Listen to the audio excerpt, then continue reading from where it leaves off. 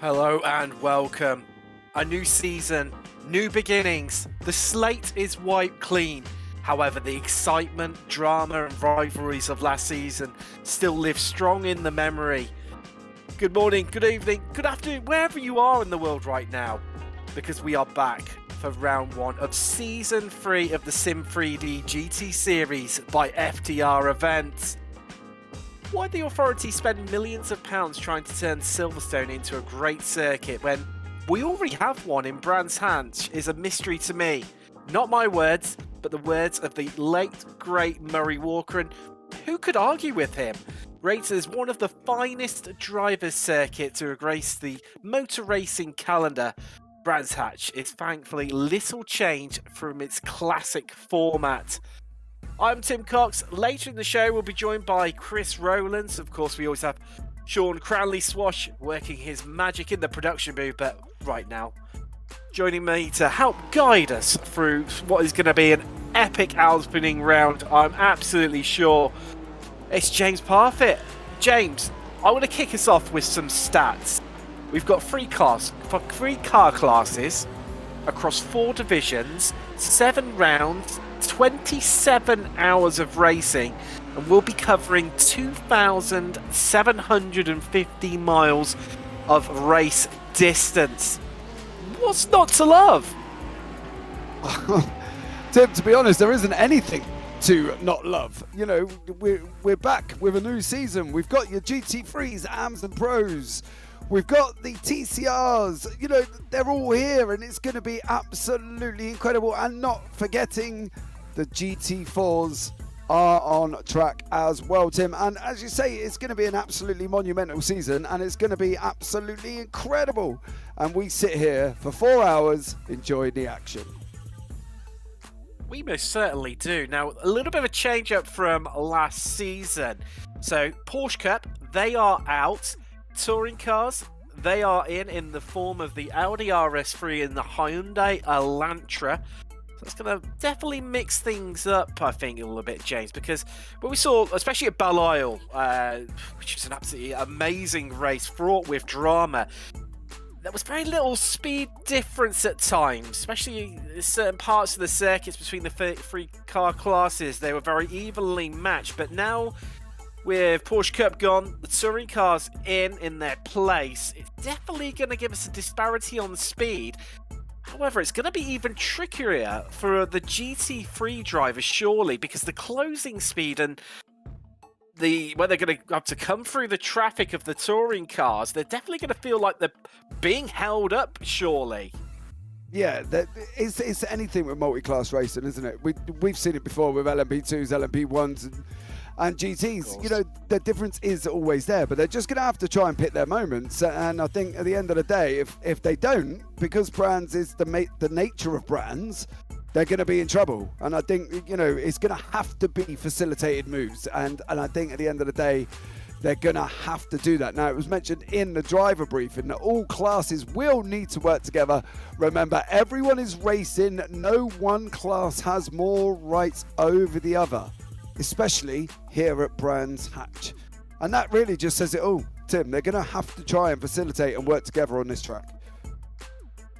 Now, we've had a few other changes to the rules, haven't we, James? So, first off, regarding the balance of performance, that's slightly tweaked. And also the additional, interestingly, of a new license system regarding penalties. Yeah, so the BOP basically will be set from track to track. It's not going to be set at the beginning, it will be set from track to track. So here at Brands, everybody, and I'm going to say all 4 classes, are on 100% power, 75% fuel, and no kilograms of ballast. So they're all set on 0. Okay, so it's not saying that when we get to Canada, that will be the same, because it might not be. They might turn around and say, well, hold on a minute, we need to deal with this and deal with that. So that's one of the changes. Now, as you mentioned, the license system, the penalties will be in place. Okay, so penalties received earn points on the table below. These points are recorded against the team entry as opposed to individual drivers. So if they get a warning, they get 1 point. If they get a 5-second time penalty, it's 1.5 points. 10-second time penalty will be 2 points. 20-second time penalty will be 3. Drive-throughs will be 4. Now, this is where it gets interesting because now we go into the stop and hold category where if they get a stop and hold for 10 seconds, Tim, they get 4.5 points. 30 seconds is 5 points. 60 seconds is 6 points. So, you know, they're going to have to be a little bit careful on what they do and don't receive during this race. Also, we've, of course, the jewel in the crown, I think we're all rightly saying regarding this series, is its ability to throw safety cars has definitely spiced things up all last season, especially in the latter half. Really invoked some really intriguing racing, pit strategy, all being played out. It really threw the balls up in the end. Now, they've made a slight tweak on that, haven't they, Jason? Their ability now to throw quick safety cars. Yeah, so they've come out, FTR have come out and basically have said that the head steward has the ability to call for a quick caution or a quick safety car. Now, obviously, that is open to interpretation, but this is what we've got from them themselves. It's usually the result of a safety car being called immediately after a race restart where there are no immediately apparent serious incidents involved, or if a safety car was called on lap 1. So the aim of this, they've come out and said, is the aim is to return to a green flag race as soon as possible. So the head steward will call for a quick caution, quick safety car over race control. So if it's called, there will be no period. The aim is to return to a green flag as race as possible. The maximum number of laps that the stewarding team will aim for in this situation will be 2 laps. And a quick caution, quick safety car is called immediately after a race start, and the race will restart in double file. So, yeah. So that brings a new element to it this time around, and something that could be quite interesting.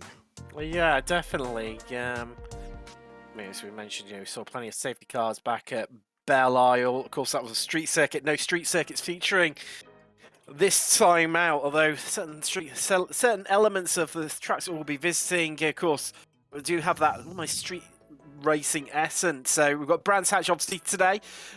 In May, we head across to Canada, the circuit to Gilles Villeneuve.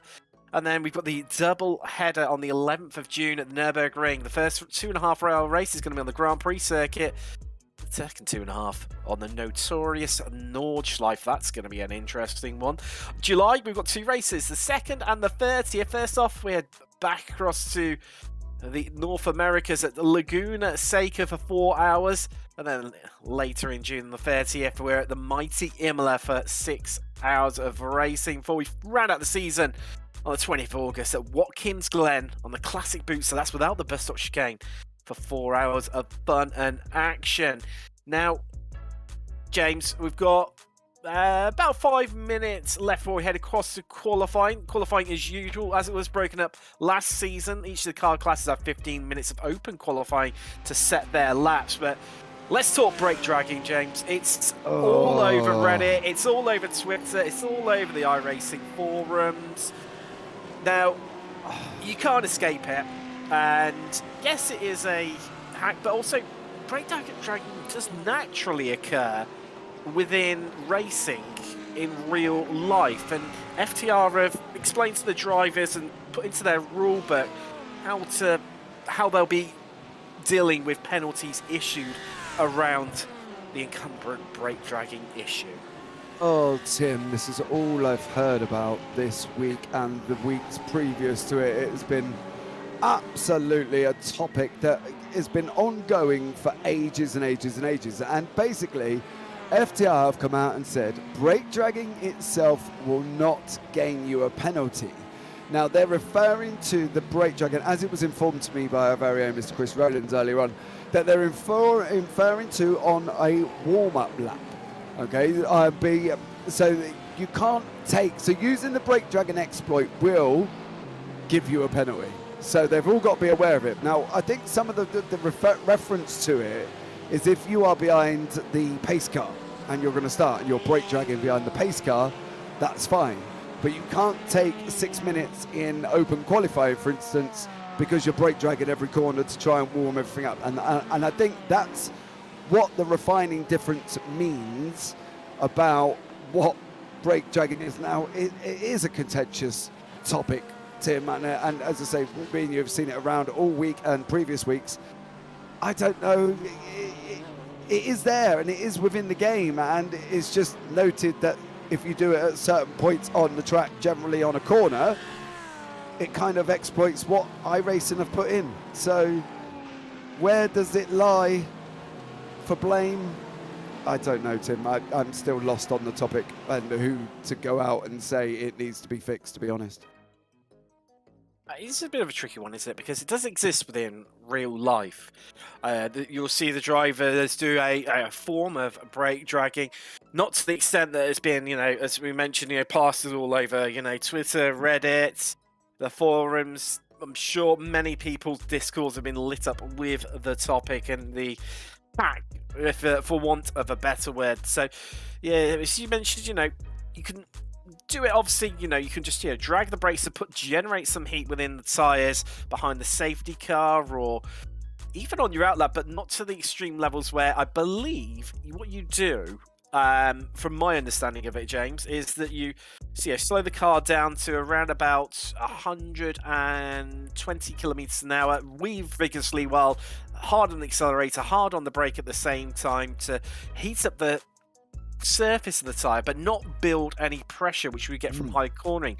Also, you aren't meant to take the car above, I believe it's 180 kilometers as well, for the maximum effect of getting it to work. So yes, it's glad they've brought out a bit of clarity. I think we all are, and it's hopefully we shouldn't see any circumstances. We've got some cracking drivers, none of them are daft, and I'm sure we won't at all. That's the thing, and it goes with Lee Belcher in the YouTube chat. Hands up if you're bored of the brake dragging the last fortnight. I've got both mine up, James. Both of mine up as well. There's all we've heard about. It is in the game. It's down to iRacing itself to fix the issue. If they can't fix the issue because it means reprogramming the whole game, then we either kind of all do it and all be on the same level, or none of us do it. Do you know what I mean? Or they punish it. They've got to bring out a black flag if they sort out that, you're dragging, for instance. I don't know how they're going to police it. It's just a topic that's there. And I think, as I say, there are videos out there that tell you how to do it and show you how to do it. And I've seen some crazy ones of people doing it, Tim. But it's either all of you do it or none of you do it, and they can't stop the none of you doing it. So the only thing people complain about is everybody doing it. Yes, I think you're not wrong there, but let's head into the action. Practice is literally just coming to an end, and we're about to head across to qualifying. As we mentioned before, 3 15-minute qualifying sessions. We've got the TCRs. They'll be first out on track. Open session, so all the cars will be out at the same time, exactly the same as we had last season, or if you're brand new to the series here on Total Sim Sport. We've got TCRs, they're out 15 minutes to complete as many laps as they want. They're not lap limited at all. And then we will see the GT4s head out. They will have 15 minutes again of open qualifying, and then in GT3, both the AM and the Pro cars will be taking to the tracks in the last 15-minute session of qualifying before we head out into 4 hours of racing and excitement and drama and jeopardy and all the good, delicious stuff that is going to bring the action today. Now, in TCR, we have got a couple of Audis. There's Track Limit Racing. They're running the... that's one of them right now, the Audi RS3. Only 2 of them. That's one of them currently out on track. The other one is for Sim Party Racing. That everyone's elected to go for the Hyundai Elantra, James. Yeah, I think, to be fair, Tim, that's probably just down to preference of the drivers, because I've seen TCRs this week in touring cars in the officials, and at the end of the day, Audis are still there or thereabouts. So I think that's going to be driver preference on what they feel will work, and I don't think there's anything that you know, we as commentators would look into and be like, oh, he's trying to do that, or they're going to do that different, you know, bring out the conspiracy theories. I think it's just down to driver preference and what they're comfortable with around brands, to be honest, Tim. I think so as well. Now, interestingly, one of the party pieces, you know, the main fortes of the Audi RS3 is ability on standing starts. They are rapid, the best of the TCRs off the line now. That's not going to benefit them here because we have rolling starts in this series, and a bit of a disappointment for that. Maybe why people have elected for the Elantra over the RS3, as we just got someone off the track. Didn't quite catch who that was there, but it could be one of the potential reasons. The Elantra, though, it seems to be a bit of a good all-rounder across the 4 touring cars that we now have available on the iRacing service. Yeah, I think at the end of the day it is, and you know, but in conjunction with the Audi's been around a while, we know that, and at the end of the day it's still quick, it still does what it needs to do on the TCR scene, and still can be on the front row, and it's still, and I think these guys that picked the Elantra, as we said earlier, is down to driver preference, but I think they're going to have to still be aware that the Audi is there. You know, he's not going to go away. He's going to be driven by some great drivers, and it's definitely going to be an interesting one because there is only them 2 cars. So yeah, I'm quite looking forward to this little TCR battle, to be honest, Tim. It's going to be interesting, and obviously the TCRs are used to within, well, those are the drivers that drive within the IMS Michelin Pilot Challenge, you know, dealing with GT4s. However, other than the Nürburgring 24 hours, they don't have to deal with GT3, so it's going to be interesting to see how they handle that one. We've got some times just coming in now. Chevalier of FTR eSports TCR heading to the top of the timing sheets with 131.9. The only one driver in the 131s. They're behind him after that first flying laps. It's the Sim3D Roto Corp Hyundai with the RD SimSport 2 machine in 3rd place. Then it's Marshmallow Racing, Driveline SimSport, and then the first of the Audis is Track Limit Racing TCR. They got James Carr, the Canadian. He's currently setting the laps during qualifying for them. So head down the back straight now on the run up towards notorious Hawthorne Bend.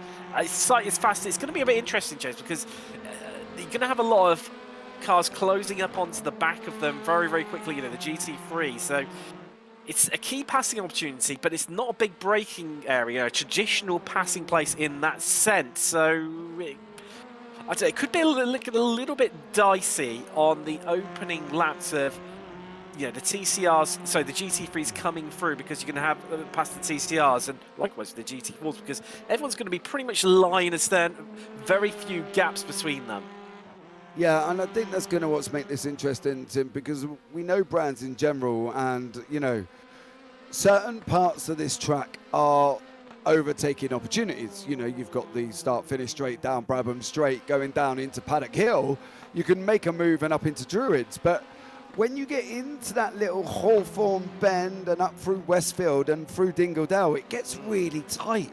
And that's not somewhere that I would want to be a GT3 and try and throw it up the inside of a TCR, because you've got that natural line as you go down up through Dingledale and up through into the corner. You're coming over a blind curb on the right-hand side. You can't really see it because you're going up the hill. And, you know, if GT3's decided it wants to go through there, well, it can only end one way unless that TCR driver dives out of the way as quickly as possible. So Chevalier's on a quick lap. Personal best in Sector 1. Purple, so the best of anyone in Sectors 2 and 3. It's going to be interesting to see how the American can get on with this one and whether he can improve. Coming around the back end of the circuit right now through Dingledale, the run down through Sheenton into Sterling. It's this tight left-hander. You really want to hook it up on the curb on the inside to help drag the car around. No improvement in the 4th sector, but best of anyone in the 5th. 1 sector to go, which pretty much just makes up this last curve of Clark Curve. As he heads across the line, you want to be hugging the wall all the way to the inside. Is this going to be good enough for Pole? Well, it looks like it is. And there you go. And by a considerable margin, Chevalier of FTR Esports TCR on pole by just over 0.4 of a second. An amazing lap from him. As you see, Ethan Bassett going quicker as well. I tell you what, the times are starting to tumble, James. As the track gets more rubbing in and confidence builds, fuel starts to burn off a bit. Yeah, I think that's the thing. And the interesting thing is, obviously, it's an all Hyundai top 8. You know, we were just talking about the Audis. That was me saying how they were still capable of doing it. And unfortunately, James Carr there from Track Limit Racing still out in the 133s.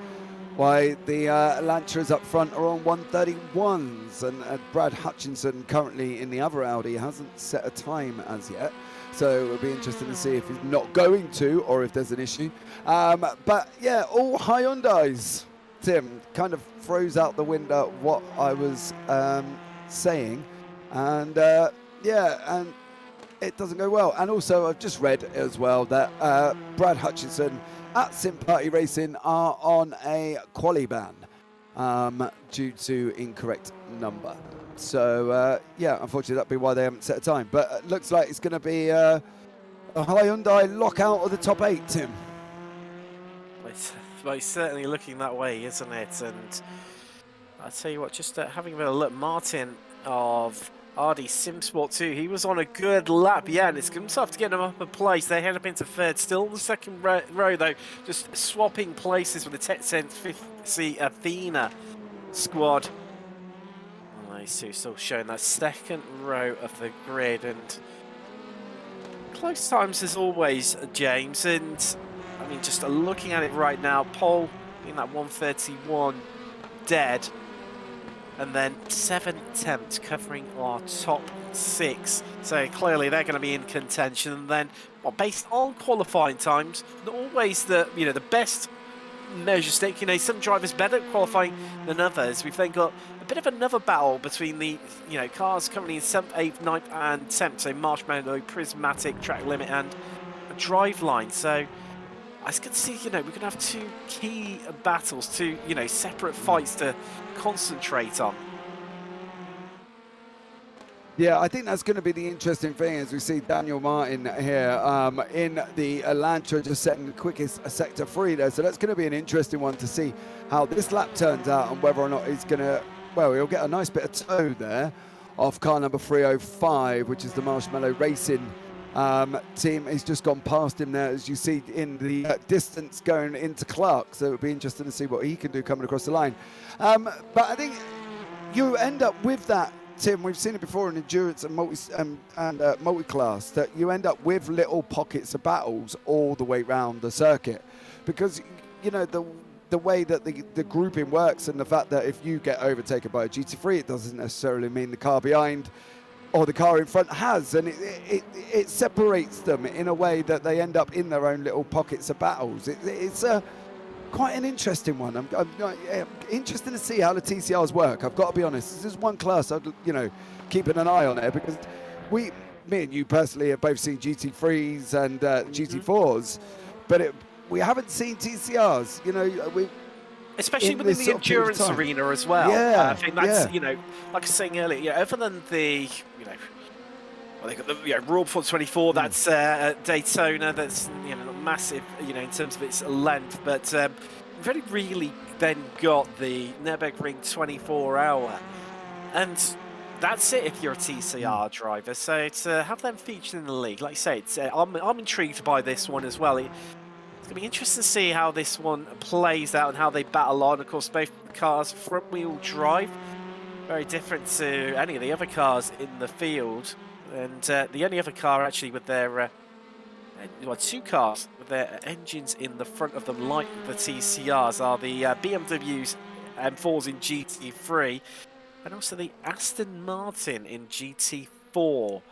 It's good to see having those cars now featuring in the series, the Aston especially, and I mean that the sound that Aston makes is absolutely stunning. Looking forward to seeing that one out on track. But qualifying just starting to head towards an end right now.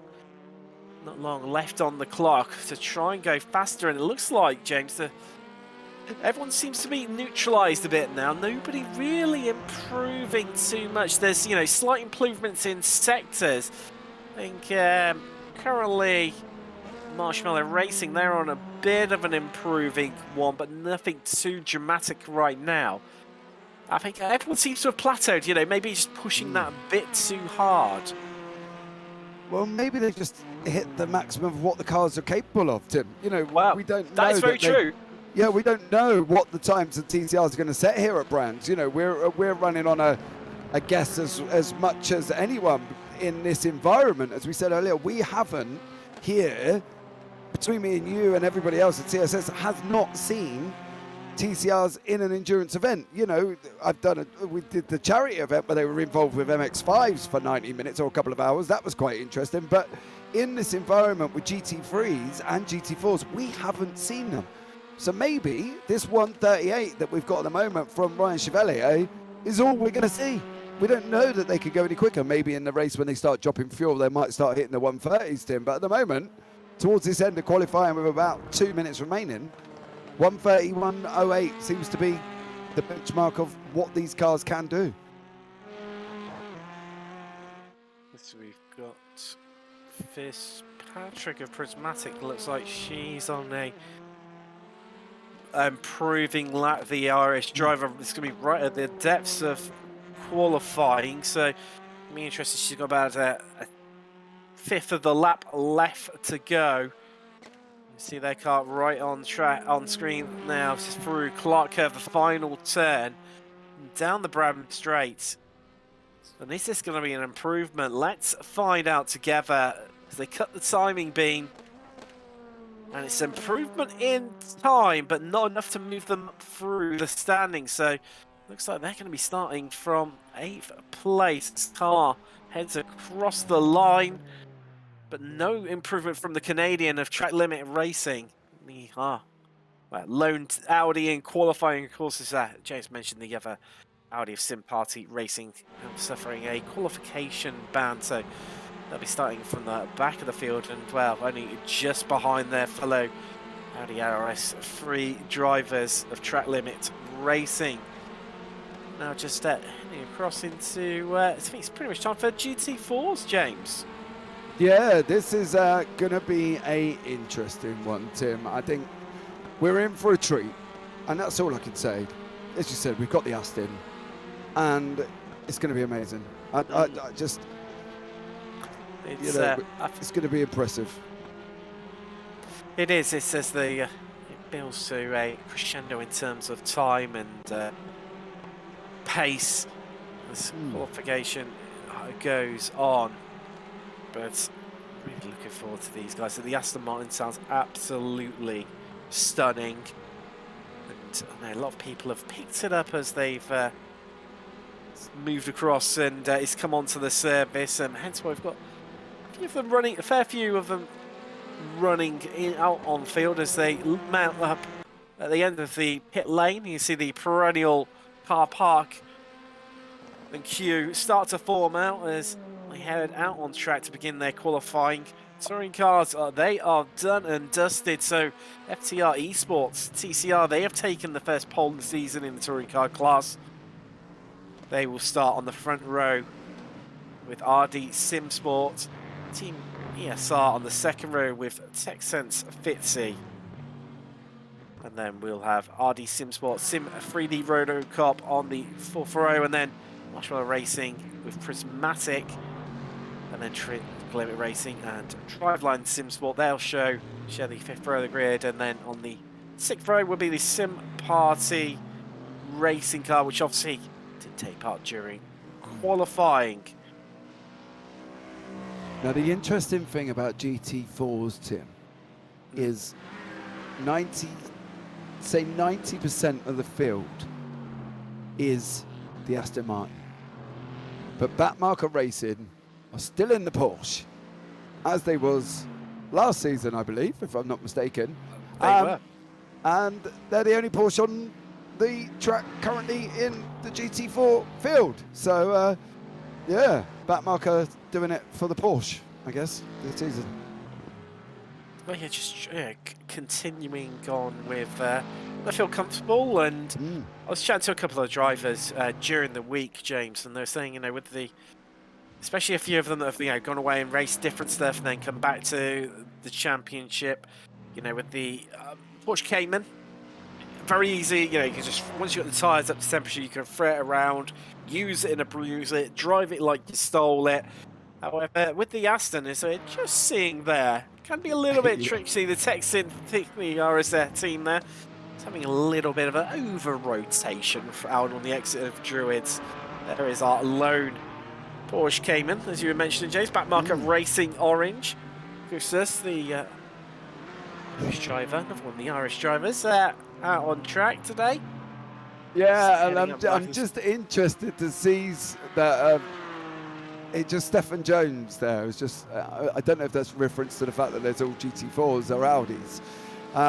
But Liege Belgium originally put a GT4 in his field is drenched in sweat this season. Stephen Jones come out and just said, "Nah, we're just skin." So whether or not that's in reference to the GT4 that they did get it, or the fact that they're still in the Porsche for the backmarker racing, who knows? We'll have to see what Stefan can come back with. But backmarker back in the Porsche, and I think that's going to be an interesting one because their comfortability in it, and we saw it last season, Tim. They're good in it, and if it's comfortable in it, why not go from it again? Well, exactly. If it's not broke, don't mend it. Isn't it if it's not broke, don't fix it, Tim?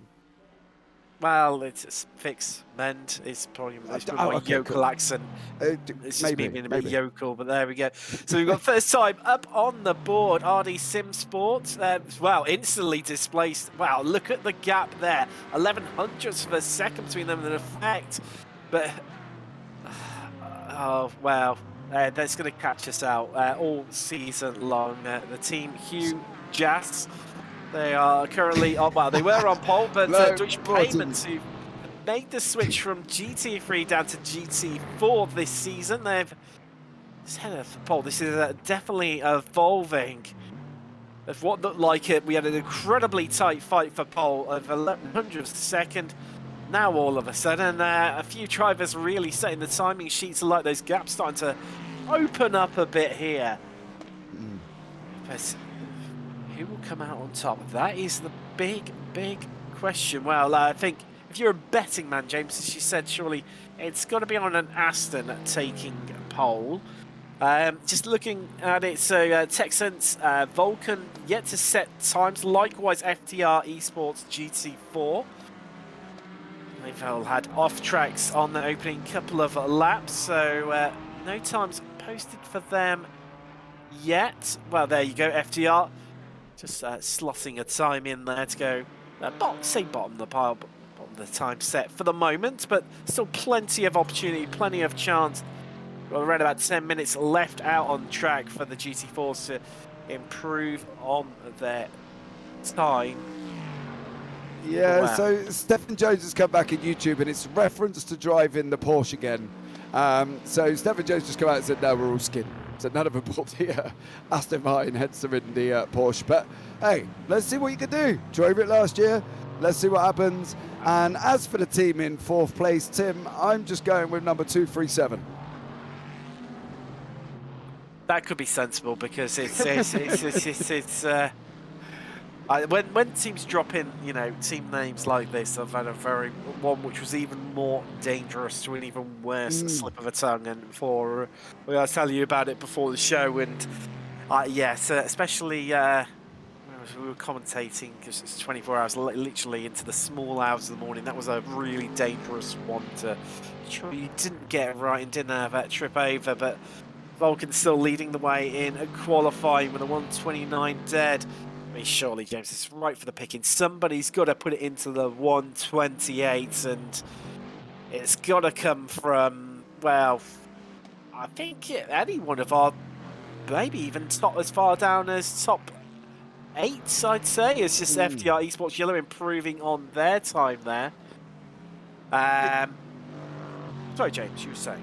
No, go on. No, I was just going to say it is possible for any of these guys to hit the 128s, but then again, as we were talking about with the TCRs, Tim, we don't really know what sort of quick times that these can get. And yeah, I don't know. We're on a 129.02 from Vulcan Sim Racing there. So it'd be interesting to see whether or not the draft will come in effect and they may be able to use somebody to pull them into that 128, or whether or not kind of that's the benchmark, as we said, with the TCR.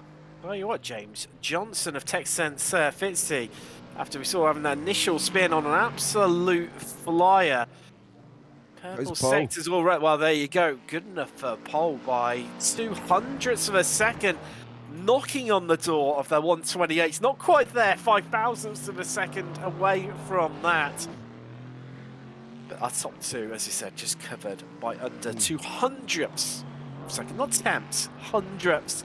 The battle for the second row, they're separated by 1,000th of a second. I mean, equally as well, 300th of a second covering third to fifth as well right now.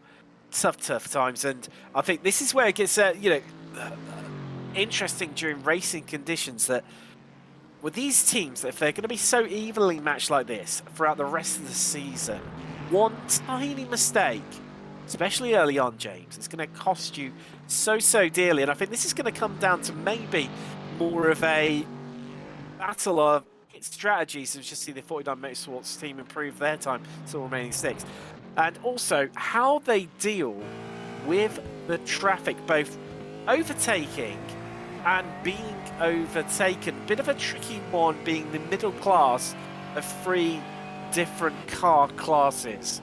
You have to have your eyes, obviously, not only behind you, but also in front of you as well, and ensuring you don't get boxed in, or equally using the traffic a bit to box your opponent in to get an advantage. As well. There you go. Yes. 128.88, Tim. We got it. We did. Wow. We was talking. Flyer. Yeah, Jordan Johnson there literally set the timing tower alight and come across at a 128.88. So, there you go. Wow. That's absolutely cracking like them after a spin early on in qualifying. Raw ace definitely shining through right now here at Brands Hatch, down in the southeastern part of the UK. So bringing you up to date with track temperatures, etc. You can see those at the top of your screen right now. So track temperature 27 degrees Celsius, so on the slightly warmer side, but nothing too bad, nothing too much that's going to challenge our drivers. If just talking of challenging drivers, Deutsche Payment, just see on your screen right now, look like that strong start there with the second sector, best of anyone, but no improvement in sectors 3, 4 and 5, and no, really, no apologies, I thought they'd gone slower, but that was their previous lap. Improvement in time, but nothing to move them up through the timing sheet. So a lot of the drivers, they've pitted, come in, grabbed some fresh rubber, and they're off again. Quite a few of the drivers on their out laps right now, so I think it's on this next lap that things are going to get interesting. Yeah, definitely, and I think we're going to see it as we're coming in. We've got about, 4 minutes of qualifying as we see RD Simsport pop it into second place there, Callum Brunt, on a 128.9, so that's a second driver into the 128s. And unfortunately for the guys in the only GT4 Porsche, they're on a 130.38 at the back of the field. Poor backmarker racing orange there. Hey, it's 4 hours a long time, Tim. I'm sure these guys can sort it out and pull it to the front. Yeah, it's, as you're saying, James, it's not, qualifying is a element of it, but not as crucial compared to sprint races like you normally see. As you mentioned, 4 hours of racing, which payment there on an improving lap. The second half of the lap, they're going a lot quicker and quicker and quicker as they head across the line. Let's see if this is going to be an improvement for them. Oh, just miss out there by just over in 10th on their best time, so they remain where they are right now in 5th place. That 287 Aston Martin V8 Vantage Have you driven it, Tim? I haven't had the pleasure yet, James. I haven't had the pleasure. It's No. I've listened in, and wow, credit to iRacing, they've done a brilliant job on the sound aspect of it. It sounds absolutely stunning, and you do have to wonder how long it will appear how long before it will appear as a GT3 within the sim. There's Kelly McCauley there of Deutsche Payment, still trying to improve and trying to move up, but just having a bit of a look around. Effects there on a slightly improving lap right now. They may be able to move up through the times there. Only a couple looking like that. Got a couple of attempts up. There's Busby at the helm. No, he's only just driving for this round before he disappears off and taking over. I'm trying to remember now. I think it's Tim Derricott that's going to be joining him, replacing him even for the rest of the season. But I know I was chatting to him earlier. Really looking forward to this one. Oh, there you go. Deutsche Payment. And about the fourth time asking, they improve. And wow, good enough for the second row of the grid, that one. Third car to break it into the 128, so the 128.9. Thanks. eSports, they remain as they are now. We've only got a couple of minutes left of qualifying here, James. A lot of the drivers are only going to be off literally the lap that they've just started or just about to start, and that's going to be their final opportunity. Try and make some progress here. I mean, with how competitive it's been so far, this really could go any way, Paul. Yeah, definitely. And I think we've got, you know, 3 teams, first, second, and third in the 128s, and not by much. We're talking like literally 1/10, if that. So I think, you know, it could go either way with a short period of time left. They've got about 1:22, I believe. As we just see there, Brandon Blakesley, Vulcan Sim Racing, another turning team to the championship. Currently in 4th, second row of the grid. They're being, I'll say, hunted down. RD Simsport, that is the car that is behind them on track right now, trying to utilise some of that stream as they bounce across the Creek Kirby on the outside of Westfield Bend there. Head down now through to Sterling's. Trying to launch and catapult the car out of the corner, but I'm just looking at our timing software here, James, and I can't see anyone improving here. No, I think kind of this might be as it is, as we see Vulcan taking to the grass to move there. That was a very interesting way, considering they're on quite a wide part of the circuit.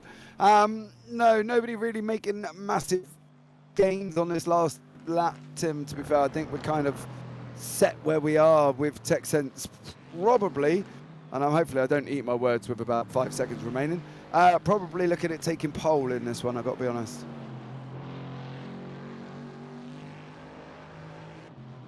No. D-Line, they were the last team to head across, so they're going to be our last team to complete a lap. They've got the best chance. Tyler Landerberg currently on board for them, the American. Again, around last season in their GT4s. They were driving the Porsche Cayman. That was the only car available in the GT4 class last season. They decided to make the switch across to the Aston Martin. Unlike their fellow competitors at Backmarker Racing Orange, who've stuck true to the sword, even if it might have been financial reasons, as mentioned in the chat earlier. I'd say what Johnson's on a bit of a improving one. A couple of pedal sectors in there, but equally the yellow sectors, so that means they've had no improvement as they head across the line. No, overall, no improvement from them. It looks initially maybe a little bit promising, but it definitely seems to be, James, that the initial pace in qualification is very early on. Within, certainly, I'd say the first half, maybe even 60% of the qualifying session, and then it just seems to be neutralising for a lot of drivers. They seem to be hitting their, maximum capacity, their lowest lap times early on, and then just struggling to improve. They just push the car harder and harder, and they reach that threshold. Yeah, they just kind of plateau out, don't they? There's not really a lot sort of happens. They get to the middle part of qualifying. They've done their time, they've done the lap, and they just can't seem to find anything more out of it because Jordan Johnson set that time in the GT4s, you know, in the middle of the section, in the middle of the actual session. So, yeah, they didn't quite be able to move or find any more out of the car. Maybe they've hit their maximum as well. Who knows? So I just think the JD Sim Racing 76 machine. Only 2 Ferraris running in the GT3 class, is the other one being the Track Limit Racing car. We've got BMWs, Porsches, Lamborghinis, of course the Ferraris. 2 German manufacturers, 2 Italians. Who's going to come out on top? Will it be the might of the Italians or the might of the Germans? And 2 respective classes. Of course, we've got GT3 AM and GT3 Pro. Now, the difference between the 2 teams is determined by our iRacing. It's your skill level within iRacing. Currently, the cut-off between being in pro, moving up to the pro category is 2,800 an average across your team, with everyone under that designated an AM driver. But let's get some times on the board. Let's see who's going to come out on top. But so that is your benchmark. JD Sim Racing in the Ferrari. Wow, they're going to remain there. Stage 1, Senior in the Lamborghini, followed by 2 Porsches as well. Time's flooding in now, as everyone's going quick and quicker and quicker as they come through. And it looks like, wow, we saw a mighty place from him last season, didn't we, James? Sean Campbell. He's at RSR by butt kicker this season in the Porsche 911. And there you go. That is the time to be, a 120.1. And that is a rapid lap. I mean, no, we've still got tons of qualifying left to go, but that's just nearly a second. It's a good 9/10 clear of 49 Motorsports on the second row of the grid, currently flying 3rd in the Lamborghini. Yeah, Sean was quick, weren't they? They were quick last season as well, and I'm expecting him to be there or thereabouts again, and he's even quicker again on this lap. So Sean Campbell is going to really put in a time now that I think the guys are going to struggle to try and deal with. Well, if that pace is definitely anything to go by, it's absolutely electric. I mean, our fellow co-commentator at Total Sim Sport, Ted Bosham-Williams, he's on board the Lamborghini at backmarker Racing Yellow. They're currently in 2nd. I mean, that was a stunning time in its own right to be nearly half a second clear of everyone. But, wow, there you go again. Sean Campbell, what a lap. First driver into the 119s and extends that gap out even further. 8/10 of a second over 2nd place. 8/10, James. Yeah, he's wow. Flying, absolutely flying. Sean Campbell is now, James, we've got some absolutely rapid drivers within this series, and wow, I'm almost left semi-speechless. But there you go. The gap has been bridged. Armstrong in the BMW of Sim 3D Sport Predator, only into the exit, but tightens that gap up between Campbell of RSR by butt kicker down to around about 3/10, and gets himself up onto that front row of the grid. I think these 2 are going to be really, really interesting. Campbell versus Armstrong of RSR and Sim 3D Sport Predator, respectively. I've been watching these 2, you know, away from this series and watching them develop, and they've just been getting stronger and stronger, and I think we're going to see 2 real titans go to battle, go to war, and really scrap this out at the front end. Yeah, I think we know what both of these drivers are capable of. You know, we've seen them in other series. As I say, I see James as well in a GT3 series, that they are quick. You know, it's going to be an absolutely iconic battle. It's almost like the Galacticos, Real Madrid, Barcelona, Sean Campbell, James Armstrong. I wouldn't want to be missing this. And the interesting thing is, well, Tim, is one thing I want to ask is obviously looking through the list of drivers. You know, James Armstrong's got Calvin Dent and Yanis Olber, again, quick drivers in their own right. I can't see a teammate for Sean Campbell. So is he solo? Oh, just in the wall there. That was Ibrahim of Apex Tech Racing. That was down at turn 1, finding it well and truly. So just me right now, the backmarker racing yellow there, Lamborghini, that's currently in 3rd. Was initially in 2nd, but it's displaced by the Sim 3D Sport Predator. Zach Plummer of Apex Tech Racing, he's on a flyer, improving all round, and surely that's going to be an improvement for him. Yeah, that's good enough to get himself up to 8th place. Porsche 911. Solid lap from him, 121.18. I mean, although we've spoken heavily already about the top 2, but I mean, it's that midfield is ridiculously tight. 0.8 of a second is the difference between 5th place, Atlantic Motorsport, all the way down to 18th place. 13 cars covered by 0.8 of a second.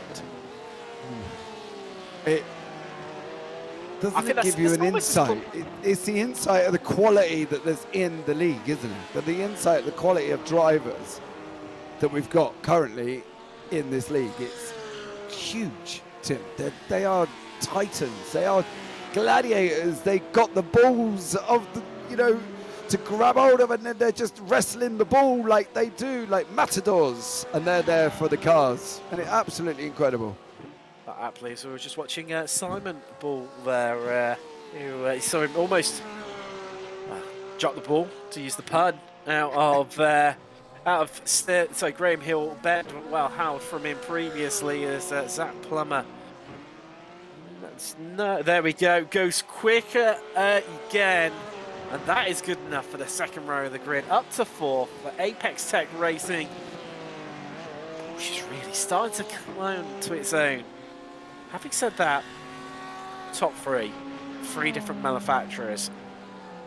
Porsche, BMW, Lamborghini, the Ferrari of JD Sim Racing 76 getting closer.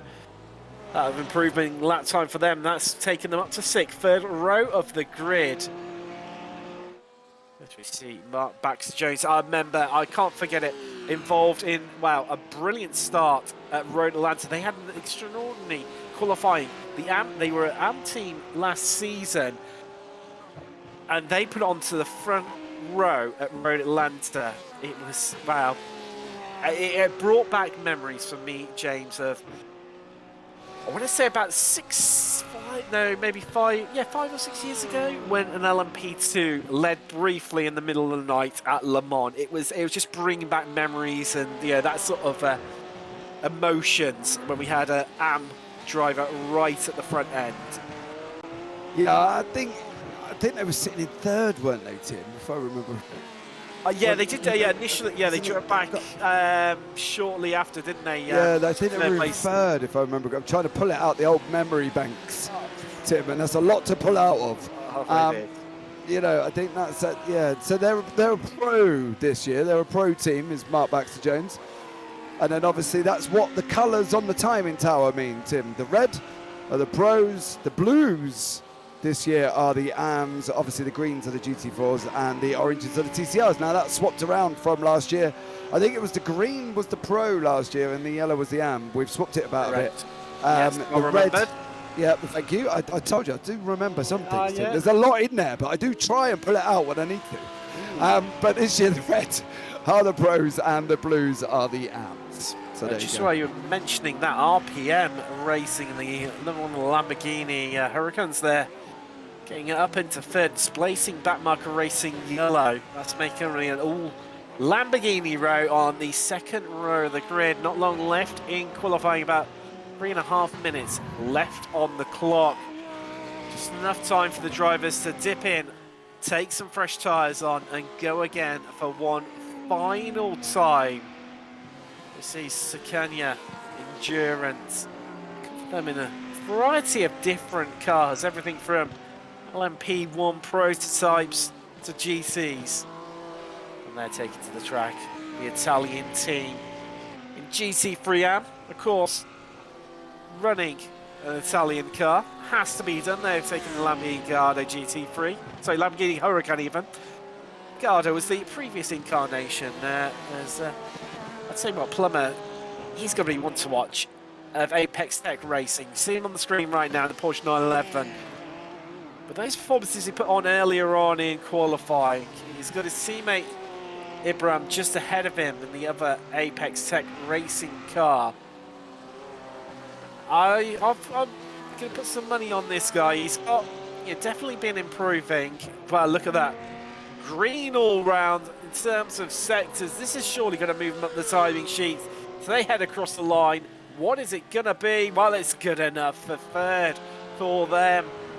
The 33 Apex Tech Racing, apologies, missing that middle part of their name. Porsche 911 moving up, and they've got enough time left on the clock to go once, maybe even twice if they get a bit of a wriggle on here. So they could go quicker again here, James. Definitely one to watch, but what can the top two equally? Can the top two do to try and pull away and assert their further dominance on qualifying? Well, the one that's kind of stamped his foot on it is Sean Campbell. You know, we're in the 119s with Sean. The thing is, everybody now, though, Tim, between second and ninth, are only within a second of each other. And, you know, James Armstrong hasn't really jumped on it, and I expect James to be a little bit into the 119. I thought he would be in the 119s as well, but it's going to be an interesting one with that top 8, because they're all around that second apart mark. So, and that's not a lot in conjunction when we think about it.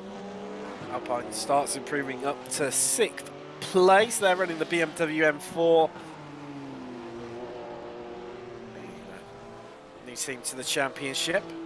Looking forward to see how they get on with their exploits and endeavours.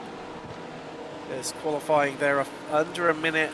Only now left on the clock. Drivers far off from completing.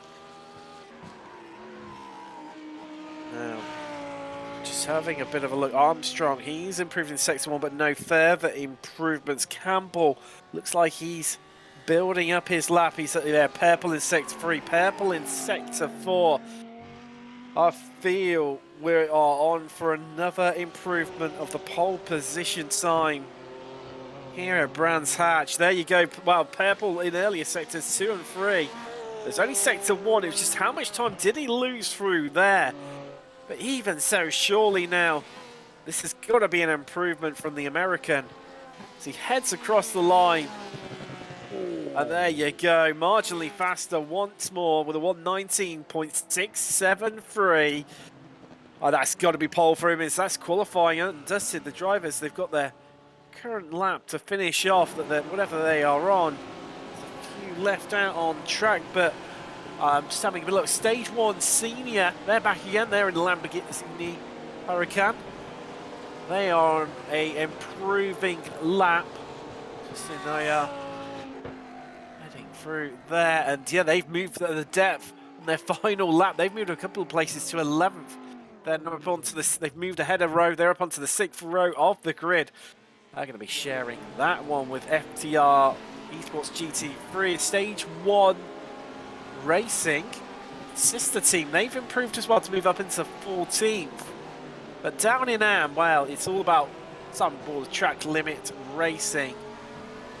They're going to start from pole in AM. Top of the AM runners. And that is our first qualifying session of the season. Done and dusted here. From Brands Hatch, that's Barney waving the flag furiously as he does so well. The man with the strongest right arm in the whole of sim racing. I mean, that's can't be argued with. There's a bit of a drift there from the prismatic Porsche.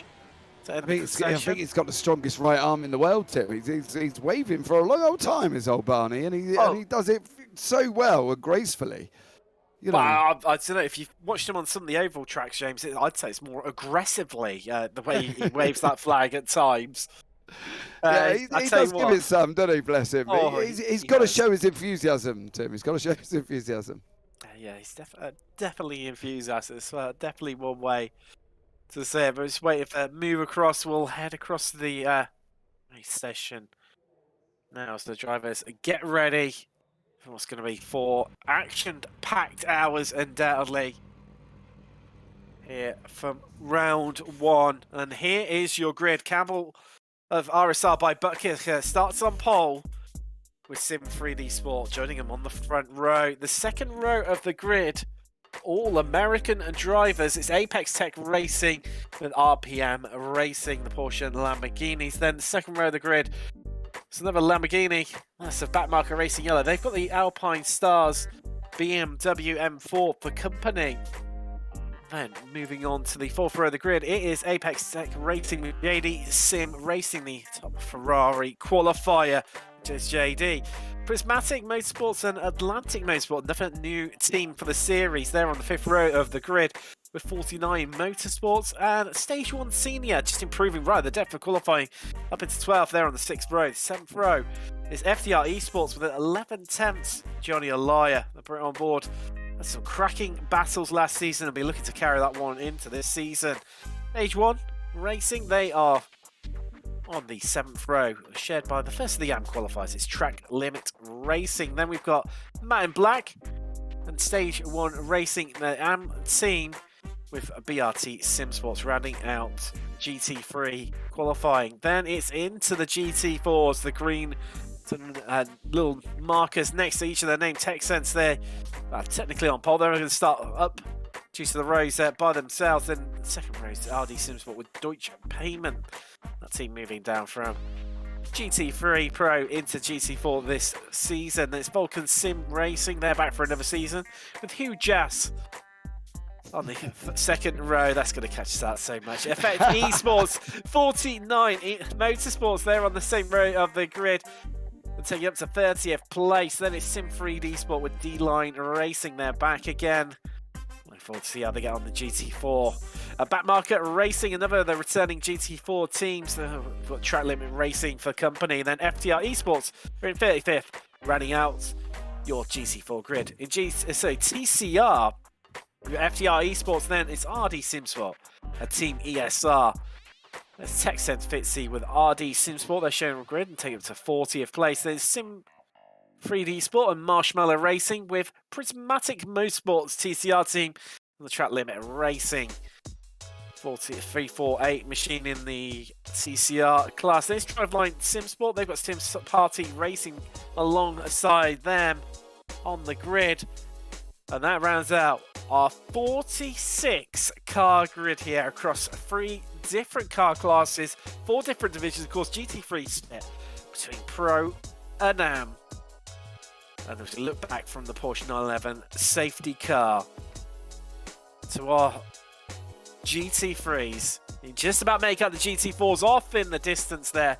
Going around the back end of the circuit now into Hawthorne Bend. Down Derek Minter Straight. James, I know you like a good fact. Do you know well, let's first start off. Do you know what the first ever race was here? I no. Okay. Sidecars. Well, side is part of it. It was cross-country runners versus cyclists. And do you know who won? It was the cross-country runners. Was it really? It was, yes, genuinely. That is a useless fact to fill out the pace car lap here. Some might say it's interesting. Well, maybe, but it would, oh, come on, Tim, how we've missed the puns and the interesting facts, as you like to call them. Yeah, well, well, there you go. I didn't know that. I didn't know that safety cars could do that. Not safety cars. I was watching the safety car there, Tim. Cyclists and cross-country runners. There you go. We're getting right. Let's get ready to go racing for the first time this season, and we are green, and we are away down to turn 1. And as we look back from Campbell, just to the right-hand side is the Sim 3D Sport BMW. As everyone's checked up here. I think we've got a safety car on here, James. Yes, we have. I can just hear it from race control in my ear. Safety car already. I think it was in GT4 was where it happened. We'll see.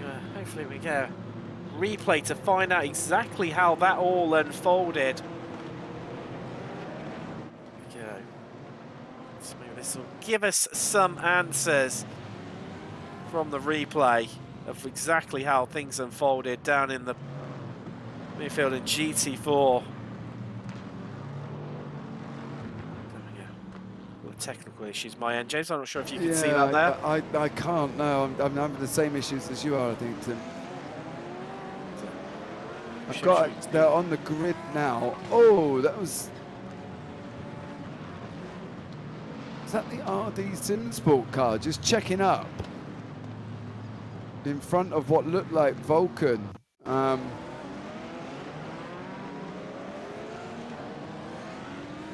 we go.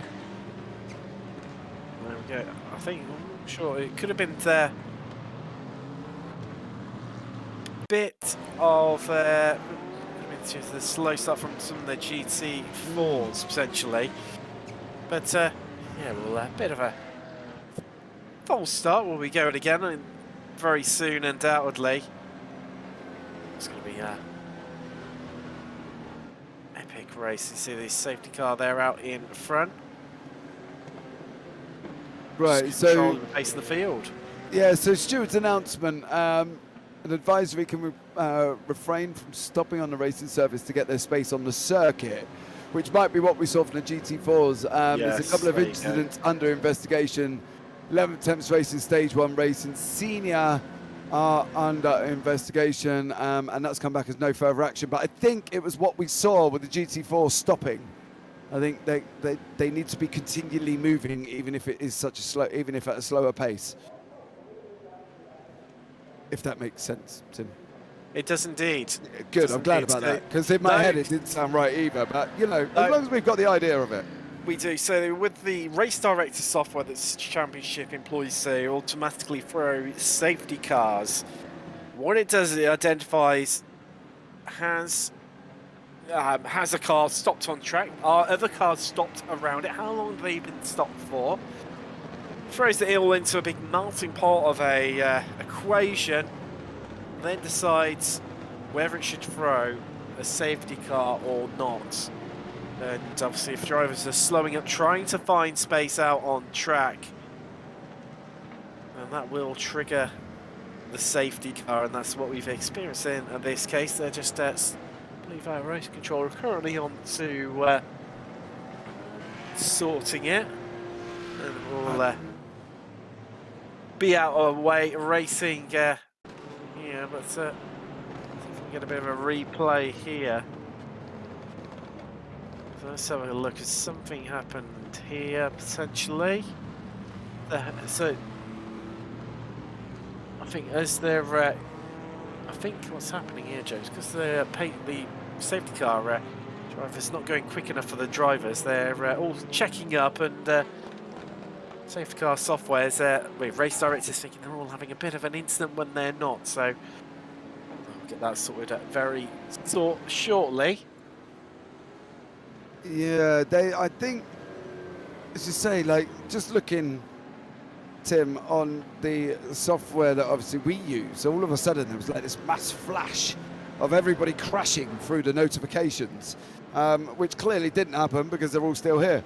But I think, as you say, I think it's the fact that race directors not loving the fact that they're all kind of backing off, slowing down, trying to find their gap, and unfortunately is signalling that they're all having crashes when clearly they're not. So this is an interesting one. At least I've seen a safety car this year. I missed some last year.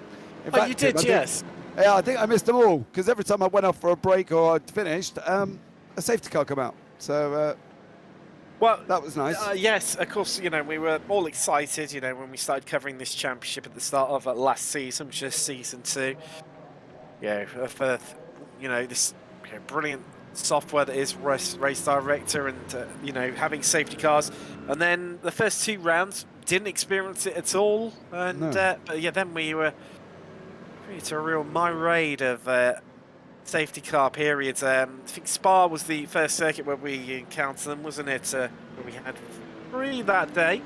Bit of a genius strategy from Emily Howe, the Prismatic Motorsport team in GT3 Pro. They were driving the BMW M4 GT3, and that really shook things up. She played a bit of alternatives. A few of the other drivers did in Porsche Cup and also GT4 as well, but really made things intriguing, and that's the beauty of it. It can really throw things out, you know, just that teams having to adjust strategy on the fly for a round. Let's come down. We're just lapping around about a minute and 10 seconds looking at this pace that they're saying here, slower. I think someone needs to get on the phone and get old Bert Mylander of the F1 safety car dropped in and to iRacing to drive the safety car here and get a bit of a move on here, because this is where it gets tricky, isn't it, James? Because you know, you're not generating as much temperature into the tyres from having to slowly follow behind the safety car. Of course, you know, brake dragging to an extreme measure is banned as well within the championship, rightly so, as we will, I'm sure, all argue. Obviously, you know, there is a little bit of an element that you can do it. So under the safety car like we're under now, the lights are out, so it's going to be in this lap. Drivers can drive along, just hold on to the brake. But I don't know about you, James. Whenever I've tried that, it always ends up with me in the wall. So I'm not the best at I'm not the best one at it. No, that's what happened to me, Tim, earlier on today. I thought, right, what? I sat in there behind my little MX-5, and I was like, right, what is this brake dragging malarkey? Hold on, Tim, the race is going to start. We'll talk about it in a minute. Quick, oh yeah, I'm sure we've got plenty of time to chat about that, but the safety car is in, and let's get ready to go racing once more. We are green, green, green, as Campbell leads away the field, single file this time when we come through turn 1 and head up the hill. Just sucks it back in, but already RSR by Butt Kicker and Sim3D Esports starting to pull away, open up that gap through Druids, as we see black team there making a bit of progress. And ooh, I think something's happened down in GT4. There's a couple of people who've tumbled right down. The FTR Esports and 49 Motorsports machines seem to have lost a bit of time there. Yeah, there we go. There's the FTR team. Something has happened to them, and there you go. There is the 49 Motorsports, the other Aston Martin V8 Vantage, right behind them. So they've clearly come into contact on this opening lap. It hasn't been enough to trigger the safety car. Still under green flag conditions here at Brands Hatch. Definite pockets already emerging. Our top 2, they are clear and heading off into the distance, and this battle for the last place on the podium is where it is at. Apex Tech Racing, RPM Racing, that marker Racing Yellow are the Alpine Stars, the racing team, a Porsche, 2 Lamborghinis and a BMW. And still plenty of racing remaining. We're on to lap 5 here, just having a bit of a look through the field right now. I'll tell you what, the Sim3D Sport Ghostbusters GT4 car, they've had a good start. They're already up 3 places. So the Sim Party Racing team, Audi RS3 TCR, that had the qualification ban there at 4 places, obviously helped by the 2 spinning GT4s.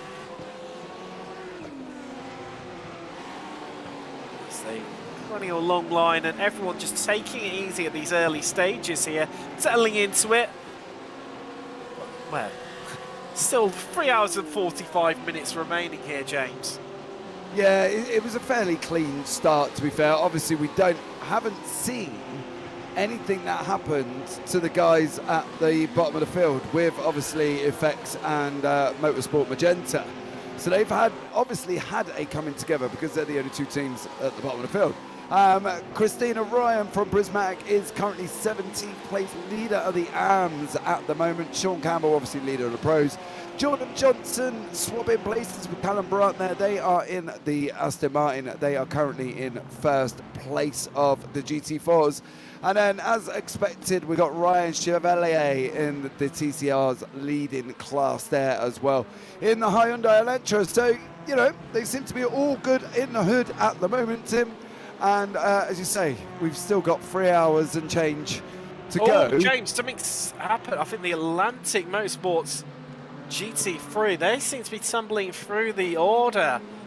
Something has happened to them. The GT3 car, Lamborghini Huracan, lost a whole bunch of places and fell right down to the back as we've got the replay. This might provide us with some answers, hopefully, exactly what's happened to them. They are number 16. Oh, onto the gravel a bit too much, onto the loud pedal. We'll just have to wait for the field to come through before they rejoin. And oh, that was maybe a little bit close for comfort there. The whole field getting through, and wow, there's going to be a long afternoon and still so much of it ahead of us. Yeah, that was close. That was an interesting one there. I thought I caught the back end now of them coming back into track. I thought that was a bit of a dangerous re-entry there. That could have gone so much worse if there was an overtake going on. Cars were side by side as they come across that Lamborghini. But touch wood, everybody got through safely. So it's going to be an interesting one, Tim. You know, the two protagonists that we thought were going to be out in front in the GT3s, they are, you know. So, yeah, we're just going to have to see how that settles down. I think it's going to be an interesting battle between Campbell and Armstrong. I'll tell you what, we're on a GT4 right now. A big shout. Oh, let's take a look at this replay. Oh, it's the Atlantic Motorsports Lamborghini. If they got damage and while touching the grass, swapping ends there. They came through Dingadal into Sheens, and they've headed straight to the pits. No surprise, though, Tim, could they? They couldn't get it back. He looked like he couldn't even get it driven. It looked like in it was that line, scrubbing, doesn't it? Yeah, it looked really quite bad. So there was no surprise that he basically just bailed out on the lap and just said, well, I'm not going to get it back without picking up any more incidents. So I might as well just pit and wait that probably about a minute 30, maybe a minute 45, sitting there waiting for your tow. So it's going to be interesting to see what they can do when they come out. Obviously, we've got Effects Motorsport trying to make their move through the field. They're currently in the mid-TCRs, Tim. So they're coming up to the Hyundai Elantras now. Of course, time-wise, there's only about 2 seconds difference between these cars over the lap.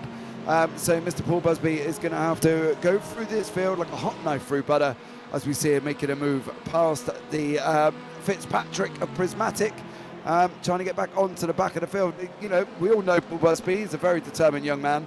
And I would expect to see him at the back of the GT4 field probably within the next couple of laps. So that may be worth keeping an eye on, as our very own Effects Motorsport Paul Busby there siphons through the field after his incident at the beginning. So yeah, keep an eye on that one, Tim. Well, but the best of weeks for him. He's been in hospital there in the week, having a tooth removed that was heavily infected, still driving in a bit of pain, and definitely driving in anger right now. As we see back up in GT3, this is within the pro section of the tail end. I say tail end of the pro section. This is currently 10th through to 15th here. We're currently seeing, so we've got the 49 Motorsports Lamborghini, followed by Baxter Jones, the 11th, 10th Racing Team Porsche 911. It's the FTR Esports BMW, followed by Stage 1 Racing Senior and the Stage 1 Racing Team. And the RD Simsport making up the end of this gaggle of cars and trying to work together to catch up to the back of Prismatic Motorsports, Athena's Porsche. You can just see ahead there, just who's managed to open up a bit of a gap here, Suleiman. Prismatic. However, having said that, the 49 Motorsports machine under a whole world of pressure from the 1110's Porsche. They're starting to clamber all over that Lamborghini's gearbox, and I think this is a case of here, James, the perennial case of you feel like you're being held up, but equally you don't want to, wreck your race so early on. Right on board, Porsche. They need to clear as quickly as possible here. Yeah, they've got to be sensible though, right? Mark Baxter-Jones at the hands 1110s. Clearly, Dexter Castro of 49 Motorsport in front in the Lambo. Visually, and from what we can see, Mark Baxter-Jones is quicker. Look, we've climbed up all the way here. We're right at the back, right on the back as we go up over the right-hand corner for Dingledale before we drop down into Sterling's. But Mark's got to pick his place, Tim. He can't be rushing this. We have got 3 hours, 44 minutes. We're only barely 16 minutes and change in. He's going to have to pick his place, and I think it's not going to be long, but I think Mark Baxter-Jones is going to have to be a little bit careful. Well, I'll tell you what, he's already at 3 places, that 1110's machine, number 11 in GT3 Pro, and wants to make it a 4th sooner rather late than later. So just having a bit of a look here, a bit further up the field. Ooh, replay, James. Maybe. Oh, hello, that's Stage 1 Senior, and also the 21 of FTR Esports, and that BMW. That's on the exit of Sterling's. This should give us some answers on how it's happened. Bit of contact, yes. Oh, I'm not sure. That was quite on there at the inside from the Lamborghini of Stage 1 Senior. I think optimistic, maybe. I don't. To be fair, we didn't go on board with Stage 1 Senior to see if there was a gap there. We talk about that vortex, Tim, as you're coming into a corner. The vortex. Yeah, the vortex of death as we see Seb Bosch and Williams flashing there. Knowing that he's been in the booth with us previously, Tim, he knows how much we somehow have opinions about flashing drivers when you're not blue flagging them. But anyway, back to the vortex of death as you go into a corner. If you leave that V shape going into the corner, it leaves you open to a driver trying to have a dive. And I think that is what we've just seen from Justin Nair from Stage 1 Senior on the Alessandro from FTR in Sterling's there, Tim. I'll tell you what, the last team you usually want to see flashing is the Hugh Jass team. There we go. There we go. Tim, somebody had to. I'm sure there's lots of people watching at home thinking about it, but this is where it gets a bit interesting because we've got TCRs, we've got GT4s and GT3s. Although there's contacts in the midfield, there's a bit of a traffic jam. That's back marker yellow. We're currently on board with. They've had to back right out of it. And also we've got the yellow flag. I did wonder here, James, if it was going to be caused by it. They just stopped, didn't they, Tim? It was like the M25. Yeah, it was M25, and they all just hit the brake, and everybody just kind of managed to stop, which is lucky. There is the safety car. The yellow flags are out. Yeah, that's Tim. Chris in chat said it was all your fault because of your pun with the flashing of the. But they're clearly all laughing so hard. That's why they feel they need to stop the racing, James. Yeah, that was it. That was it, exactly. Let's take a look from the replay. So we mentioned they got cars on top of one another, and it was the 33 there. That was Zach Plummer of Apex Racing FTR, and well, after what been an electric qualifying that portion on 11, there's a bit of damage to the front left corner as well. That is not what they were hoping for, and equally as well, James. This is our top two of Campbell and Armstrong of RSR and Sim 3D Sport Predator, respectively, had opened themselves up a healthy gap of around about 10 to 12 seconds. That is now going to disappear in the blink of an eye. We spoke about it during the show, before qualifying, in the build-up, how one safety car can mean that your lead is diminished, but equally you can bring people right back up into the fight, and we've got exactly that happening here. There is a TCR in the mix. That, I believe, is Chevalier. Yes, it is our leader in TCR of FTR Esports TCR. Hyundai Elantra, you see him just tucked up in there. One of the things, 2 cars back is the, I think that's the team ESR El Salvador. Do we know if the lapped cars currently in the GT3s will be able to unlap themselves. I'm currently sifting through the race director program to see if No. It was the Plumber and Inbram crashed. They were going into Surtees and made contact, and then the safety car came out. Can the TCRs unlap themselves? Do we know? Can they go past? No, it remains as is. As we experienced last season, so there's not going to be the, like you see perennially, like maybe Formula One's always the prime example. Yeah, I just didn't know if obviously not yeah, causing an Abu Dhabi or anything, but I just didn't know if the guys could be, the TCR would. This is where it gets tricky, and we saw it a few times last season. Especially at Belle Isle, where it's a incredibly tight street circuit with not a lot of straights, where you weren't able to open up the taps and get moves done easily. And just looking back through the field, you get some brilliant shot where you can really see it right now. You've got our top two in GT3 Pro and overall. They have got the leader in TCR in between them. And then we've got second place, and then I think that's the Effect eSports Aston Martin just tucked up in amongst them as well. And then we've got a whole stream of TCRs, and then followed by, you just catch it maybe at the back end of this camera shot, maybe not, a whole stream of our GT3 runners. So that's third place all the way down to, I believe, 12th place. Might get a good shot of it now as they come down to the scene of the crime that caused the safety car, Surtees.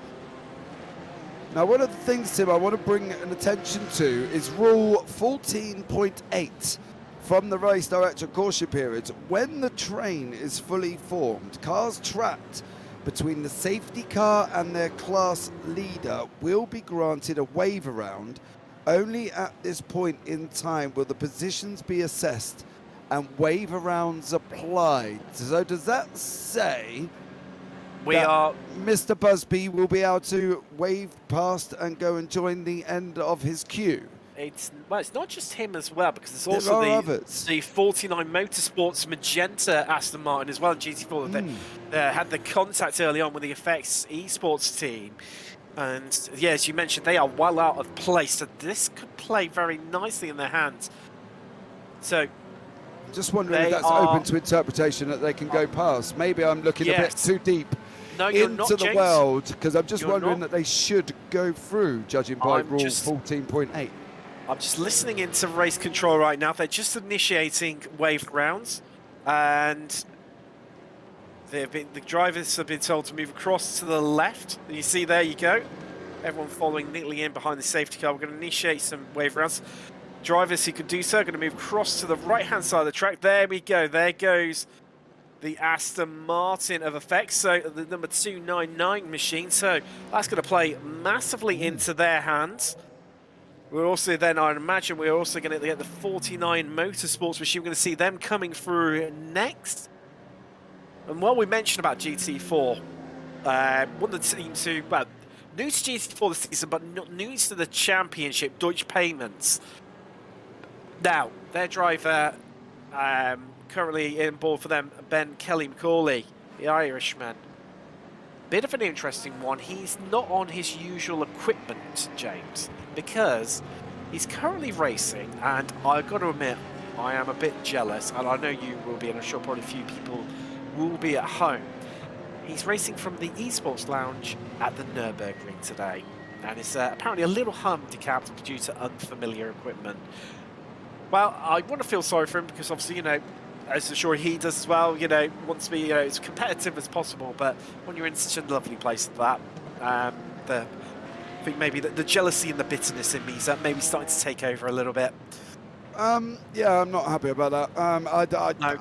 I knew you'd be jealous as well, James. I wouldn't sit there and say he's under a handicap. He's sat in a lounge at the Nürburgring. Yeah. So, I think, yeah, a little bit jealous. He's also, apparently the other team members are currently on a bus around the Nordschleife. So they're having an absolute whale of a time, and that's all the joys of sim racing. We're still under safety car conditions after the incident down at Surtees that triggered it all off, where we had the usual chaos, melee, and excitement and drama of when three classes come together to lap one another in the early stages of an endurance race. 3 long trains, and so tricky.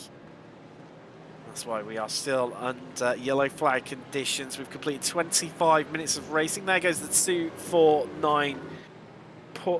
Aston Martin. I was going to say Porsche then. I don't know why. It's the Aston Martin V8 Vantage. Yeah, there's a lot going on at the moment. So I just had a look at it. So, wow. Safety car is in apparently at the end of the next lap, James. So we'll be going green again at one spot. Ooh, drive-through penalty, GT3 Pro. Stage 1 Racing Senior. Now that was the incident we saw down at Sterling's, where they headed up the inside, the Lamborghini did, and caused that collision. Well, not the one that we're currently experiencing safety car for at the moment. I just read a YouTube, Kate Eater said that the smallest violin playing for sim racing at the Nürburgring. So clearly, there's no sympathy at all that the fact that you're on different equipment, but you are sim racing at the Nürburgring. So, you know, even YouTube doesn't feel that there's need to be sympathetic, Tim. Should I be sympathetic? Oh, somebody had to. It was just I tell you what, right, Tim, I missed this. I know, mate. It's this long, break, yeah, this season break, mate. I've fully missed the Tim Cox puns, and we've had two already. Tim, you're getting them in early. We're only 27 minutes in. I know. Two puns, 2 safety cars. There's a bit and of correlation. Both at the point that you've said your pun. I know. You know. I think I need to back out of those. Maybe not for the viewers at home. Well, maybe for the drivers out on track, because it's building the stress, anticipation, drama for them. But great viewing for us home here, and any neutrals out there tuning in as well. Now, going to be a tricky one here for Armstrong. Currently 3rd behind the safety car, but 2nd overall in GT3 Pro in the Sim3D Sport Predator BMW M4. You can just see him there behind our leader in TCR. That is the FTR eSports TCR, the Hyundai Elantra there. Now, Campbell's got a real good, strong chance to jump and extend his gap over Armstrong. If he plays this right, you imagine no Chevalier. We've seen him before, a clean racer. He'll be looking not to get involved, but equally doesn't want to compromise his own race as well, because looming behind that BMW of Armstrong is a whole raft of his competitors. This is going to be interesting. Safety car is in as Campbell controls the pace and the field, and he is away, and we are green once again here at Brands Hatch, and Armstrong just has to hold back. He has to wait till he crosses the line to get the move done. He's not allowed to pass until they come past the start-finish line, and that has been Campbell by RSR, by Butt Kicker, has pulled out already a 1.6 second gap, as we see in the midfield. It's where it gets interesting and a bit leery. Everyone's streaming through side by side. Here come the GT4s flying through on the run up to Druids, up Pilgrims wide. As you see there, that was Busby on the move, getting the move done over Black Marker Racing Orange at the tail end. They've done a great job to catch up. The 49 Motorsports GT4, they didn't quite get back round to the tail end of the field. They're about a 10th of a lap down. You might be able to just catch them in the background. Next target for effects is FTR Esports GT4. Expect them to catch right up onto the back end of them, as you've seen that battle. Well, there he goes, already onto the back of him. So you can see Busby desperate not to let the rest of the field get away from him, looking for a bit of a move up the outside onto the grass. Well, this is where it could get a bit tight, it could get a bit careful as we head through Dingle-Dell, and that could be contact, but no, somehow avoided. We've got a TCR off in the background there. I'm not too sure who that was, and somehow these two haven't come together in GT4. Despite coming incredibly close and some aggressive moves being played out by the pair of them. I don't think this is going to be long, Tim. I think they're coming down into turn one now, side by side. I think Effects have got the inside line, though, as on that run round Paddock Hill, but it just kind of didn't make it work. And Volker just managed to hold on. FTR Esports GT4 Yellow, sorry, just managed to hold on. But I think Busby's on the charge, mate. I think he's coming back through the field from his spin earlier on. And they're going for it again, look. Well, this could, now just looking behind them, that is the Stage 1 Senior Lamborghini you can see coming through. Now, both of them can either use this Lamborghini to their advantage or disadvantage, play out a bit of tactics. The beauty of multi-class racing, to boxing your opponent, use the car as a tactical pawn in your endeavours to get past or defend from the car in front or behind you. They remain as they are, and to keep you up to date on that gap out in front, the GT3 Pro, that remains as it is as they got to end the safety car conditions, 0.6 seconds. However, there's still this long stream behind them of RPM, Alpine Stars, Apex Tex Racing and Back Market Yellow in GT3 AM. That's still being led by Track Limit Racing in the Ferrari. There they are. See them there. Matt in black, newcomer to the championship. They're not too far behind. Around about 1.2 seconds in the BMW M4. Then it's Sakanya, who's being hunted down heavily by the Stage 1 green Porsche 911. We saw them last season. They're back again for another bite of the cherry. What happened to Christina Ryan, who was leading the AMS, Tim? Has all of a sudden gone sliding down the order and said 19th. Have we missed something there? Because I can't see anything major happen to her. No, I can't either. That's a really, really good point. We had so much drama and chaos happening on the opening lap. I think they've popped into the pits, James, so that is why, to answer your question. And this is where it gets interesting early on, doesn't it? We spoke about this earlier. It's the pit strategy element that comes into this championship due to the safety cars. They've elected to go early, top up on fuel, and put themselves onto a different strategy to the cars around them. And also, I'll tell you what, there's been a few. So there's Track Limit, they're the other GT3 AM team. Stage 1 Senior, obviously they had their drive-through. Prismatic, Sport Athena, Silman and that Porsche 911 has been in. And also having a bit of a look at Backmarker Racing Orange in GT4, the lone Porsche Cayman car. They've elected to go for a bit of an alt strategy, and also Track Limit Racing and TCR, the two Audi RS3 teams. They've headed into the pits. They got some different strategy here. It's going to be interesting to see how they've come regarding that. Because as we know from older days, Tim, you don't want to be splashing the dash in. As we can see there, FTR Esports GT3, Garrett De Lissandro. Surviving there, surviving. Well, yeah, that's the pro team, and locked into the middle of the AM teams right now. You see a big quarrel going on behind them between Stage 1 Creams, Kanya and Bert Simsport. Thomas Dunn, a Canadian, another newcomer to the championship. Great to see so many new faces here. Round one at Brands Hatch. Couldn't see Alton Park, man. No. Country, wrong part of the country. Two great tracks for very different reasons. As they head through turn 1, Hawthorne Bend. Again, beginning the slight descent down the hill, and then back up again to Druids, and then down through to Graham Hill Bend. where the rallycross section of the track heads up, carries a bit up the hill, and then rejoins here before then disappearing off onto more of the Indy circuit that follows. It's GT4 locked. Well, the battle for the lead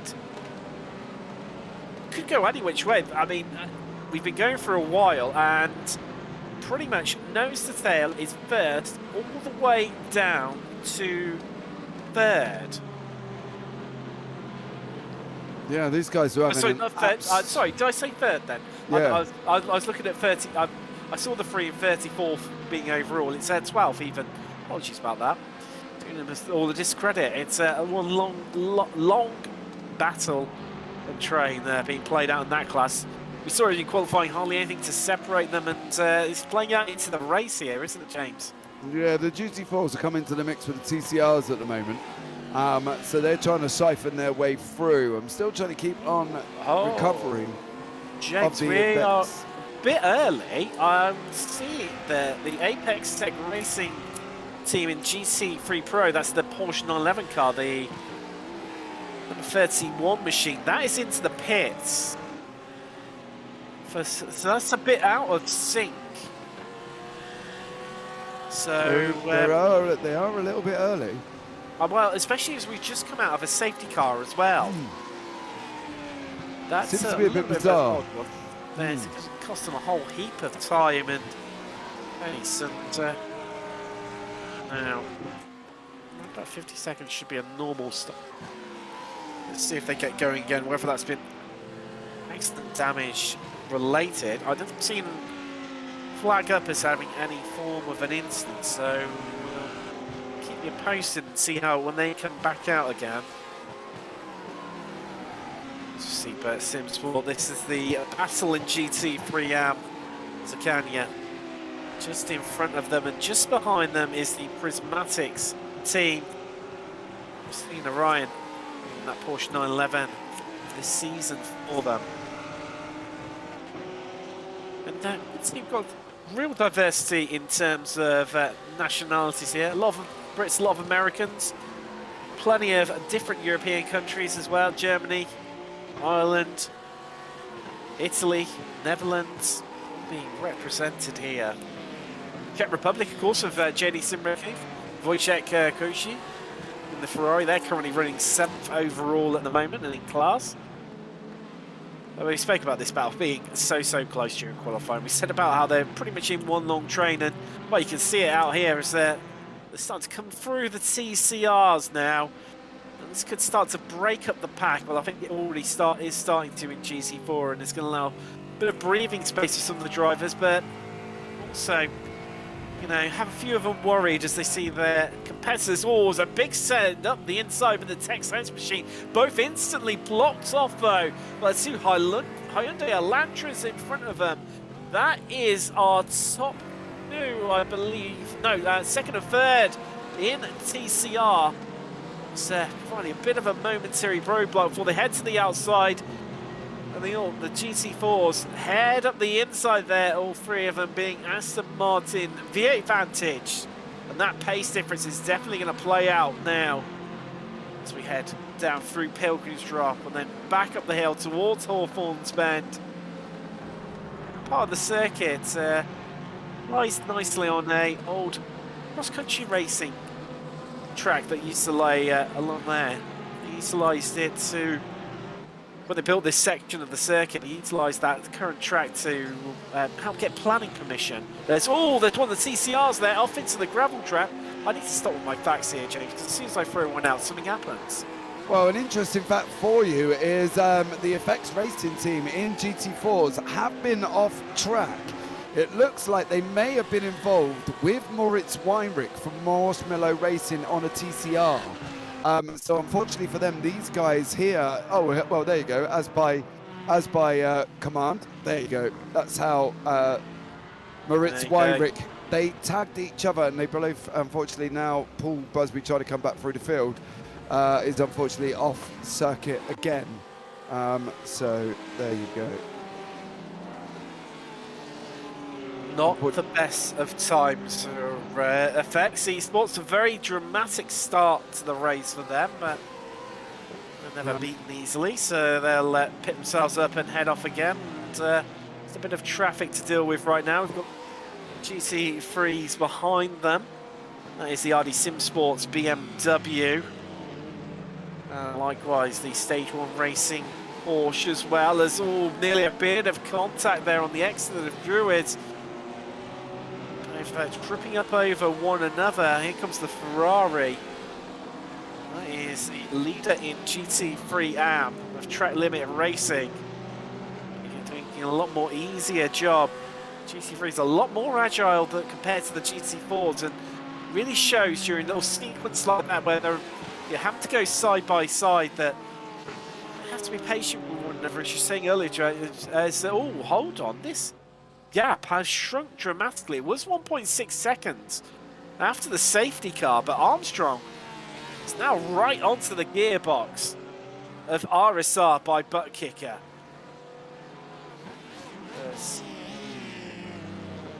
This is what we was expecting, though, Tim. This is the battle we wanted. It's what we wanted. Yeah, the Campbell-Armstrong battle.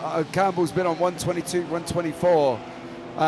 Sorry, Armstrong 122, 124. His last lap was a 121, where Campbell's was a 122. So that would explain the gap closure over the last few laps. Armstrong has been quicker, but that could have been dealing with traffic. But there's nothing now all the way through basically about half of the track.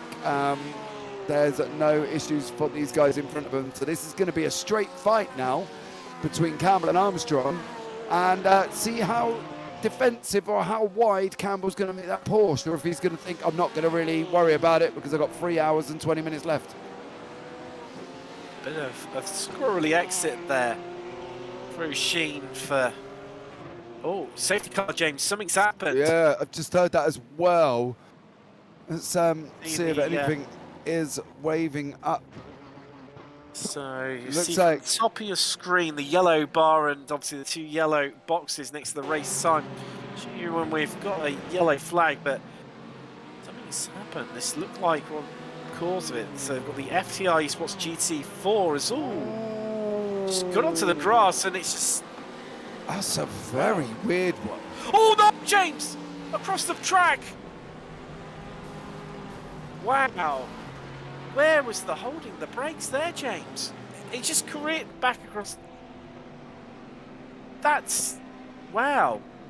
It just careered back across the track, hit the barrier on the opposite side, and then back across the track, and people, innocent victims, taken out there.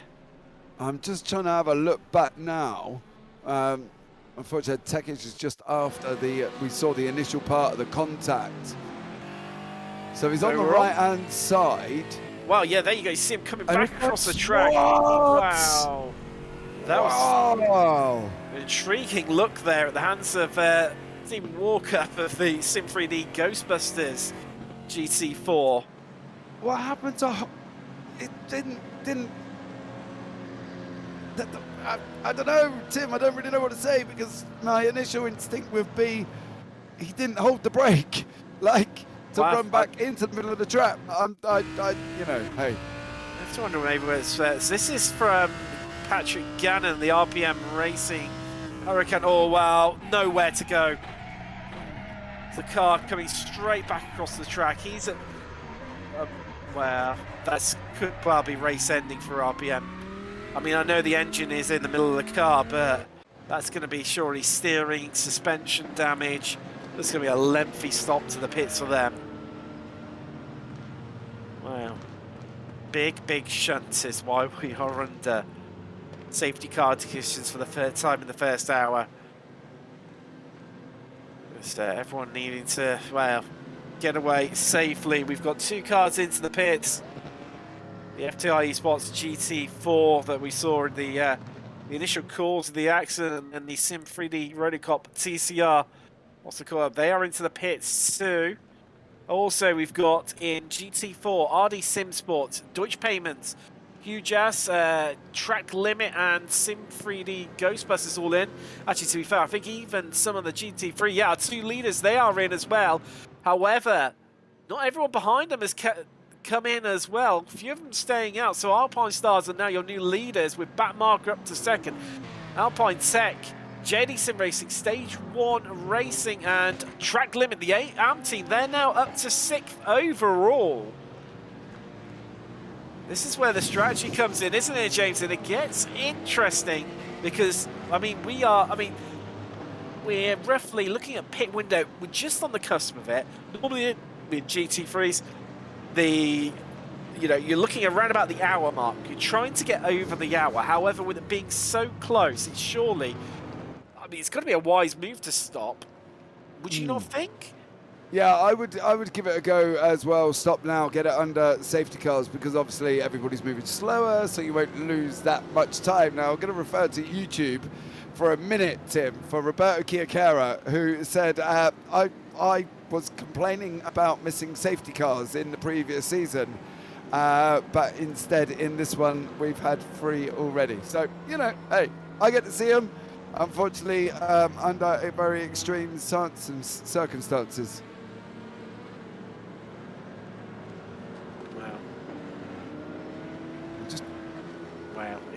Just having a listen in on race control. There's a lot going on, so we have to just keep an eye on that. There is. We've got to have to. I'm trying to have a bit of a look here, James. I think we may well few cars to have to come past the safety car.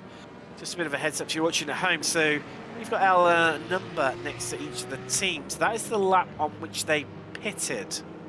So we're currently on lap 26, just about to come on to lap 27. So you see from the top of your screen the lap number we're on to. So see everyone just pitting. A lot of people pitting on the last lap.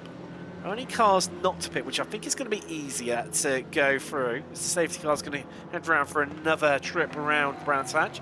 Your top 5 in GT3 Pro, so it's Alpine Stars, Backmarker Yellow, Apex Tech Racing, JD Sim Racing in Stage 1. The leader now in GT3 Am, Track Limit Racing. We've then got Scania, who Roberto Chiacara, member of there, commentated on him before in an LMP1. He was also in the Porsche that day. They're in the Lamborghini this time out. Then also not hitting is that, but that is it for GT3 Pro and Am. In GT4, your top 2 haven't pitted, so that is Texans and D-Line. Another team returning. Tyler Langberg on board for that one, as he was last season. 49 Motorsports, who of course had that incident in the opening laps. They've the only other team not to pit. There's watching a replay right now of this is Alex Marsh. See what happened for him here. Oh, there was contact at the front, wasn't there? Didn't he look like he got a push? Maybe. Am I seeing? So can we pick up that BMW that went racing past us? Because it definitely looked like there was some form of nudge from the BMW. Yes. I think you're right there, James, where the BMW just moved across the front end. Yeah, and caught him. Or was that netcode? Wow. It could well have been netcode, couldn't it, James? I know I've seen many incidents while I was involved myself recently in one. And that could well be the cause of it. Could we then say that the brake holding isn't always, as we know, when you're being netcoded into a wall, you kind of shoot off in a different direction to what you were actually driving, which clearly is what happened to Alex King. And then all of a sudden he's got no stopping that car on the grass, is there? When you're that is one of the big issues, isn't it? Yeah, he's hit the barrier and he can't brake on the grass. I'm not saying I'm not saying that he may not be at fault, because he may well be, but at the end of the day, if he's been netcoded into the wall, Tim, as we know, you shoot off in a random direction where you sit in the car and you think, how did I end up here? And then he's going backwards on the grass, which, as we all know, is like skating at Alexandra Palace on an ice rink. So, no. Yeah, so there's no way of stopping the car, is there, when we're on the grass? So Was it Alex King's fault? I don't know. Could he have stopped it as soon as he hit the tarmac? We don't know the speed. So it's a lot to take in. So there you go. That's my input, Tim. I don't know about you. No, I think you're you're right on that one. I think. Thank you, Tim. I'm going to take that and stick it in my pocket. Concur on that one. Now, cool. Bit of a shout out for a couple of the sponsors that we've got for this season. Let's start off with Go for the Gap, the finest in motorsport prints. They've decided to sponsor this season again. So great to have them on board. You can find out more about them by heading across to Twitter. They are Go for the Gap on there. Likewise, same on Instagram as well. And they have an Etsy store for some absolutely brilliant motorsport prints and art. Etsy.com/UK/shop/Go for the Gap. And then, additionally, while we're onto this safety car period, let's mention the other sponsor, Sim3D. They provide lots of lovely products. There's Calvin Dent, who we'll be, I'm sure, seeing later, taking part in the racing. It's made by sim racers for sim racers. You find more information about them by heading across to sim-3d.co.uk. With his lovely products, and also doesn't do a bad podcast either, does our Calvin. Have you heard it, Tim? I haven't yet, no. I haven't heard his... he's just recently seen that with Dorian, hasn't he? Yeah, they've come out with Dented Doors as the name for the podcast, which I think is absolutely amazing, which is a mix of both of their names, and I think it's absolutely incredible. Dented Doors, obviously Calvin Dent, Dorian, and they've linked them together. It was a really good name, and I have watched the first one as well, and there's great chemistry between them two, so I think if you get a chance, definitely go and watch the podcast by Calvin Dent and Dorian. It was a very entertaining watch, I have to be honest. Want to sit down with a brew and have a bit of watching and listen along to, and obviously after you've watched the action here today, but look at that, the lights are out, the safety car is in this lap, we get to go racing. And our top six made the best call on pit strategy, James. I think that is the big question coming out of this. TCR's I think pretty much majority of the field, they decided to stay out. So unlike in the other classes where it was more in vogue to head into the pit lane, in TCR definitely more the trend to have stayed out instead. Yeah, it's going to be an interesting one as well, Tim, because just before that safety car there was a drive-through penalty for 49 Motorsport Magenta for causing an avoidable collision under the safety car. Now whether or not, I think that was just after the safety car was thrown.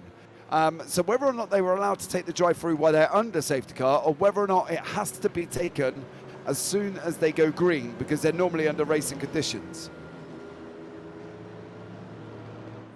So there's a few drivers remain. Yeah, everyone's remaining. There's no wave arounds happening. Everyone's remaining in position. So we're just heading around to the back end of the circuit right now. Yeah, there's another drive-through on the screen. Sorry, Tim. 49 Motorsports Maroon. So Magenta has got a drive-through, and now Maroon, I believe, or is that maybe actually that looks like the same one? But yeah, there you go. Motorsport Magenta and Motorsport Maroon. Different teams, different. Magenta are in the GT4, and obviously Maroon are in GT3. Well, if that is the case, then both 49 Motorsports cars currently in the series have got drive-through penalties, which would be a sad one. But there is a little bit of chat going on in YouTube. Kia Kara, not holding your brakes with incoming cars is always risky. Anyway, we all learn from our mistakes. K-Eater, telemetry would show if he was on the brakes or not. And there was maybe not stopped, but maybe kept it in the barrier with the wheel. So could he have turned into the barrier? Who knows? Hindsight. It is a powerful thing, isn't it? But here we go. Let's get ready to go racing once again as we are green from Brands Hatch. As everyone moves away, and well, those TCRs, they're clambering for position in the midfield. But the Alpine Stars car, the hat of Evan Peichel, is really pulling away, having the best of starts there. 2.5 seconds to the Lamborghini of backmarker Racing Yellow, who can just see getting caught up in all of this traffic, having to pick his way through the field. That's Seb Boscher Williams currently on board to them.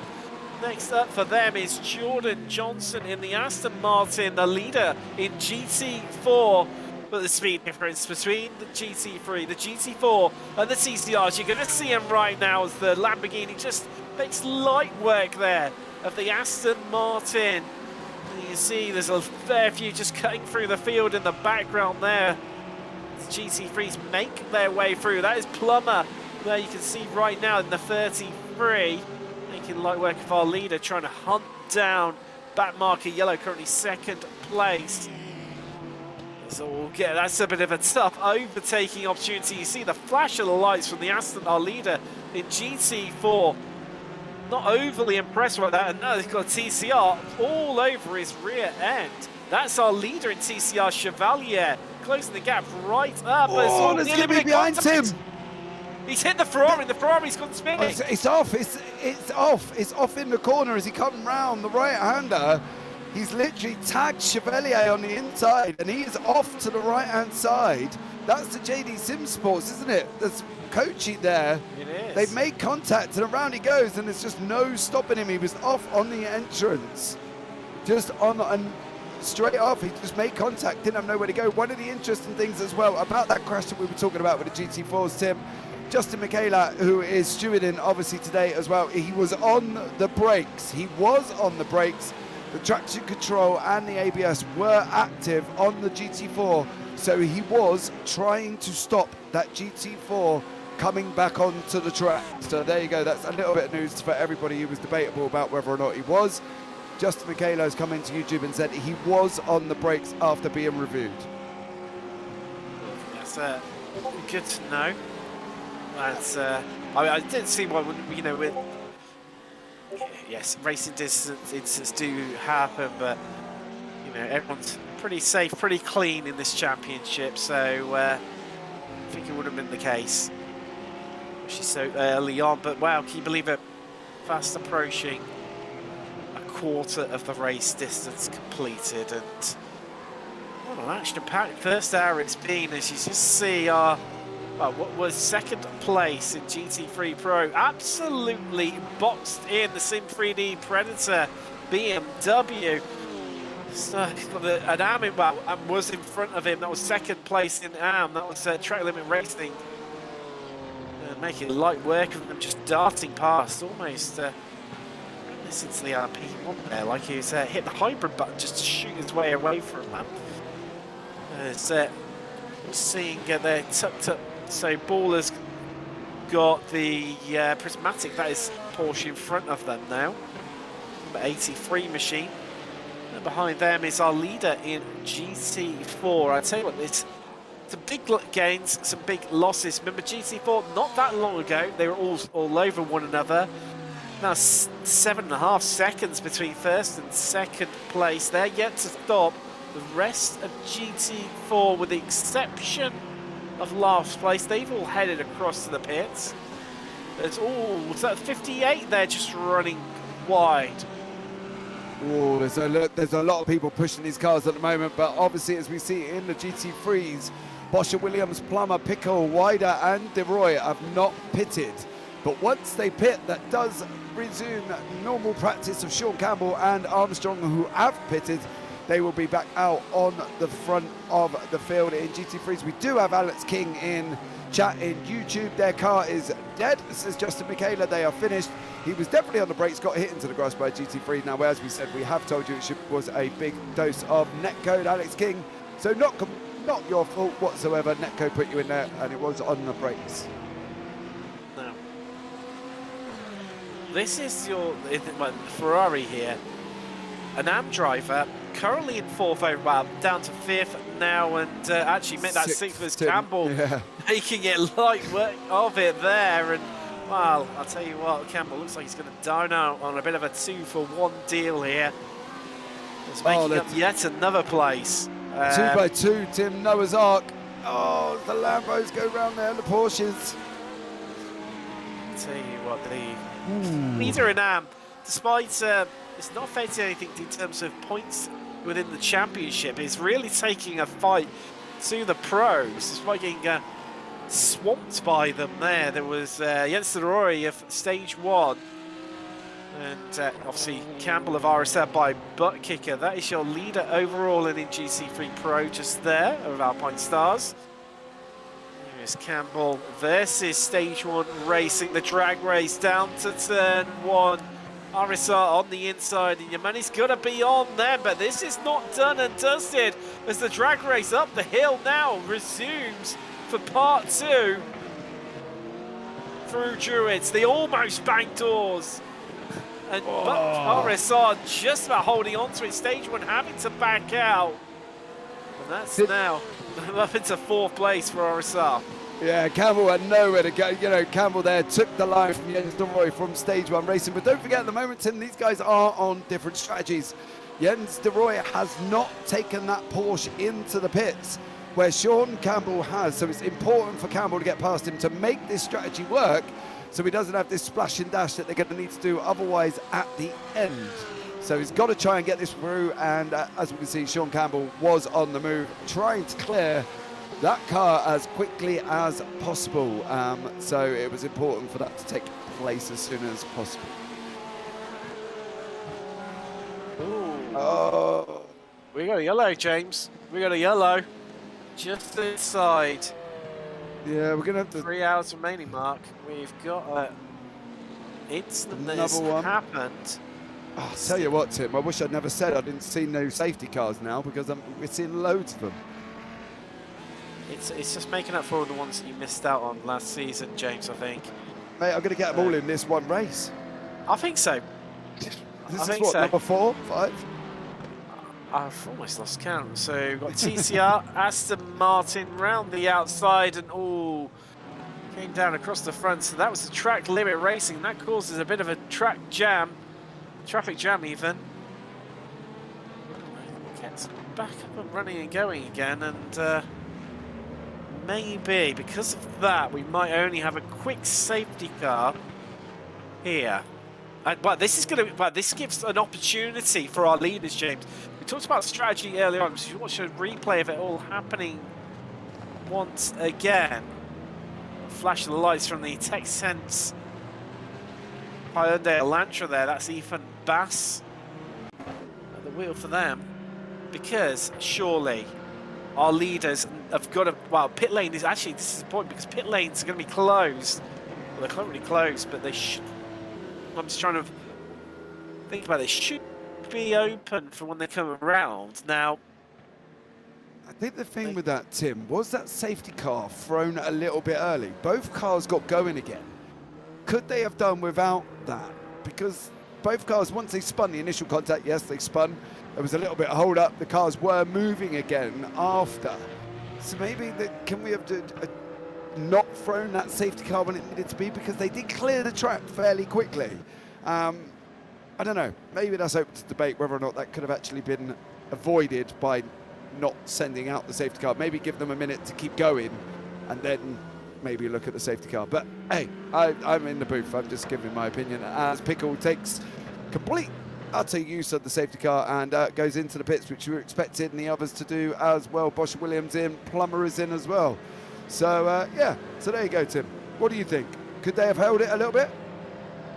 well, it's an automated process, isn't it, James? So it's a bit of a tricky one. You know, it's obviously looking at lots of different variables, and there's obviously seen something. You know, there was a big compression of cars. That's probably good. So now we're just I'm a bit disappointed, James, because I've just realised what the time is, and just waiting in the round in the wings is Chris Rowland to join us for the first time this season, and he's going to keep you entertained, James, I'm sure, but not with the same calibre of poor jokes like I have kept you entertained with during the first hour I'm sure the puns will keep coming, and I'm sure we are going to learn some very interesting facts as we discussed off stream earlier on. So I suppose all Tim is left for me to say is, Tim, go and have a break, enjoy yourself, sit down and have a cup of tea. Thank you very much. And Chris, welcome in to the booth, young sir. Hello everyone. Well, that's been an interesting first hour, to say the least. Just by a couple of minutes, missed out on having 4 whole safety cars in an hour. It's been a good watch though. Now, actually, one thing that has caught my eye is that the sort of the inter-class traffic management has actually been quite good, considering how chaotic everyone expected it to be. Of course, we've still got 3 hours to go, so that could all change. Plenty of time for me to come up with some puns to rival some of Tim's absolutely shocking offerings. And it's interesting, isn't it? We're going to get going again, and we're back to sort of almost square one. We've got Campbell and Armstrong back in P1 and P2. Yeah, we're just having some interesting discussions through the race control. Our drivers being asked why they're being overtaken as well, so we're going to have to listen. Keep an eye on that one for us, Chris. But the safety car lights are out, so it should be in this lap. And as you can see on screen, we've got Sean Campbell and James Armstrong in the mix with Max Woider. There is a car between them. Well, so that's very similar to last time these two at the front with the safety car. Yeah, very different, but we are green, and that Lamborghini in the middle there is not racing the guys in front. So Campbell there makes his move, he gets away, and poor old Armstrong is trying to come up now and is stuck behind that Lamborghini that he's going to want to try and get past as soon as possible, as they're heading around the infield now, going round Graham Hill and off up to Surtees. This has got to be his move, Chris. He's got to try and clear that on that straight to try and keep in contact with Campbell up front. Yeah, but at the same time, he's got to be sensible, because there are still nearly 3 hours of racing left to go. And we saw 2 safety cars go, where James Armstrong was about 2.5 seconds behind Campbell at one point, and that gap just disappeared. But Roy Mass in the Stage 1 Rating Senior does not seem particularly interested in letting him pass, which to an extent is fair enough, because he's got his own race to run, but equally he is 2 laps down. James, you've had a several month break from me, and you've already been subjected to my first fence sitting of the race. Yeah, I definitely. Hope you're ready for plenty more fence sitting where that came from. Yeah, I believe that is actually, I think that's James Richards there, car number 16 in the middle, if I'm not mistaken. I believe he's got 16 on the front. That's all right, from Atlantic Motorsport. Got the move done, James Armstrong got the move done and is now on his way up to try and catch up with Campbell, which he's had to do once already, Chris. The car dropped back to about just under a second, and then he basically come in and he hit some 22s, 24s, 22s again. Closed the gap up. The last lap round, Campbell was on a 120.81, James Armstrong on a 121.4. But as you say, he was tucked in behind the Lamborghini, so that is going to be an interesting one to keep an eye on as well.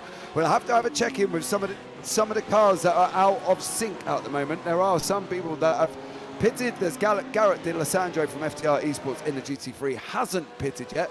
Rob Sutherland from RD SimSports also not gone in either, and SimSports have also not taken to the pits yet, Chris. Yes, that's true. The other thing I think worth looking at is Cass Stillman in the Prismatic Athena car, which is GT3 Pro, and Christina Ryan in the Prismatic Minerva, which is amateur. They're 3rd and 4th overall. Christina's leading the amateur field. Both of those cars pitted on lap 12 under the very first of the non-lap 1 calibration era safety cars. It'll be interesting to see if, where we've seen the amount of safety cars we already have, it's all well and good saying that you're looking at pitting on the hour every hour, but with the amount of safety cars just bringing themselves out of sync, it's a very interesting strategic decision, as Mark Baxter-Jones has got past Christina Ryan, and he's another driver who's had a very good race actually. Baxter-Jones was up 2 places in the very first corner in the 1110s car. He's now up 10 places into 4th, so he's very quietly having a very strong race there. Yeah, here is Christina Ryan from Prismatic Motorsport, currently in 5th place overall, up 14 places, but is under the big gaggle of cars behind. You can see them there, absolutely mountains of GT3s trying to chase it down. Garrett D'Alessandro, Castro, Sutherland, Fane, Terry and Van Dambrook are all in that mix there, Chris. What is she going to have to do? 2 hours, 15 minutes. So you know, you're obviously expected to defend to a degree, but at the end of the day, when you've got this big mountain of cars that, as Christina Ryan has got, are you looking at putting your race into perspective with about 2 hours, 50 minutes? What do you do, Chris? What would you do? It's a very difficult decision to make because, yes, you're right. You don't want to be taking risks in endurance racing because, you know, as we've seen with Paul Busby, a very quick driver, and we don't necessarily want to say he's been at fault with much of his incidents, but that's 2 or 3 times he's been off track. He's a naturally quite risk-taking driver. But the sort of flip side, yeah, you don't take those risks, you stay on track. But if you let everyone pass, you just end up falling further and further down the racetrack. And sometimes you just have to have a bit more self-belief than perhaps someone like me would. And actually say, no, I deserve to be up where I am. And maybe don't defend too strongly, as we're seeing here. This is sensible driving from Christina, because you don't want to cost yourself all that time from defending. If those drivers are quicker than you, they'll get past you, which is what is happening right now. There's a reason why we've got this pro-amateur split, but that's not a bad thing. She's still leading the amateur category, still having an incredibly good race, but it's 2 hours 49 to go. So you just sort of have to learn to chill out and let the race happen, but need be at near your top speed. This is where I'm a better sprint driver, for example, because I will just switch off and do a sort of 95% pace and then wonder why I'm at the back of a field. Again, I've only been here 10 minutes, and you're going to get my other catchphrase, James. That's why I'm in the commentary booth instead of on the racetrack. Yeah, that's definitely a true fact there, Chris. And obviously, you know, we can tell that. You know, did you enjoy some coffee while you were sitting there watching the broadcast by any chance, Mr. Rowlands? It may have been the 2,500 calories of pizza I've eaten since this race started. That might be. That might be a reason. What, for your high energy, you mean? Yes, yeah. Yes. I'm sure it will fade. But you know, that's another thing about endurance racing. You need to pace yourself. And because we've not really talked a huge amount about the TCRs. We're with Ryan Chevalier at the moment. It's actually, look, we've got the top 10 within 12 seconds of each other. Now, because they're sort of on their own, they're not going to get. They're sort of cannon fodder for the GT3s, really. They're not going to be affected so badly by traffic. This is going to be a really close battle all race long, I suspect. So these guys have got to be a bit more aggressive than how we were talking about with the GT3 drivers. Because as I said, 9 drivers separated by 10 seconds an hour into the race. Yeah, definitely on that one. Right, Chevalier and Neil Ferrier there are currently your TCRs 1 and 2. On their back straight now, going over Pilgrim's Drop down into Hawthorne. They're going to go the long right-hander before they head down onto your start-finish straight. So there you go. These guys are having an immense battle in the TCRs. How is Mr. Busby getting on, Chris? Can you give us an update from Mr. Paul Busby? He's currently on track, which is pretty. I'm sure he won't mind me saying this. Pretty good going by his standards of this race. He's actually done incredibly well to get back up into 3rd. He is currently tucked in right behind Stephen Walkup, who we saw earlier with that absolutely incredible save on the really unfortunate incident involving the FTR Esports yellow Aston Martin. But again, this is sort of the joy of endurance racing. Is Paul's had 2 quite serious off tracks, quite nasty hits involved in both of those. But because of those safety cars, it's actually having the opposite luck to last season. He's right back in contention, but as you can probably see a bit up the road, Callum Brandt in the RD Sim Sport 258, he's got a 5-second gap, and within the context of this class, that's a pretty big gap. Yeah, it definitely is, but I don't count out Mr. Paul Busby there from giving it some as we're on the gearbox of Walkup there, 4.4 seconds behind the leader.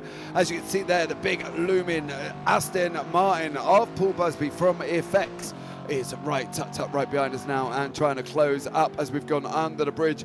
Coming round Clark for the last corner of this circuit, onto the start-finish straight we go. Building up the speed now. We've got Ferrari GT3 coming through. That's car number 19, I believe. Who is that? That is car number 19. Chris, help me out quick. Oh, I think, yeah, it's the 290. Which one is it? Ooh. There's just too much going on now, isn't it? It's Max Woider. Max Woider is coming through the field there past the GT4s. That had no effect to their battle. As we can see, Mr. Paul Busby still climbing all over the back of Stephen Walkup from Sim 3D Sport Ghostbusters. I would have thought they would have had a Ghostbusters livery on there to go with the name. But never mind, you could have seen our very own David Lawson, who would have provided you with a Ghostbusters livery. Very big on that. He does love delivery.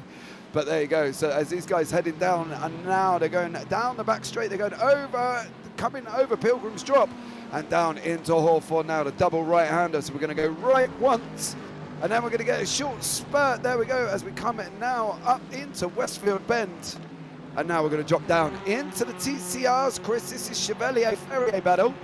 These guys not letting up currently at the moment, aren't they? They're still tucked up right behind each other.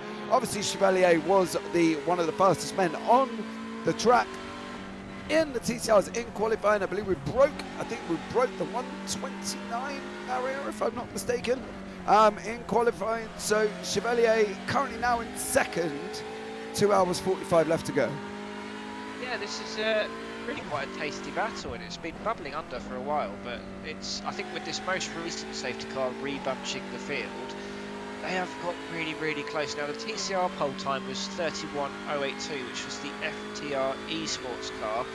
Though despite having been on pole, they have actually dropped a position, so there's going to be an element of pride here, because they're going to believe they are the fastest car, and yet Neil Ferrier has somehow sneakily got the drop on them. But again, long race, this is less than a second gap. It's to some extent perhaps worth their time trying to work together to get away from Pecorini and the Team ESR car back in third, who they do have a little bit of a gap, but he's just done their fastest first sector of the race, so they've clearly got some pace in that Hyundai as well. But then they've got Daniel Martin in the RD SimSport 2 car for company, so we've got battles all the way through this actually quite exciting TCR grid, really. I mean, you look at that, again, very little time separating the top 11 seconds, separating the top 7 still. So it's it's a very, very closely knit group we've got currently. Yeah, definitely there. As you can see, the leaders of the GT3 shooting through the field. Campbell and Armstrong going through the current field of TCRs as we go on board with Weinrich, who was one of the drivers been involved in an incident with Mr. Busby from Effects there, that coming down into, I believe it was turn 1, and then we had some contact and these were both off. So Weinrich was out of position, as we can see him at the back of Fitzpatrick from Prismatic Motorsport Academy. As we can see there, that is car number 83. That is the Porsche of the other Prismatic team going past them currently as well. That is Cass Silliman in third place, ducking through the TCRs on track, and also we've got car number 11 there making his move through. But the TCRs are close, Chris. We've got a mixture now. We've got TCRs, GT3s. There was a GT4 that went flash past, and we do love a good Photoshop when they're all on track together. As you can see there, we saw it once last year in another series we done where they all just come over the hill, I believe it was, at the Red Bull Ring, and we had all cars on track pretty much at the same time there, Mr. Rowlands. Now, I think one thing we've not really touched on that's going to be very difficult for these GT4s and these TCRs is that there's only really about 2.5 seconds between the lap times of these classes. Now, I know Brands is not the longest track. I mean, it's 90 seconds, these kind of cars. That's not a huge difference in overall pace, which means it's actually going to be quite tricky to lap. So with the GT4s, when they go ahead, it's going to be quite tricky. Compare that to the GT3s, which are about 8 or 9 seconds a lap faster. It's got the extra power and cornering speed advantage.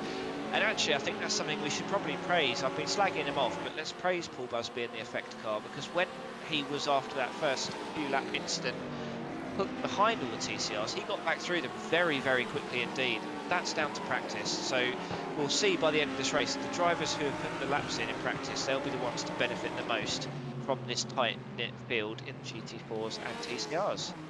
Yeah, we see this Christina Ryan there. I wanted it unfortunately, we just missed the action.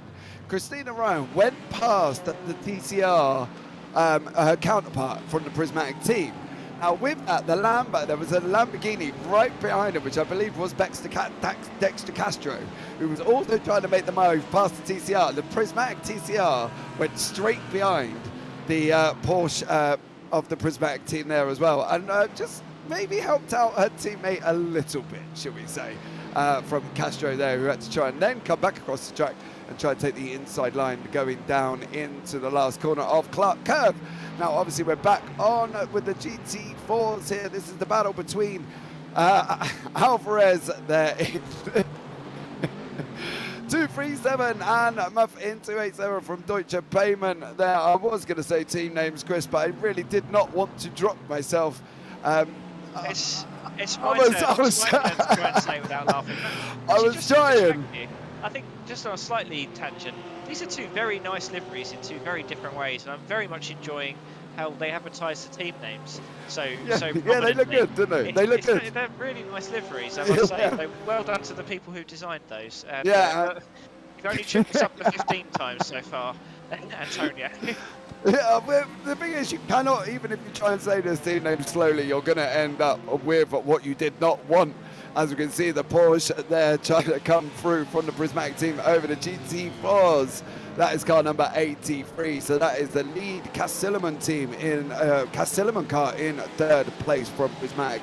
However, does have Mark Baxter Jones tucked up right behind that as they're trying to siphon through these cars as they're on round Graham Hill, and then they're coming up into Surtees now.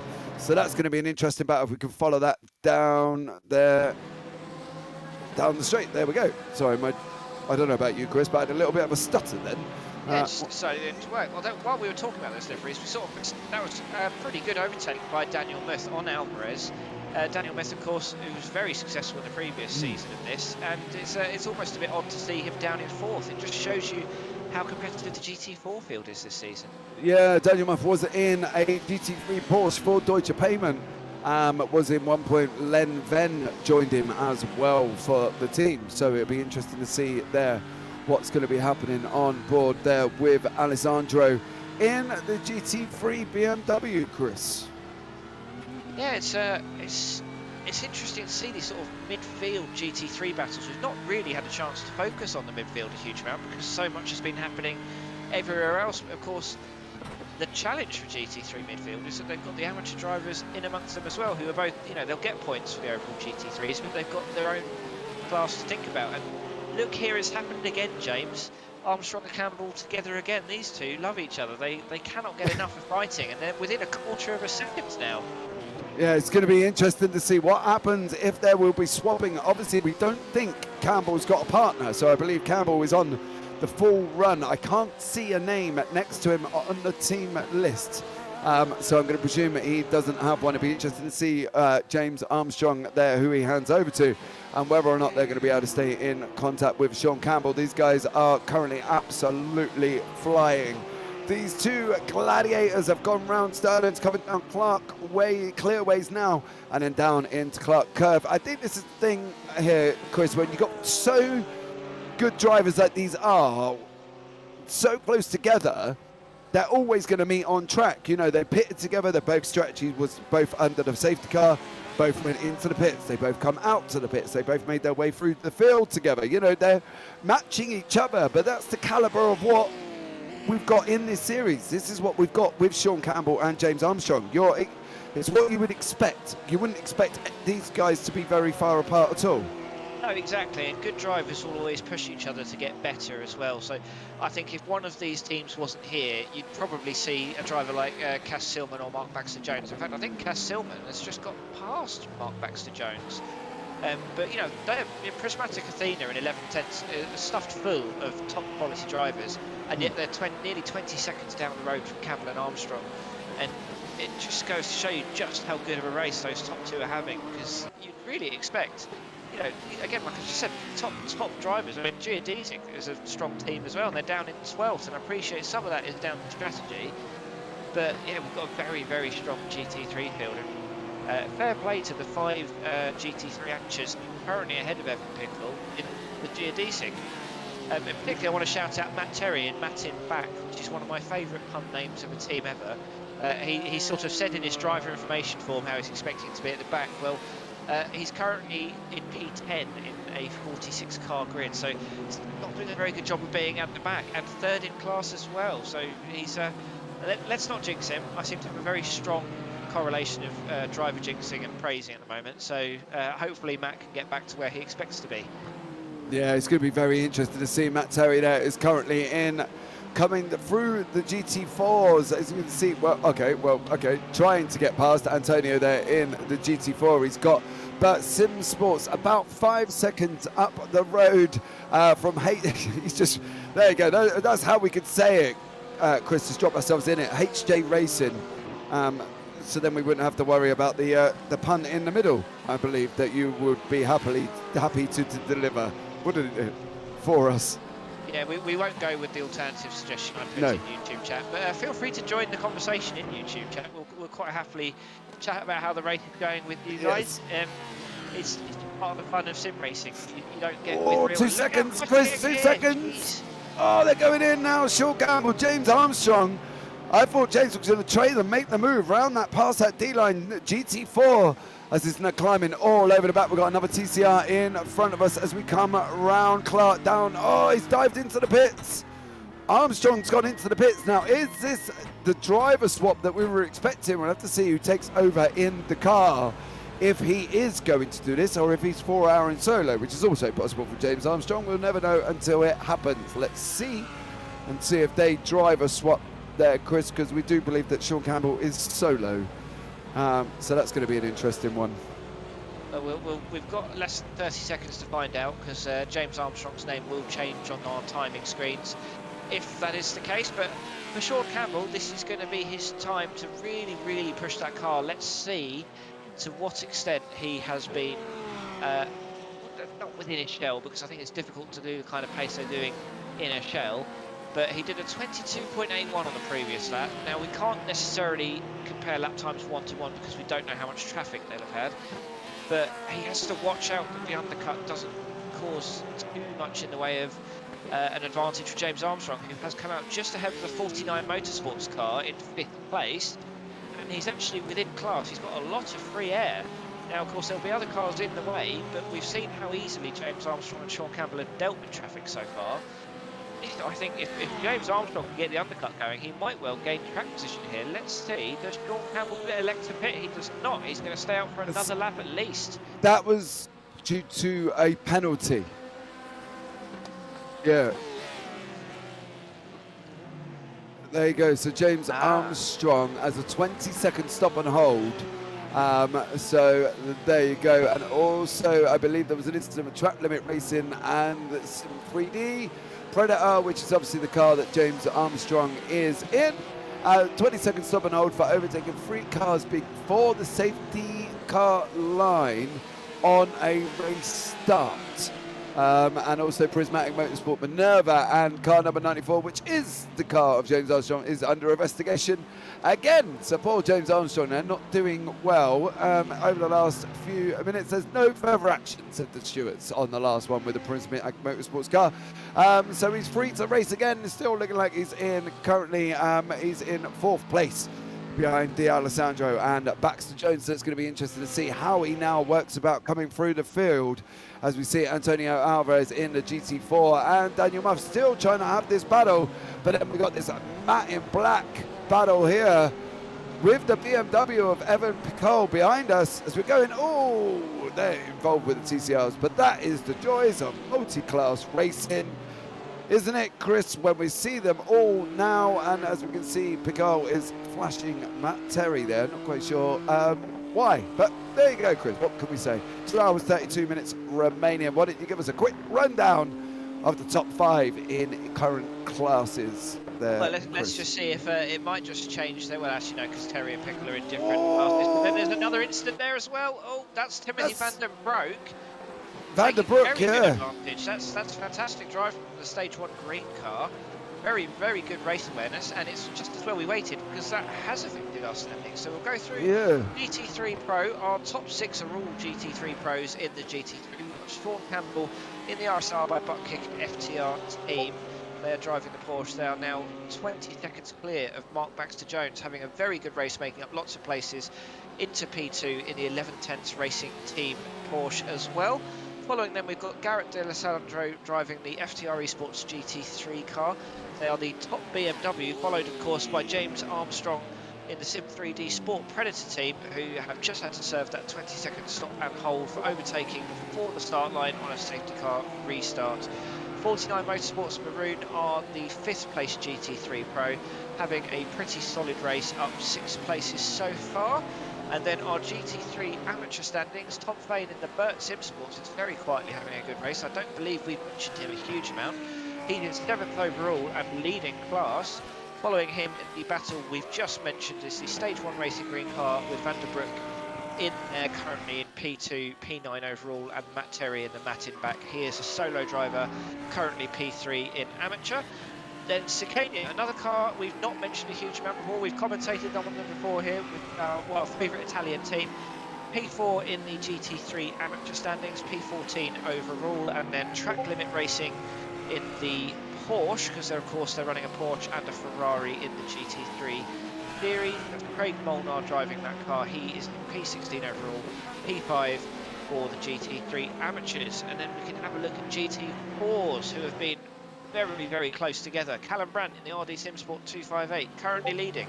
Currently with a 6.5 second gap, so he's actually done quite well to extend that. Although fastest GT4 on the field at the moment is Paul Bunsby in the Effect eSports. Now, I've been on his own Twitch as well because he is streaming this race, although of course we'd prefer you stay with us, the official broadcasters here at the SimSport. You can obviously watch both. Paul is getting plenty of praise from his friends and loved ones over his ability to get back up into second. He's doing a fantastic job. Callum Brandt is actually just responding with a fastest lap in quite a while, 29.58. Stephen Walkup in the Sim 3 eSport Ghostbusters, he is in third. Following him is Daniel Muth, who we saw earlier make that great overtake on the Huge Ass team. He's the Deutsche Payment Death Omen driver. And then Antonio Alvarez is P5 for the all Aston Martin top 5. We have to go back to 7th place of Peter Elson for the first non-Aston Martin in the Porsche for Backmarker Racing Orange. Now, I've taken so long to do this, James, that I've hit the TCR pit window. RD SimSport were leading, Tex Sensvitsky were second, Marshmallow Racing were third. They're all in the pits. Tom Minor pitted the previous lap. He's probably going to come through ahead of them because it's a roughly 20-second stop minimum. Yep, Tom Minor back up into the lead in the Track Limit Racing TCR. Driveline SimSport will be next through. So we've not got a Hyundai in the lead. It's an Audi.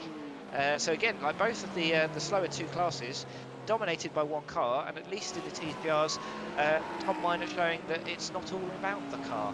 And we'll see who comes out. Is RD SimSport 3, being driven by Neil Ferrier, going to get out ahead of any of those three cars trying an overcut?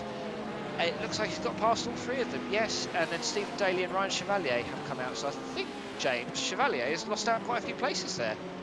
There you go, he's going to lose out even more if he doesn't get that car back on track, as you see him drifting Tokyo style from Ryan Chevalier. That would be an interesting on board if we can get that. He's doing it again there. I think he must have had a change of tyres because he is squarely all over the place. It's like playing Snake on the old Nokia as Ryan Chevalier takes it round there.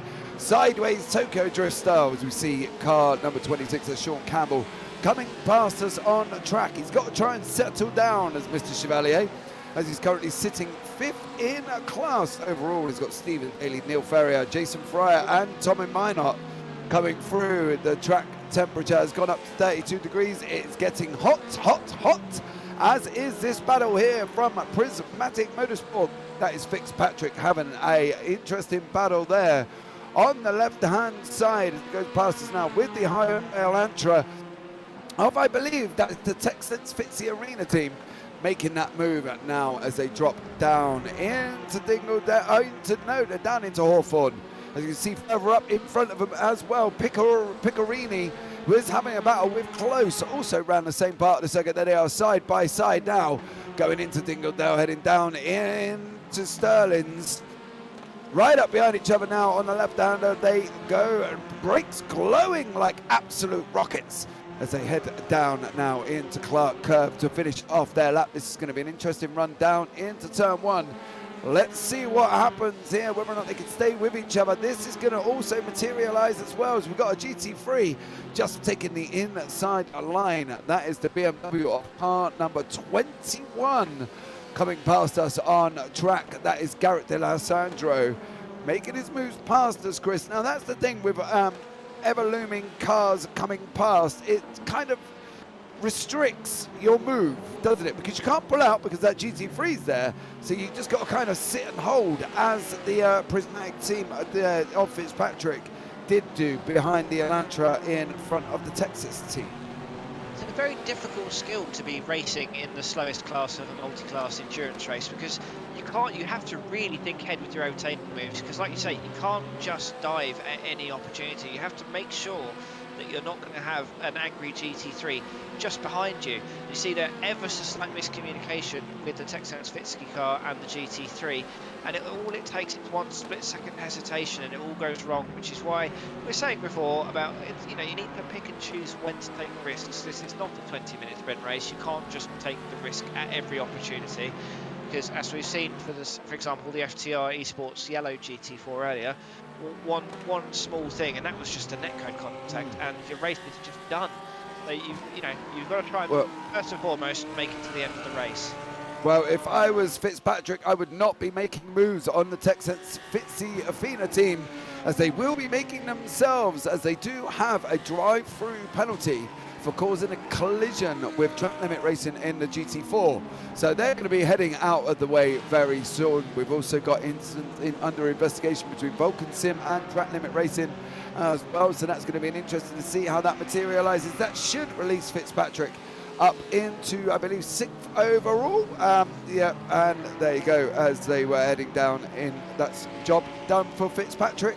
So we have to see how that materializes out. There was no need for her to make that sudden move because it was a drive-through penalty. But here we are. There was lots of moves going on here from Backmarker Racing, the only Porsche in the GT4 category, driven by currently Peter Elson, here making moves as he just slices past. I believe that was Ryan Aguilera from Track Limit Racing there in the GT4s, being flashed past the other TCR as we go back on board with Paul Usby, who's having this epic battle with Stephen Walkup. They have been at it now for a good few laps and are still at it, trading places. You see Busby gets a slow exit out, heading down clearways now, coming down into Clark. Busby on the left, Walkup on the right. They're going to go around this side by side. Can Walkup keep the power in, or is it just going to run out of track? He nearly ran out. He managed to hold it there. Pulls out again for another crack at the whip. They are 3 wide in the cars behind GT3s, TCRs and GT4s. So they are making all cars on track as we're heading down now through the first corner and up into Druids. Mark Baxter Jones, I believe. Is that Mark Baxter Jones at the wheel? It is also making his move past the GT4s to carry on his journey in the GT3s there, Chris. 2 hours, 23 minutes to go. It's looking spicy in the GT4 battle. Yeah, we were actually long overdue a safety car, hoping not to jinx it, but we might be able to. I think we'll be able to have a chat with a driver for the first time of this series, as I believe we should have Sebastian Bosch-Williams of Backmarker Racing Yellow with us. Seb, are you there? I am indeed. Good evening. Good evening, and sorry to steal you away from a conversation with Tim in the waiting room, but how did your first hour and a bit in the car go? Did you enjoy the safety cars? I certainly did. I mean, I was very lucky that I was enjoying them, otherwise it would have been a boring stint. I think there was 4 that I had when I was in the car. It was pretty crazy out there, but yeah, it's great fun so far. Did that affect your strategy with Stefan at all? Because we saw obviously you've swapped over to him, and it perhaps made you lose out a bit with the extra time your pit stop took. Was that a plan, or was that down to the safety cars changing your plan ever so slightly? We got caught out by everybody else not taking tyres, so double stinting tyres. We stuck to our original plan of taking tyres at every stop, but we didn't take into account the fact that because we'd done so many laps under the safety car that we really hadn't used them that much. So yeah, we just lost out on so much time. I suppose it's the learning experience. This is only race 1 of the series, but are you getting back in the car, or is this you done for the evening? No, getting back in the car. What's really interesting actually about this race is that unlike a normal endurance sim, you can kind of relax a little bit when you're not driving. Because of the safety cars and like how quickly strategy can change, we're having to basically like jump. We have to be ready at all times. So I'm going to go back in the car, but I'm not quite sure when. Well, that's one thing to have to plan around. Is one of you two necessarily quicker than the other, or you find you're both evenly matched paces, yourself and Stefan? Yeah, me and Stefan are incredibly close on pace. We're normally like half a tenth off each other normally. Stefan's base is being a little bit masked at the moment. We've picked up a little bit of damage. We had I got rear-ended under the safety car, which, to be honest, I think was a little bit more my fault than the other car behind. So I am sorry for the. I think it was an Aston Martin behind me. So yeah, it wasn't my finest moment. But we also just had an incident with the Stage 1 racing car, number 34, and that's unfortunately given us quite a lot of straight line speed damage. So yeah, his pace is being really masked. So I think we're going to have to take our fast repair at the next pit stop. Oh, I suppose the other consolation is you are currently our leading Lamborghini as well, so there's always the small positives to look out for there. Thank you for having a chat with us, Seb, and good luck with racing a bit later, and maybe we'll get a chance to chat to you guys later. Good luck. Thank you very much. You guys too. Great broadcast. Oh, there you go. That was Seb Bosher-Williams joined us from the 11th Racing Team there. He's currently enjoying a well-earned rest. As we can see their car coming slicing through the field at this moment in time with two TCRs and another one in the background trying to look at making a move as they are side by side at the moment. That's Jake Styles, I believe, from Texans. Fitzgerald is making his way back through after possibly looking at taking his penalty with close from Marshmallow Races, and Fitzpatrick from Prismatic is back behind these cars, which is a little bit strange from our point of view there, Chris, because the Texans Fitzgerald should have had a drive-through. Yeah, you never know. Maybe something it's already been served. I mean, if it has been served, I'm not sure when it was because they've only pitted once. And maybe they're still yet to serve it, and there's been a bit of miscommunication or something. But yeah, it's the thing is, while you're on the track, you're still entitled to fight, and these are your direct rivals. So if you can slow them down, there's not necessarily anything wrong with doing that. It's no different to time wasting at the end of a football game. But do they have 3 laps to serve their penalty like they do in iRacing official? So it's got to be looking at that as well, isn't he? Is surely going to be getting a big notification that he's going to be not if he hasn't taken his drive through, or if it has already happened. It wasn't really long ago, so we're going to have to see and keep an eye on that one. We've got 3 cars currently involved now in the top of the GT4s as they're all coming to bunch up, letting the Lamborghini through. Callum Brandt, Paul Busby and Walkup now are all within the mix there. That is the Lambo, I believe, of Thomas Dunn from Burt Sim Sports, trying to make his way through as well, getting himself in the way. Walkup is currently in 3rd place with Daniel Muff in the Deutsche Payments behind him in 4th. So we're going to see some pit activity in the GT3 AMS and Pros. You see it on the left-hand side of your timing tower there, Chris. We've got to be coming up to the top of the hour if they're going in, surely. It's still only 2 hours 18 in, so, or rather, other way around, we're 1 hour 42 in. So I think at this rate, you're going to see some short-field cars. I mean, This is what I think. I think with the couple of cars we saw near the start of the race, I think it was certainly the Prismatic Minerva and one of the GT3 Pros. I can't remember exactly which one it was now, but a couple of cars pitted on lap 12.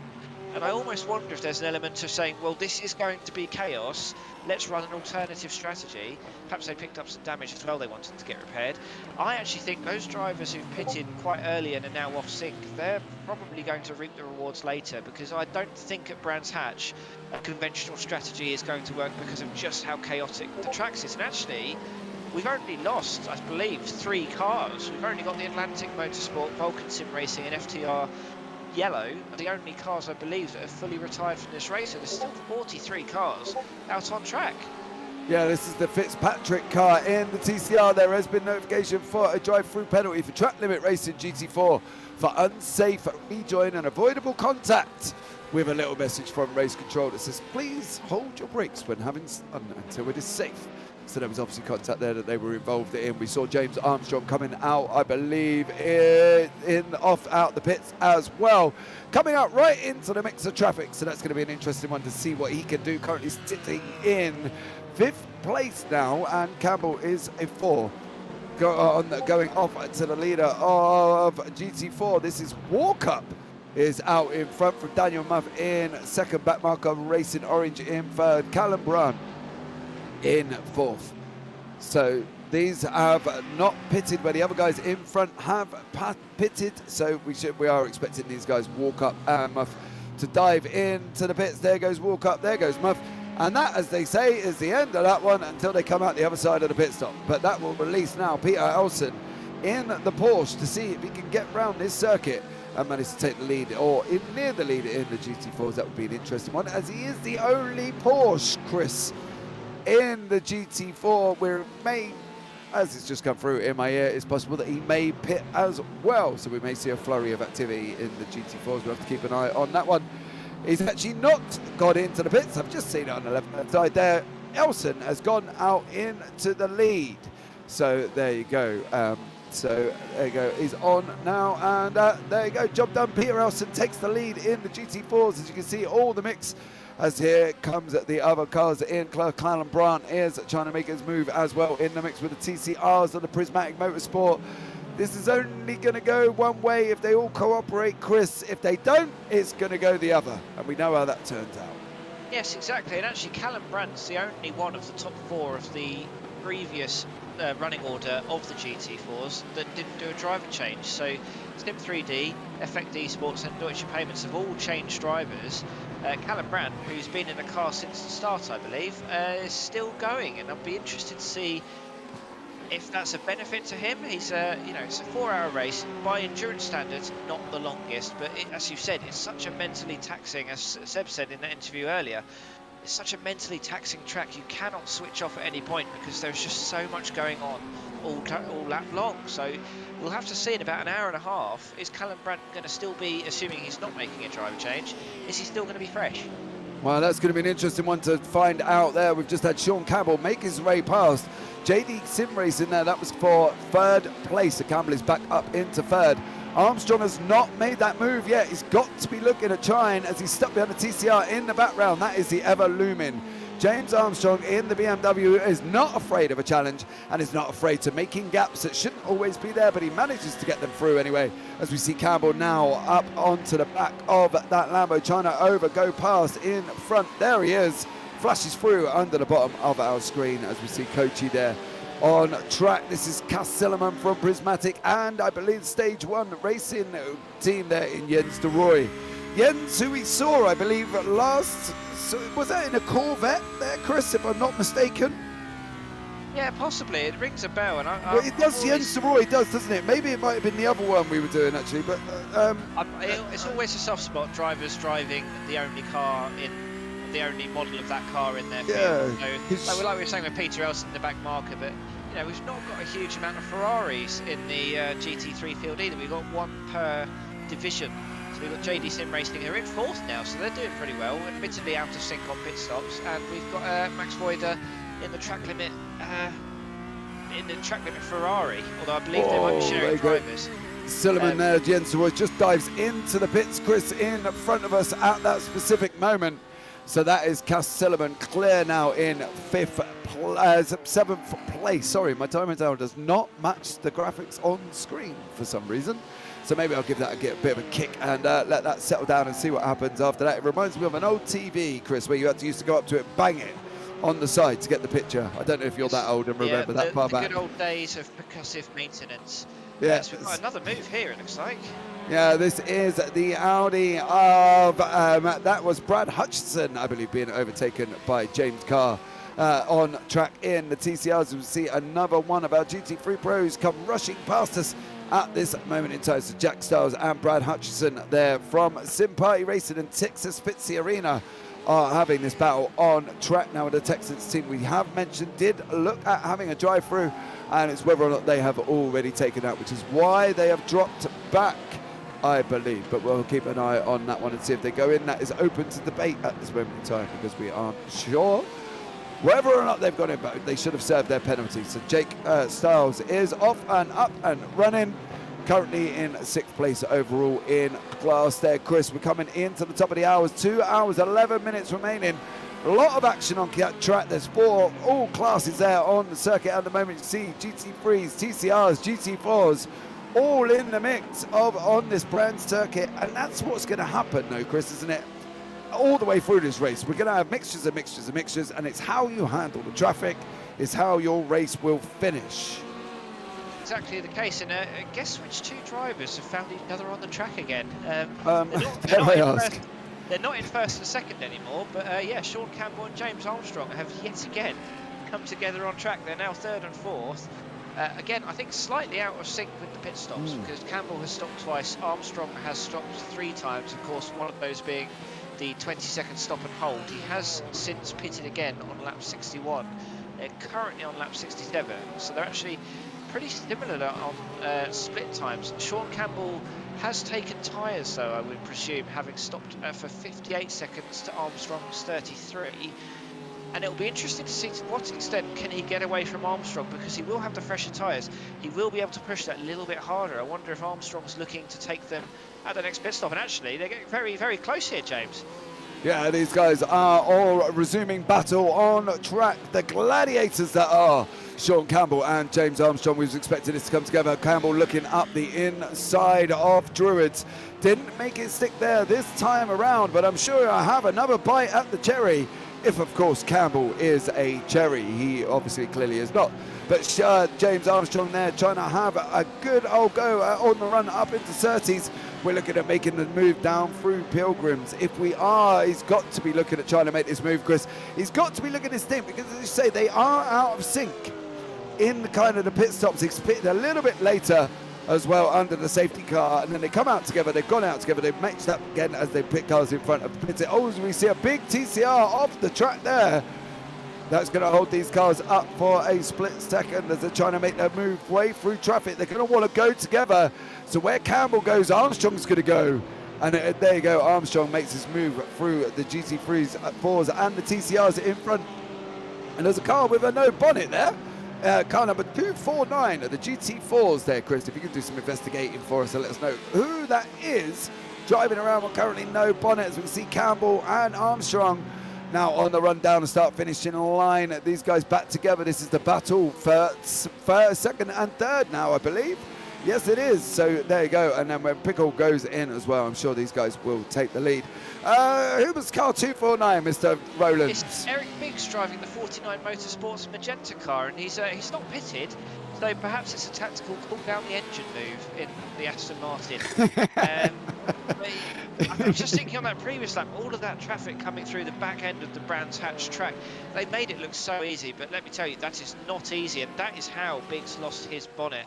Probably going to have some damage to the front of that car as well. It's not looking particularly happy, but quite frankly, for how big that hit was, they've done all right to escape with the level of damage they had there. But yeah, all of those 3 classes coming through the back end of Brands Hatch there, those corners as you come round, as you come in through Westfield, Dingledale, Sheen, Stirlings, it's they're going to be so... Oh, sorry, Chris, to cut you off there. They were nearly side by side in the first part of Dingledale coming up over the hill. Armstrong is on the lights. He wants that GT4 out the way, please. Let this battle commence, because otherwise that will completely destroy the action. I thought there was going to be contact, but this is where the problem lies. Another GT4 going past the TCR.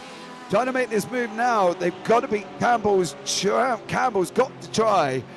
And he's doing a stellar job on his traffic management. Armstrong is just trying to stay with him all the way through as we're heading down now into turn 1 before we head up the hill into Druids again here for this FTR event. 2 hours and 7 minutes remaining on track currently at the moment, and Campbell and Armstrong, this is now the battle for the lead.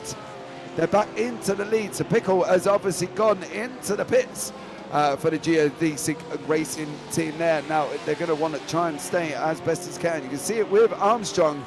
He is tucked up. If he gets any closer, he'll be able to go and see the exhaust of the Porsche in front of him. He's going to be trying to stay together as they come through the traffic. Campbell's got to be open at one point. There's a piece of traffic that Armstrong cannot get through, so he can lead off here as they go through the TCRs. Who goes on the grass, stays right for these guys. Oh, Chris, this is getting dicey, but this is the problem with Armstrong. He has to follow Campbell through, doesn't he? Because one hold up, and he could jeopardize it for the rest of it. He's got to try and stay right behind Campbell and force gaps that may not be there, and that's going to be a problem for him. Oh, it certainly is, and Campbell's actually in a very awkward position here, because he might not well know that Armstrong's taken tyres, or rather that he has and Armstrong hasn't, and probably still will have to. It might be said in some ways it's in Campbell's interest to just let Armstrong through. because this is quite risky, the driving these two are putting through at the moment. You don't want to jeopardise your race win because of a silly piece of contact coming through some traffic. Because okay, hold on. Let me stop you there. You go and jump into Sean Campbell's voice chat and go and tell him to let Armstrong through. And then what I would like you to do is jump back on the broadcast and tell us what Campbell said, because I can guarantee there is going to be no way in a month of Sundays is Sean Campbell ever going to let Armstrong through. Not going to happen there, Mr. Rowlands. I'm sorry to disagree with you. It's not going to happen this. Campbell is not going to go there. If you don't believe me, go and ask him. And then come back. He's placing more trust in James Armstrong than I perhaps would, but then that might be stemmed from the fact that I'd be braking a lot earlier than Armstrong would perhaps be expecting, because I'm not as talented as Sean Campbell. Maybe that lack of talent deficit is why Campbell has the confidence to stay out ahead. You can see he has slightly gapped Armstrong there. I just feel like, he's got a tyre change in the back. There's no need to take these risks this early into the race. We're not even at the halfway stage just yet. I don't think that matters. In Sean Campbell's head, he's seeing P1, and there is no way he even cares what is happening with Armstrong. He is running his own race. He can see it now. He's got the opportunity here to gap Armstrong. Look at the traffic in front. If Campbell plays this right, he's going to go right through the inside of the TCR, and if I was him, I would duck left upside the BMW, because that way Armstrong has got to try and do the same thing. That BMW is helping, and he's got to be looking at trying to do so. Armstrong's going to send out try and make the gap up the inside of Campbell. Campbell, use the traffic. Use the traffic. He's not going to let Armstrong through. Using that BMW, but now we've got a problem there side by side. Armstrong's taken the lead. Oh, Campbell went the wrong side of the traffic, and that allowed Armstrong to come back through, and that was the advantages of using the traffic. Campbell just got it wrong. He's done a stellar job all the way through his traffic management, and unfortunately just got that one section incorrect of which way he went on the rundown through Pilgrims, and now that is where he's now got to try and get back up to it. And that is the issue with making traffic management there, because he should have, in hindsight, Chris, gone the other side, but I guess he didn't quite gauge for the speed of the other car involved. Perhaps he's taken my advice, but he's done it in a way that's made it look like it was an accident. But no, I think I might be reaching there. Look at voice chat on YouTube, Chris. Look at voice chat. There's a few people disagreeing with me, perhaps. I think there was a lot of people disagreeing with you about the fact that you go into his voice chat and ask him to move over. It's asking a lot of Campbell there, where he's got Armstrong. This is where Armstrong's pushing has been really beneficial for him, is that he's put Campbell in a position where he's looking in his rear-view mirrors when really he needs to be looking far ahead to see exactly where to go. And I think that's very good driving. And it looks like we have Daniel Muth available to potentially commentate. So let's see if we can bring Daniel Muth in. Daniel, hello. How are you doing? And how's your race been so far? It's been pretty strong, I would say. Hey guys, hope my microphone is not that bad. Race is going surprisingly pretty good. It's like a little bit difficult for me personally. I'm like completely unfamiliar equipment, and Well, for those of you who haven't been in the Discord channel today, Daniel and Deutsche Payment are driving from the eSports lounge at the Nürburgring today in quite unfamiliar equipment. But I was also thinking, compared to last season, where you're sort of often running away with it, this is quite a competitive field you've got this season. Oh yeah, definitely. The guys are quick here. I think pace could be pretty good. So yeah, definitely a good race today. How are you finding the Aston Martin so far? It's a dominated field by the Aston Martin. It's been a very popular car since it's come onto the service. Oh yeah, it's pretty nice to drive. I like it a lot. Feels really stable and a little bit like a boat, but. So you've got Ben Kelly-McCauley in the car at the moment, currently in third position. Is the plan now for Ben to do the second half of the race, or are you planning on getting back into the car later on? I will probably jump back in for another stint, but Ben is doing a great job right now, and yeah. Yeah, it's looking good so far. Do you have a particular plan for how? Like, obviously, every driver wants to win, but Callum Brandt and RD Simsport have got quite a good gap. Are you still looking to see if you can get that victory, or are you sort of looking more at Sim 3D Sport in second and thinking that's our target at the moment? To be honest, we are mainly looking to finish the race because it's like, again, pace is struggling a little bit with the equipment here, so yeah. Spoken like a true endurance racer, I think. You can't take anything for granted. We're still only 2 hours into the race, though. Yeah, lots can happen, so we'll see. Are you spotting much for Ben, or are you sort of letting him get on with it? How do you guys prefer to race? Yeah, I'm sitting here. So we basically have like 2 rigs reserved for us here at the lounge. So yeah, I'm sitting by his side here and yeah, trying to support him as much as possible. And is it quite fun to be able to do this from the Nürburgring, or would you prefer to be in your home environment? Yeah, it's definitely an interesting experience. Personally, I would like to be at home to do this race there, so it's like nice and comfy. But yeah, being at the Nürburgring is like a whole different experience as well. So actually we have a team meeting today. So and like we had like conflict with the schedule. So that's why then we came up with the idea to actually do the race right here, and then yeah, that's what we're doing right now. A little bit sad that I missed the other team members. They got the chance to do a whole lap around the Nordschleife in the bus. So wow. So well, it's like a coach. So it's a bit sad that I missed it, but that's. Well, hopefully there'll be another chance for you. I think for sure there are 45 very jealous teams for you, and a very jealous commentary booth as well, because I think we'd all quite like to be at one of the world's most famous motorsport circuits right now. Thank you so much for having a chat with us, Daniel. Good luck for the rest of the race, and thank you. We'll talk to you again at some point.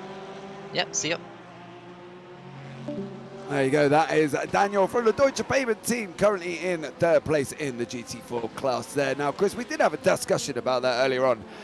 We know, obviously, it did come out that Daniel wasn't on his own equipment. I believe, though, there wasn't much sympathy from YouTube chat for Daniel about the fact that he was at the Nordschleife circuit. I don't know about you.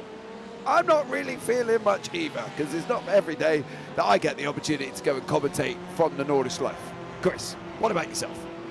I've never had a chance. It would be lovely. Although, are you saying that my living room isn't as famous as the Nürburgring? Well, no. I mean, the takes that come out of this living room are about as hot as the track surface at the Nürburgring. Well, this could be true, but at the end of the day, you know, as famous as your living room is, I would still rather be at the Nordschleife circuit. Commentating, Chris, you know, look, there's nothing personal, Chris. There's nothing against your living room. I'm sure it's lovely. But in the Nordschleife setting, I think I would love it as well. So if anybody who's out there needs 2 commentators, me and Mr. Chris Rowlands, and I'm sure Tim Cox would love to come with us as well, maybe even producer Sean in the background there, hit us up on TSS and give us an invite. We'll come over, you know, we'll be quite happy on our way over there, won't we, Chris? Oh yes, and you say maybe, Sean, but I can't imagine any situation where the 3 of us can get there without his esteemed guidance. Chris, just don't tell him. Just don't tell him to go. Oh, so we're he's not paying me, so I'll throw him under the bus now. We're off to Germany. Yeah, we're just shush. Don't say anything. We're just not tell him we got the invite or something. Just be fine. It'll be fine. Sean will never know. He won't know. But honestly, anyway, Chris, after our little waffle on for a couple of minutes there, back into the racing as we see Thomas Dunn in the Lambo. They're trying to he's currently in 12th place. He's got about 6 seconds to the car in front. However, he has got the ever-looming Thomas Mocek from JT Sim Racing in the Ferrari coming up behind him. He is now obviously swapped over. I believe Koji was in the stint for the first car, and now Mocek has taken over. So that's going to be an interesting one to see how that develops now and sees what happens now. A couple of incidents I want to try and catch up with while we were doing the interview. Backmarker Racing Yellow Track Limit Racing is awarded for Backmarker Racing there for unavoidable collision. So they're going to have to be quite careful. So we're just going to have to see how that one works out. That was initially their for them for causing an avoidable collision. So just have to be careful for backmarker racing. And also I love this one that's just come through. 10-second stop and hold for Apex Tech Racing for an unsafe overtake and causing a collision, with the little sentence underneath that says, let's work together out there. So, so they're obviously got their wings and they've got to try and all work together to see how that materializes. They have still got 1 hour and 55 minutes remaining. We are on board with Muniz from 49 Motorsport Maroon. He's got the Evan Picot, Alpine Stars, Geodesic, Chris, what is it? Geodesic Racing Team. There you go, Chris, my translator. Love it when he's in the booth. He fills me in on all these complicated names as well, which is fine. He just keeps us English commentators on track, gives us his translation, and instantly we get it. So this is the battle for the 5th and 6th place in the GT3 Pros currently on circuit. It's getting spicy there, Chris, considering it's 5th and 6th, and we've still got 1 hour and 55 minutes remaining. Well, you know, it's the pride of it as well. This is, again, very, very opposite to what I was talking about 10, 15 minutes ago in relation to Armstrong and Campbell. But when you're in the car, it's an ego thing. You want to be ahead of the guy in front of you. That's the whole point of racing. You've just got to, sometimes in these endurance races, you have to moderate that a little bit and realise that, you know, there's no point taking extreme risks because you still need to try and finish the race, like Daniel Muth from Deutsche Payments was saying as we were interviewing him. But, you know, these guys at the top of each of these classes, they've kind of demonstrated they can manage to keep a car on track for 79 laps they're up to now. It's pretty incredible how many laps they'll do of Brands Hatch in just 4 hours. And yeah, these two are driving pretty sensibly at the moment, considering how close to each other they are, and also something that I don't think I've seen before: clear air. Yes, I'm sorry. I was paying attention to you, Mr. Armstrong, Mr. Rowlands, as I always do. You know, I love the sultry tones of your voice whenever we're in the booth together. Eric Molinati has basically said it's a soft E, not a long E, boys. So Chris, he's put it in chat. You have a go at that one. Let me know how you get on there. So we see how this materializes now. Armstrong, Campbell still in 1st and 2nd. Silliman is doing a stellar job in 3rd place. Corfraw in 4th, and this is the battle for 5th and 6th. That's Munoz and Picot in 5th and 6th in the GT3 Pros. So there you go, Chris. Did you have a read? Yeah, I've seen that. I'm not going to attempt it just yet because it'll come out horribly wrong. I'm going to blame it on my fantasy regional accent. If you can say I have, I mean, Southeast England. Not sure how regional that is, but we'll go with that. But I think if I had a go, I would say it was geodesic. Geodesic, I think. Geodesic. I think that's more the idea, isn't it? Geodesic. I've heard plenty of their drivers say it plenty of times, and it just flies out of your brain when you're watching such close racing. Is the excuse I will go with this time round. Yeah, you would have loved it last night, though, Chris. Literally, I was in a league with some very interesting names, people from Norway, Croatia, and yeah, it was a very interesting thing as well, with some of the rather long, complicated names I could have done with you to fill me in on how they were pronounced. But we managed to fight our way through, as we do, as you see James Armstrong scything his way through the field. And there's Rob Sutherland, in the RD SimSport car, trying to make his move through the field there, currently on circuit, trying to stay with Thomas Dunn from the Burt SimSports in the Lamborghini up front. You can see it there. Car number 185 slides, trying to keep ahead of Rob Sullivan. Rob Sutherland is on the move.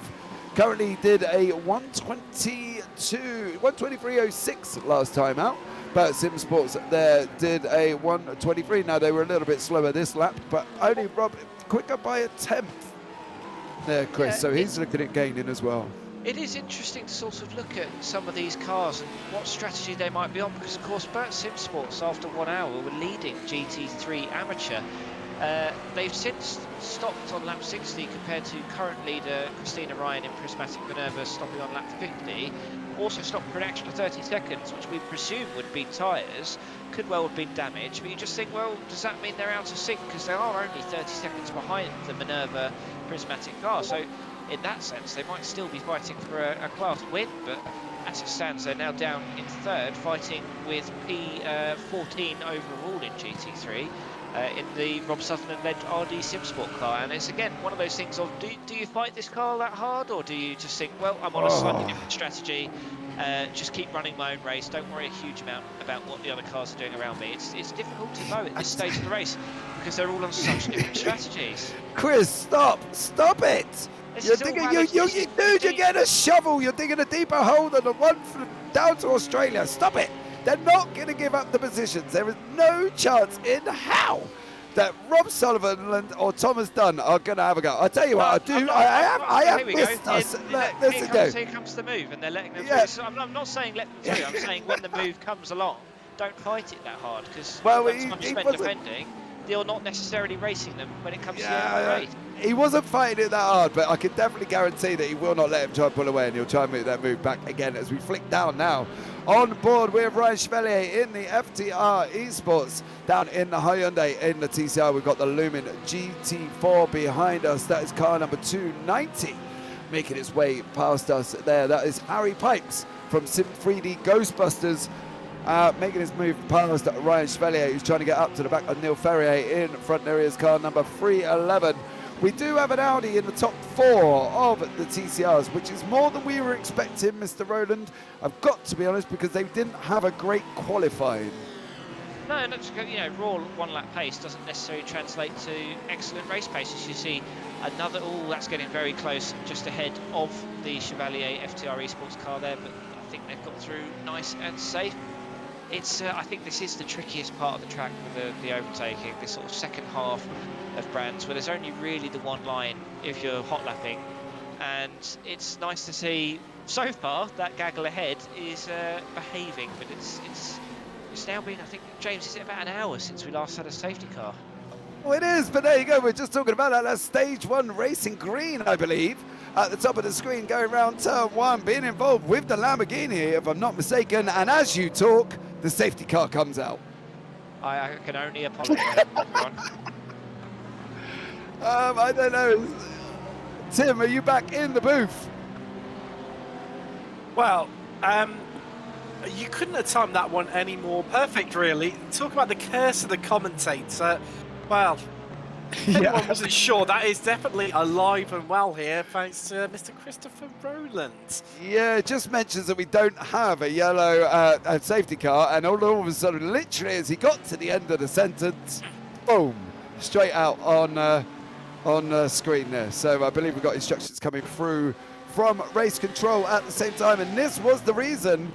And there we go, was contact. I believe that was the stage 1 racing green team there being in contact with a Lamborghini. Comes across and manages to stay well out of trouble there, Tim, but welcome back into the booth. He's lucky stage 1 racing green there. Ivo Linden did not get hit. He managed to get the safety car almost just before any more contact come into line. So Tim, there you go, my dear. Wow, it's definitely, it's been interesting, hasn't it? You look at the last hour, we've gone a whole hour without a safety car after the first hour was absolutely littered with them, and I think the few people out there are going to be looking forward to this one, hoping for it. I was chatting to a couple of drivers while I was on the break, and their teammates, and a couple of them were saying that they wouldn't want it, a couple of them saying they would love it right now, and it's definitely played into some people's hands, but this is the beauty and the beast of this series, is the safety car feature, yet again being displayed at the forefront, and wow, let's see what happens inside the last 2 hours. It's still very much all up for grabs, could go any which way. Yeah, it definitely can, mate, and that is me going to go and get a nice cup of well-deserved tea. I'm going to leave you, definitely, Mr. Cox, in the capable hands with Mr. Rowland, who has, I will tell you now, Tim, Chris has definitely had his coffee. Okay, so you may want to, chop him off in the middle somewhere, because he was going a little bit. And I think he's showing his softer side of racing as well, telling the drivers to move over, which YouTube chat did not agree with him, Tim. So, but there you go, guys. So that is me done. Thank you very much, and I will catch up with you all soon. Yeah, thank you very much, James, for looking after us for the last hour with Chris, and well, this is going to really hot up this battle for the lead overall in GT3 Pro. It is Sim 3D Small Predator versus RSR by Butt Kicker.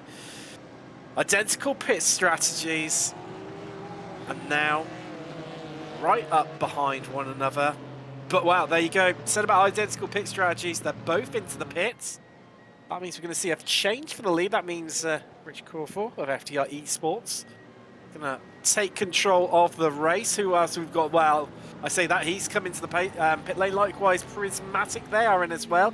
11 Temps, RD Simsport, Bert, Matt in black, and Track Limit Racing, all in from GT3. GT4s, we've got Effect from the lead. They are in.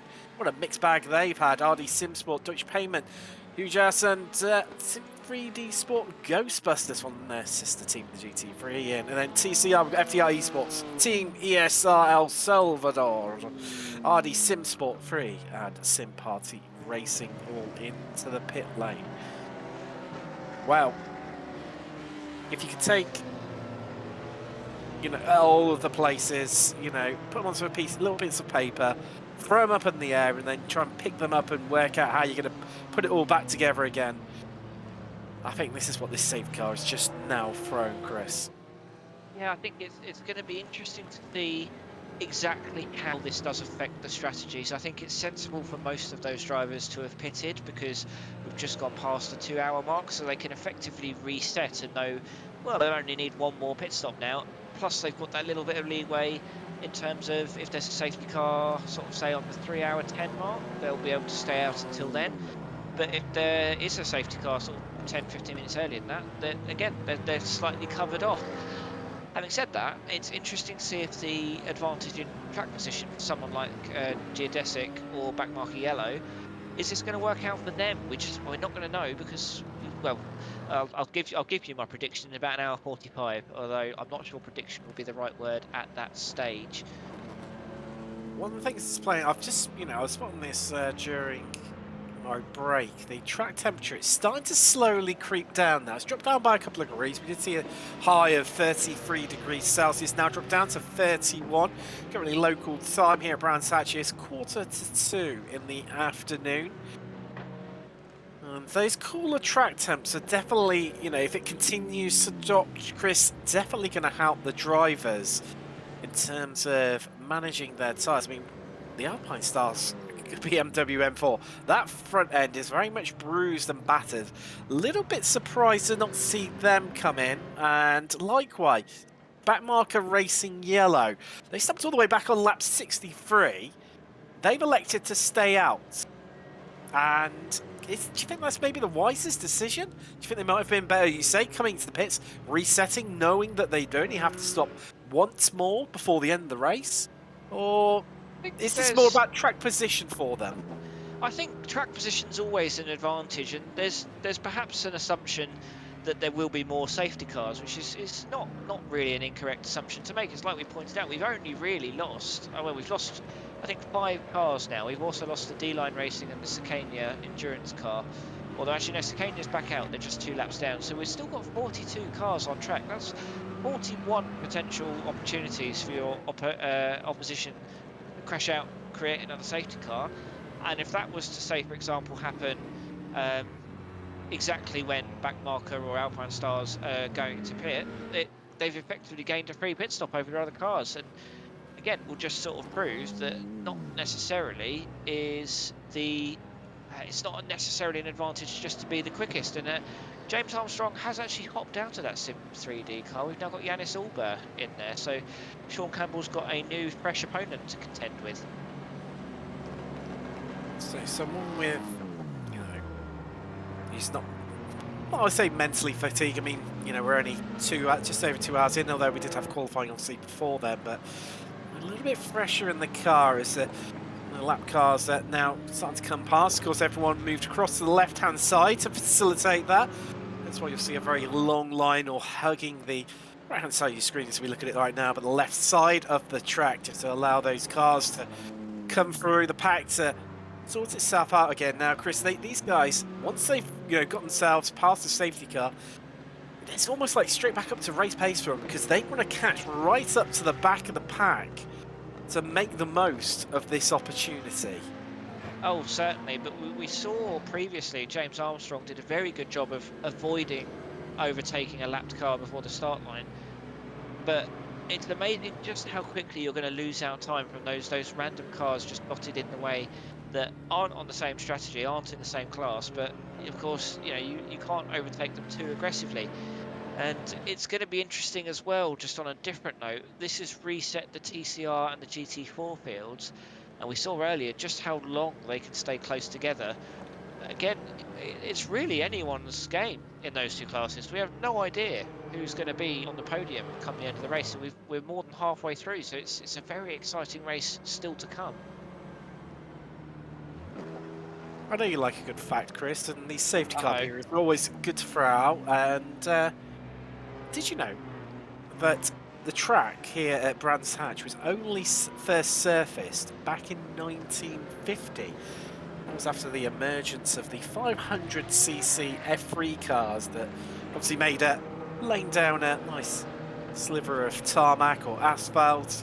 I don't know what part of the world you're from. Really imperative to bring that to the circuit, and it was duly done so, as mentioned, back in 1950. And of course, the course then, it resembled more of the Indy circuit, minus the Druids loop, as you were. And in the process, it became Britain's first post-war purpose-built circuit. You are a font of knowledge, Tim. I don't know where you pick all of this up from, because you certainly weren't around at the time. I know you're a bit younger than that, a couple of years younger than that. Yes, although it just amazes me when certain things happen. You think, God, am I really that old now? But there we go. But as we're just in the safety car period, let's have a bit of a mention to some of our sponsors for this series. As ever, they've both returned after last season and the success that it brought them. So first off, we have got Go for the Gap, if you're looking for the very best in motorsport prints and artwork. You follow them on their socials, Twitter and Instagram, by searching for Go for the Gap.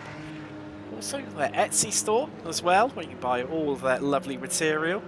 It's also Go for the Gap. So make sure you check those out. There's some absolutely fantastic stuff. I love their range of F1 inspired Christmas cards on the run up to Christmas. And then we've got Sim 3D, owned by Calvin Dent, who's running in this championship, and it's got a few teams entered in here as well.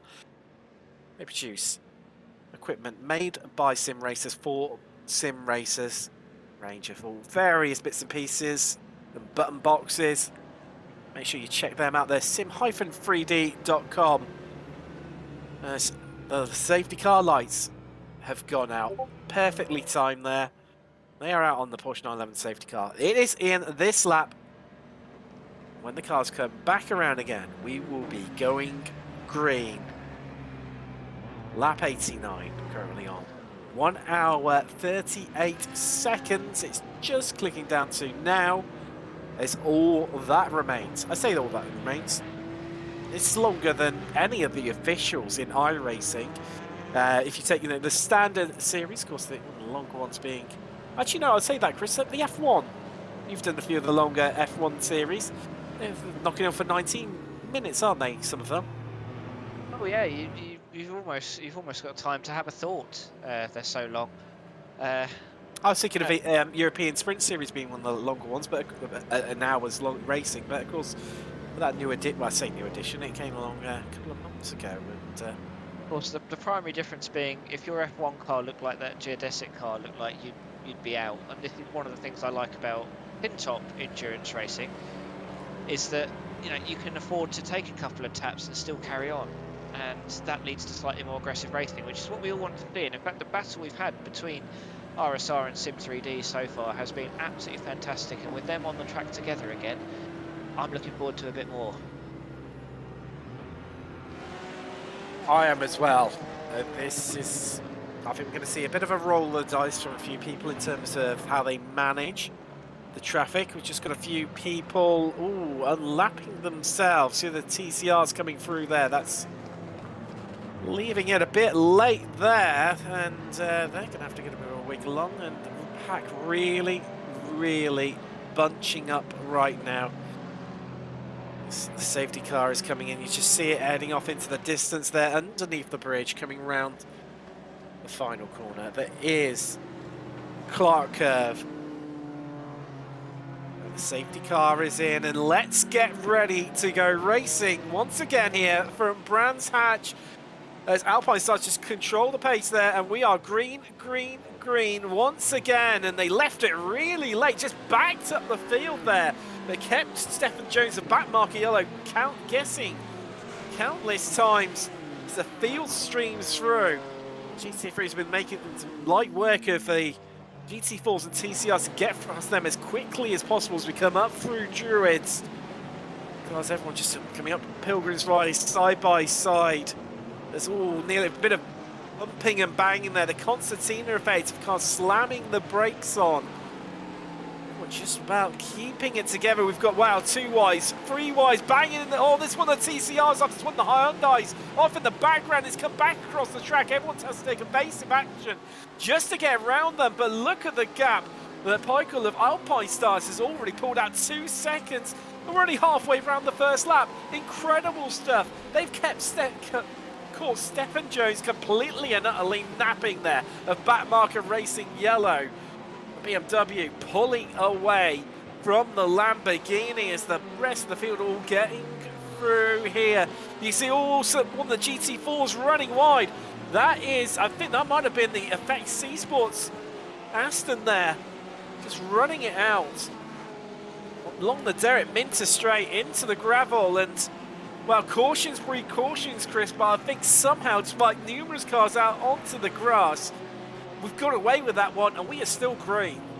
Yeah, most of those incidents seem to be reasonably well controlled in terms of the recovery. I'm surprised we didn't see any sort of follow through on that first incident coming down the Cooper Straight after the Graham Hill bend. But I think the difficulty for Stephen Jones for backmarker racing yellow is that the car in between them and Geodesic, it was Philip Schwartker in the Track Limit Racing GT3, and of course they're, that's the same machinery, so yes, they're a lap down, but it's going to be that much harder to get past, especially on cold tyres on a restart. So we've seen that in previous safety car restarts, intelligent usage of lap traffic by the leader to bridge that gap, and it's now 2.5 seconds. Oh, so Chris, this is going to be a big move here that's going to be pivotal for the race. That is Campbell of RSL by butt kicker making the move on the Sim3D Sport Predator team of Yanis Albert currently on board on that one. Just ran it in too deep into 30s, got wide, was slow getting on the accelerator, and Campbell said thank you very much, I'll have some of that gap, and just nipped past. And that could be a really, really key moment in the story here of Brands Hatch and the final result. It's going to be interesting to see the difference between how Armstrong was driving in that Sim3D Predator team versus how Allbird is going to drive in that car, because Armstrong, very aggressive, very confident driver. We haven't seen a huge amount of Allbird yet so far, so how much is he going to be able to match that aggression, and is that going to keep Campbell off his game, or can Campbell perhaps relax a bit more now? We're seeing a battle for second place there in TCR. Fitzpatrick versus Chevalier. Chevalier still holding on to that second place right now for FTR Esports. Fitzpatrick, the Irish driver, needing the luck of the Irish to keep with her at this stage as Chevalier runs a bit wide from the FTR. This could be back on again. They're right on top of one another. The Prismatic car now harassing and harrying the FTR Hyundai Elantra. And this is where it gets tricky, because these GT4s want to get past. They can see these two battling, so they don't want to get in amongst it. They get caught out where one of the TCRs is just looking in the mirrors, but wow, I tell you what, that's really separated the pair of them. There's Coast of Texans just forcing the move there, and well, we've got 3 car classes all on top of the nearly 3 wide on the run up to Hawthorne Bend. Oh no! And I said you had to be careful in traffic, and that is them gone, and that was your leader. In GT4, they've kept the car running. They're back on the track, but they are missing a bonnet, and they have to wonder, what damage has been done to the suspension or the steering column, and that could be detrimental for them. Oh, certainly, and it was quite a big hit and head-on, which is never going to be good for the bodywork of that car. And I was just about to say, when you were going to throw to me, that I think those two leaders need to think about perhaps cooperating at least for the next half an hour or so, because they had an opportunity with a 6 or 7 second gap back to Cookstrasse in the back marker racing orange car. They had a real chance there to try and build that gap a bit further and guarantee that between the two of them they could perhaps sit on the top 2 steps of the podium.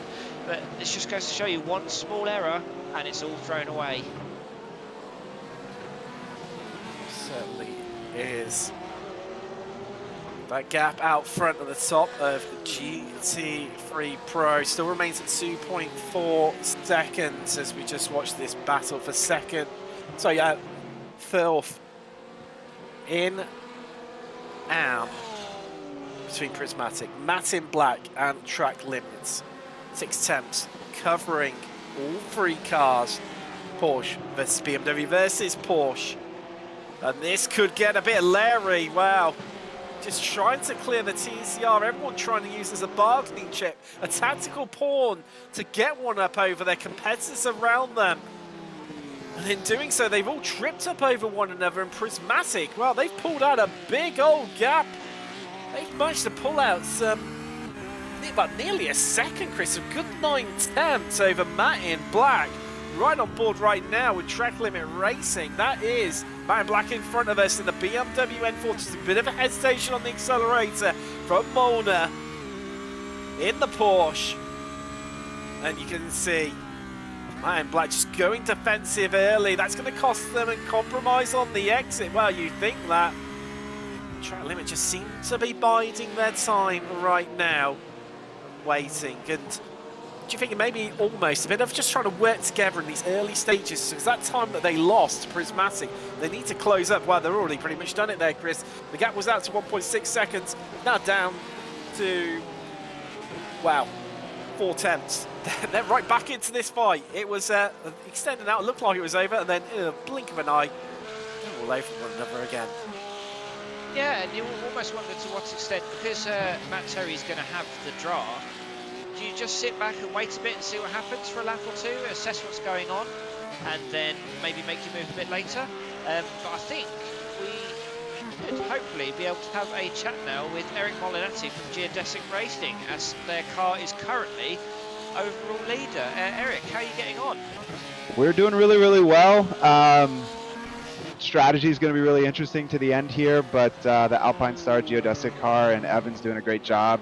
I'll be jumping in about 20 minutes, and from the looks of it, I think we have at least one less pit stop than Sean and Sim3D, so I think it could be really close at the end. You must have been quite pleased to see his restart just now. We saw him very intelligently bridge that gap to backmarker racing yellow, and he couldn't be leaving you in a much better position, assuming the next 20 minutes goes okay. Yeah, Evan's just done a flawless job. We've had a little bit of contact here and there. All racing incidents happens when you've got such a diverse field here, but overall I think we're in a great position and excited to get in the car and see if we can bring this one home. How are you finding the BMW? Because I know last season it ended up being quite an unpopular choice, but it seems that the balance of powers suiting it a bit better this season perhaps. Yeah, I mean, last season we were in the BMW as well with Sim3D Sport, and we won that championship. So I think the BMW is just a better overall car and really safe. So in these long endurance races, it's you can just really settle in and find a groove. And Evan and I worked on the setup all week, and we're enjoying it so far. That's good to hear. Do you feel like even with the perhaps pace advantage RSR and Sim3D have, that because the strategy seems to be working out, you can perhaps take them in the race if it came to a shootout between the three of you? We believe so, yes. That is good to hear, because we want to have lots of nice close racing. I'll let you get prepared for your stint, because I know it's not long to go now, and we wish you the best of luck, and we hope we get an excellent battle for the lead. Sounds great. Talk to you guys soon. See you soon. Cheers. All right. Cheers. But they're really, making hay, but to be fair, back marker are closing up on them, Chris. That gap is only 7 attempts. So the prismatic cars, that is Elise May now in the car. The AM category currently 18th overall right now. Closing in on the Track Limit Racing Porsche just ahead of them. The Lamborghini not too far, yeah, that's a lap down, the Lamborghini behind them.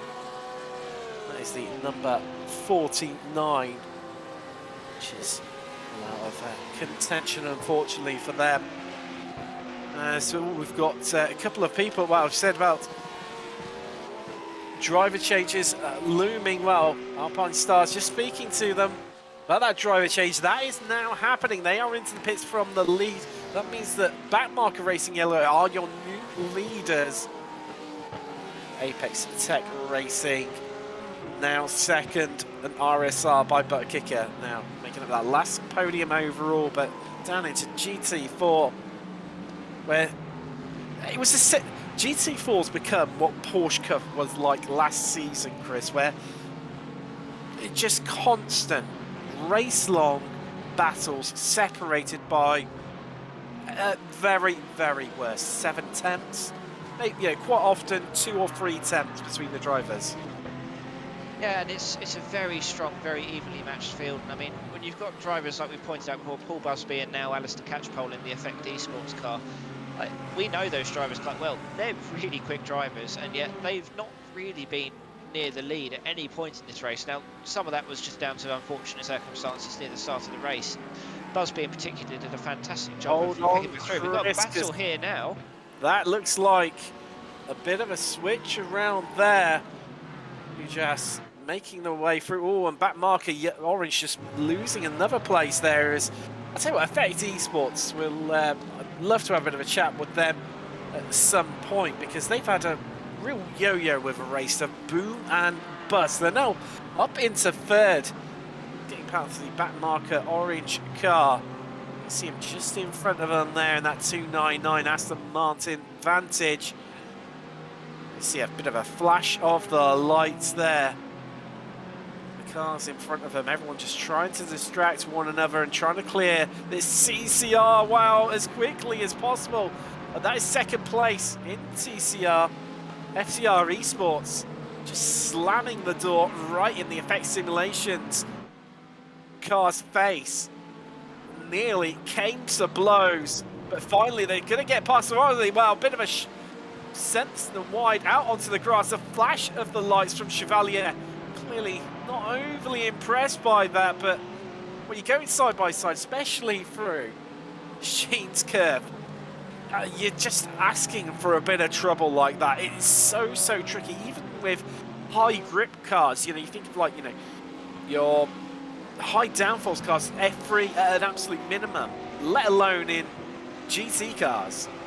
Well, the extra weight of the tin tops can work to your advantage in the sense that you can rescue those two wheels on the grass a little bit easier if you know what you're doing than you can in an open wheeler, because of how light they are and how easily they will slide when steering. And I think, as much as I've been saying these drivers need to chill out and calm down, we are now getting to the crunch point of the race where you do start having to drive a little bit more aggressively. Chris, this one definitely isn't calming down. This is all over 12 in GT3 Pro right now.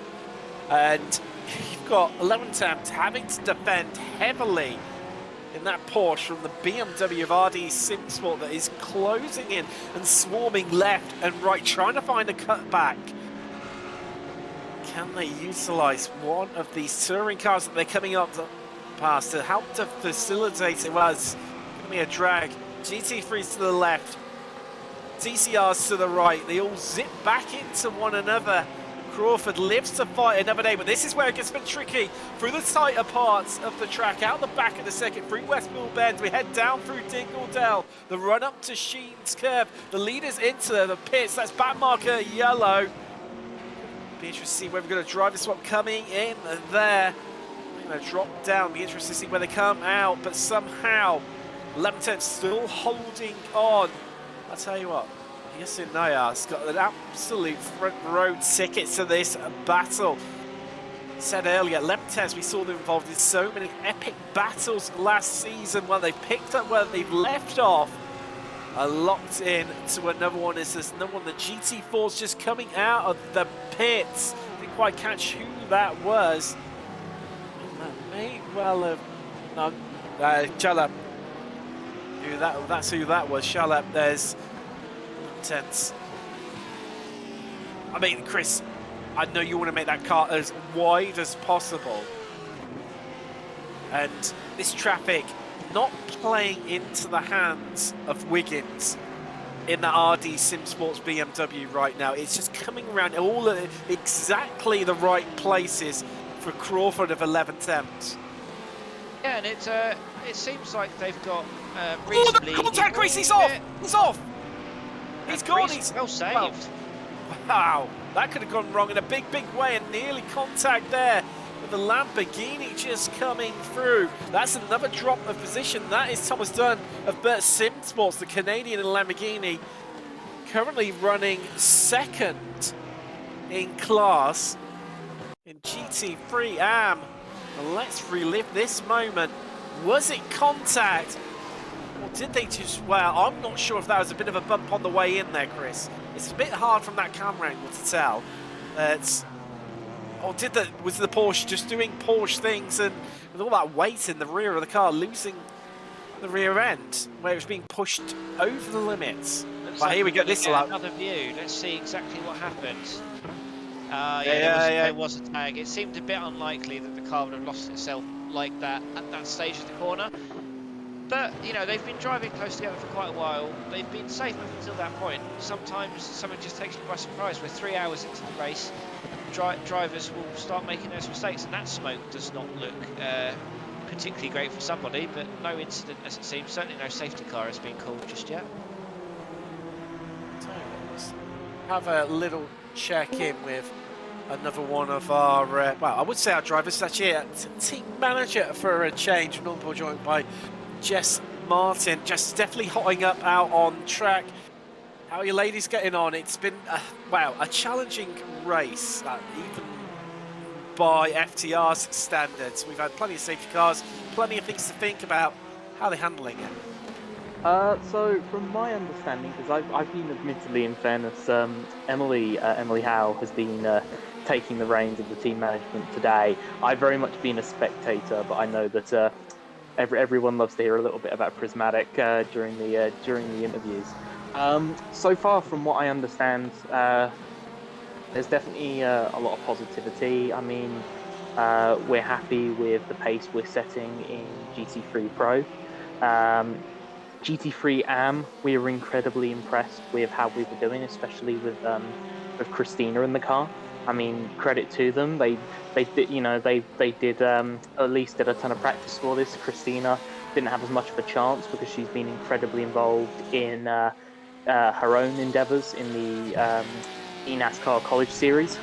But I tell you what, you know, she's been an absolute credit. Both of them have been an absolute credit today, and obviously Saoirse, who I'm surprised is still out in the touring car, has been absolutely incredible also. So massive thumbs up to her. So I'm definitely while it's been challenging, I've certainly been a proud manager for sure. Great to hear, and great to hear that we're all enjoying it. We'll well, maybe we'll catch him with you a bit later on. That's Jess Martin, team manager for numerous prismatic squads we have running here today at Brands Hatch. Well, I tell you what, Chris, this is really hotting up right now. The battle for the lead overall in the GT3 Pro. Sean Campbell is hunting down Tom Mayle of Apex Tech Racing, the Brit. Well, the only thing playing slightly into his hands maybe is that both of those cars, being the Porsche 911 GT3, they're going to be strong and weak in exactly the same parts of the circuit. Yes, and again, it flies in the grain of what I've been saying about drivers need to sort of run their own race. But Sean Campbell is only 5.5 seconds clear of the Sim 3D car. He's going to be thinking he needs to clear Tom Mayle in the Apex Tech Porsche as soon as possible, because he needs to keep that gap as high as it can be. Now, Tom Mayle is not a slow driver. The fastest lap that Apex car has done is a 20.99. and Mail is within a second of that, which, considering how far into the race we are, is very impressive indeed. And also it's just nice as well, really. This is what, our 6th different team leading this race in the 2.25 hours, 2 3/4 hours we've been going. I think, considering the pace that Campbell and Armstrong in particular have shown, that's really good to see how competitive this GT3 field actually is, because we've still got the top 3 within 6 seconds of each other, and seemingly on very similar strategies, although Apex may still need to take tyres in their final stint. So they might well be hoping for a safety car, because that effectively frees them up a bit. Well, last time you mentioned about safety car, Chris, as they scythe through the pack. Yeah, last time you mentioned about it, we had a safety car, and wow, that's really, really played into the hands of Mail of the Apex Tech Racing team, because he has cleared through the traffic far better than RSR have, and now also has the Ferrari, the Schwarg in between them. That is our leader in Am, in the Ferrari, the highest of all the Ferraris in the whole of GT3 right now. It's all just out onto the grass. You can see the marks left in the grass from it.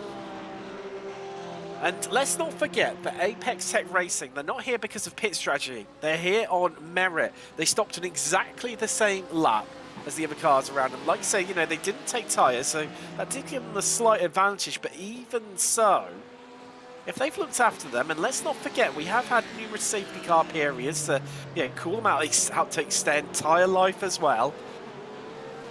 This could be a real interesting fight to the finish, as you mentioned. Sim 3D Sport Predator, not a million miles back the gap, about 6.7 seconds. And it's Campbell find a way past. I mean, the gap behind to Albert of Sim 3D is neutralising right now. So you can afford to just almost sit behind Mail, bide his time. Which I think is going to be really, well, this is where it gets interesting once more as they come up to some traffic. A bunch of CCRs, and it can get a bit leery here because they're banging bumpers. Well, they move through with relative ease, just slaloming their way through the traffic and dispatching them with just relative ease. Well, you'd like to think if they can't get used to lapping these cars around this track after 104 laps, then they're never going to. But that's underselling the skill that it requires. Everyone is driving really well at the moment. And speaking of people driving well, we've got another interview for you lined up. This time we've got Effect eSports' Paul Busby. Paul, how's the tooth, or rather, how is the space where the tooth used to be? It's sore, we'll say. How have you found driving under those conditions? You had a very strong race after the first sort of 20 minutes. Yeah, less said about the start the better. That was quite embarrassing. But yeah, after that it was good to get my teeth in. Yeah, it's absolutely mental in the traffic. It's like everyone's on the M25 trying to get home for their takeaway on a Friday night. It's insane. What's Alistair doing for you at the moment? Are you hopping back in the car, or is it him till the end at the moment? No, I'm going to be jumping in for the last stint. We're hoping we can make it just one more stop. Oh, sorry to cut you off, gents. There was a TCR just off track there. No, it looks like we're remaining green. That did look like it was, I think it might have been a lease main there, but no, I was just a bit worried for you there where it might have gone yellow, but no, we're still green, so sorry. Apologies about that. To be honest, at this point, a yellow wouldn't be the worst thing in the world for us. We wouldn't be too upset with it. But yeah, we're trying to make it stretch so that we've only got one stop left to do. We're in a good spot, open for a podium, and yeah, see what we've got. Do you think a win is still on, or do you think it's going to require big strategy changes? Because that RD SimSport car has been lapping very quickly all race. Yeah, they look very, very, very quick. I think it's going to take the earth moving to shift them out of P1, to be honest. But we'll try our best, and we never know. Still an hour and 10 minutes left. Still could be any number of incidents and all sorts. So yeah, just got to put ourselves in position for the last kind of 15-20 minutes for the crazy sprint at the end. Well, good luck, Paul, and to Alistair, and we hope you can catch that huge ass just in front of you. Cheers, Chris. Take care.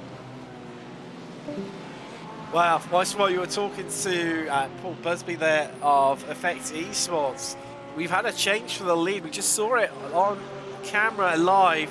Campbell flipping up the inside there through Druids. And now starting to pull away the gap out to a second while they were battling. So 3D Sport, they have closed the gap up to them, taking around about 2 seconds out of them. But surely this is hammer time now for Campbell, just to extend the gap, pull away. Well, there you go, look, 2 attempts, 3 attempts. You can almost sit here, 4 attempts, you can sit here, just watch it go up visibly in the timing tower, left-hand side of your screen right now, Chris. Yeah, he's definitely throwing some shapes and not settling for anything less than 100%. A very tricky stage of the race, because as we were saying, talking with Paul just now and with Jess and with Eric before that, so much of what happens in the last hour and 10 minutes comes down to, is there going to be a safety car or not, which is also sort of related to, can everyone deal with the traffic okay? We just can't, you can't make particularly strong predictions, because we just have absolutely no idea what will happen in terms of that final round of pit stops. We are very much now, these GT3s are not far away from being able to make an entire tank of fuel last till the end of the race. Now, there would be some slightly heroic fuel saving needed if it was to happen right now, but that's what we like to see in endurance racing. So I'm going to see if my magic powers will work for a second time. We've not had a safety car for a while, Tim. Well, no, it's not worked. Sorry. No, it's not worked. No, you're Kirs, the commentator there, not working as well. Despite Campbell pulling away, he has a male of Apex Techs Racing has managed to close up a bit more of the gap. Oh no, apologies, it was his sister car there, just confusing me a little bit. So watch this battle in TCR. This over 38th place overall, 8 in class. Texent versus Marshmallow Racing, the 2 Hyundais scrapping it out. Can you believe it? After 2 hours and 50 minutes of racing, there's some safety cars in the middle, but these two are just separated by a mere half a second. And he's got the one of the BMWs coming up behind him. That is the 3rd in class and overall Sim 3D Sport Predator, BMW M4 GT3 Pro. Just making it relatively easy to get past them there, and these two can resume a battle. Again, this is where we were saying about this earlier, Chris. It gets a bit tricky because when you're in a car that's evenly matched, you know, it's exactly the same manufacturer. We saw obviously the battle for the lead. 2 Porsches, we've got 2 Hyundais in this case. Cars are weak and strong, or exactly the same points of track. It all comes down to the drivers. And exactly. what can Weinreich do right now to try and close this gap to Bass, who's ahead of him? Well, to some extent, they'll know already because they've been racing each other for the last 3 hours. You sort of have to just gather information as a driver. Some of this is intrinsic. You're basically thinking, right, where is that driver? Where is Ethan Bass? Where is he weak? Where is he strong? Is he particularly bad at dealing with traffic around a certain corner? Maybe I can take advantage of that. Does he brake a bit early round a certain corner? Maybe I could go for a lunge there. Sometimes you just have to put all that to one side and just take an opportunistic move, because of course all this time that he's behind Bass and the TechSense car, he's saving that little bit of fuel because of the draft. He's not having to worry about cutting a path through traffic because that's being done for him. So there are advantages to being behind a car if you don't feel like you're being held up. Now of course, if he feels like, now you look at their fastest laps, they're pretty much identical, there's 600ths of a second in it. They might well just at the moment be happy to just keep going, paired off with each other, and then maybe he can leave him in the pits. You could always go for a cheeky undercut, for example. Don't necessarily have to do it on the track. So let's have a bit of a chat to drivers now joined by Neil Ferrier of RD Simsport. Neil, well, it's been a bit of a mixed bag for yourselves at RD, hasn't it? It's some good success, some not so good, and some middling, really. The full spectrum. Yeah, from one end of the scale to the other at the minute. But to be fair, it's to be expected. with some of the guys like the GT3s being a lot faster, and then the GT4s not having the corner speed but having the straight line speed. So it's traffic management's a big part at the minute. And with the safety cars as well, it's not kind of worked in our favour in that one where we could get in the pit lane and do our driver changing stuff when we needed to. So we'll see how it goes for the last hour and a bit. Are you expecting just to stop the once inside the last hour, or do you think there's going to be, is it going to be cutting it a bit fine and a bit of fuel saving to just stop the once? I think we should be okay to make it to the end just on one stop there, because we kind of done that. I'd done half a stint there just before that safety car, so yeah, we should make it to the end. But yeah, if you look at the front of the car, you'll see we've got some front end damage. Oh wow, Josh Wiggins, oh, having a big incident there with one of the prismatic TCRs. Yeah, so I might have to jump out. Yeah, go on, we'll let you go and deal with that one, Neil. Yeah, all the best, and hopefully there's no major issues. Yeah, thank you, buddy. I'll speak to you afterwards. Well, big. Cheers. So, Neil Ferrier there of RD Simsport as well. Just chatting to us, Josh Wiggins having a bit of a coming together there. Was Lilac Zayev, prismatic in the TCR. He's currently running 10th in class. Have to wonder what damage it's got. I mean, talking of RD Simsport, the RD Simsport 3 TCR looking a bit bruised and battered. So this is how it happened. Closing speed here a bit, Chris. Oh yeah, they all tripped over one another, moved left, misunderstanding. So the other one moved left, and then they both moved right and came together and all on top of one another at Sterling's.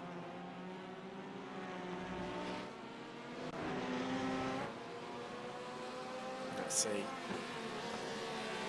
what sort of impact that's going to have on their races right now.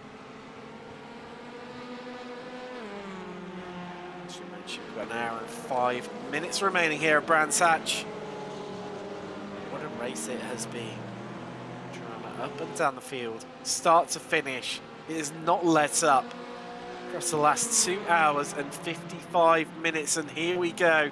For a change in position. They've been lining this one up, have Marshmallow Racing, for lap after lap, and now just 2 attempts behind Tech Sense. But tell you what, they are closing in on Team ESR El Salvador. Now let's not forget that that team running right at the sharp end of TCR. They have just pitted, so hence why they've come down through the order. And they are, well, actually, under pit stops. It looks like, I think they've actually lost the place to the Sim3D Robocop team. That's because they took tyres, the Team ESR, whereas Sim3D elected not to. All the cars in front of them being FTR eSports, Driveline, RD Simsport 3, Sim Party, and RC Simsport 1 are yet to take another start. But as we're just talking to Neil Ferrier there, we know that they will have to stop again for definite. I mean, that's pretty much a given. It is just the once.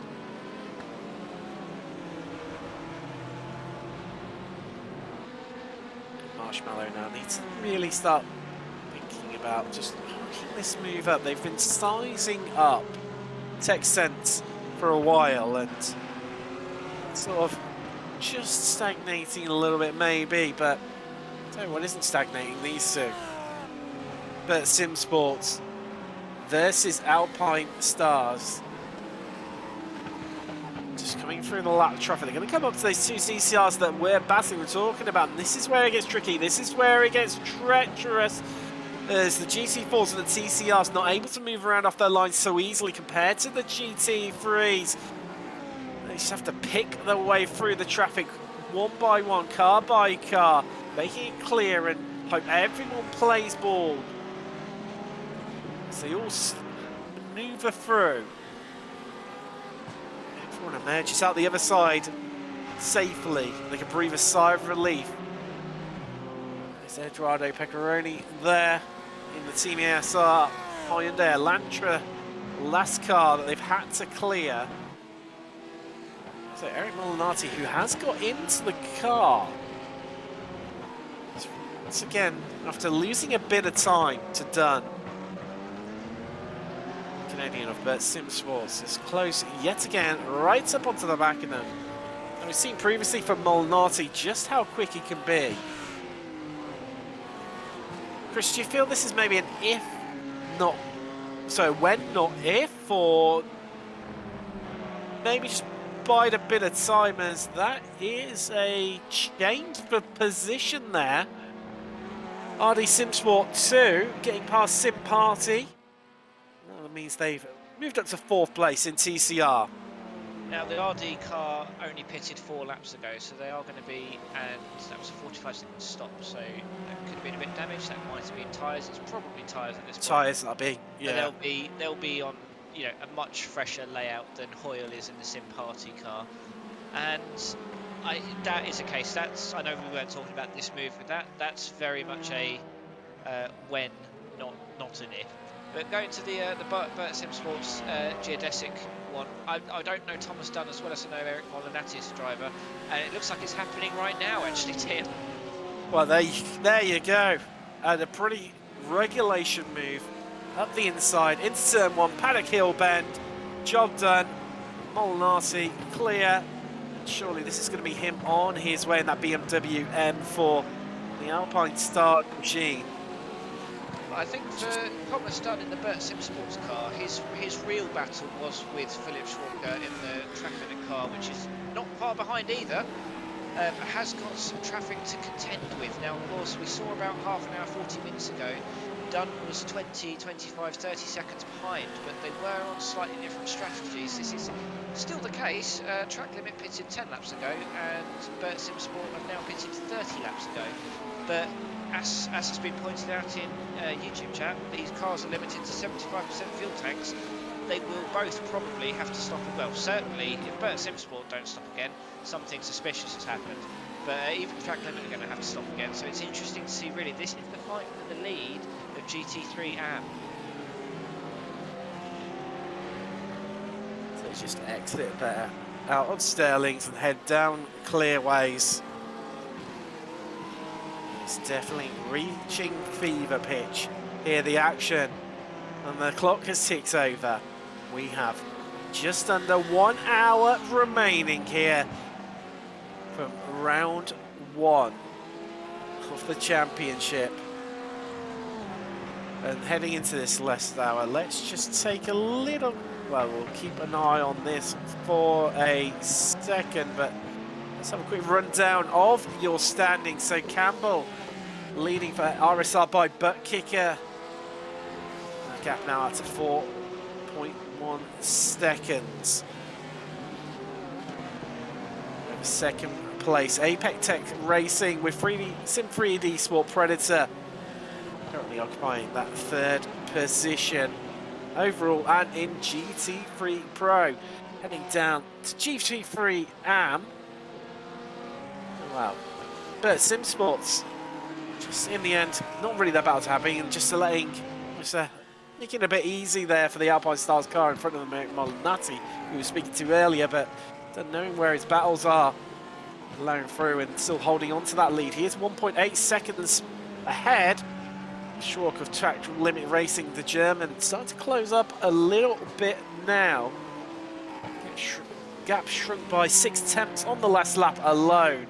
They are second in GT3 AM, and in GT3 AM, wow, Matt in black, they've had a cracking race, and yeah, the last car on the podium.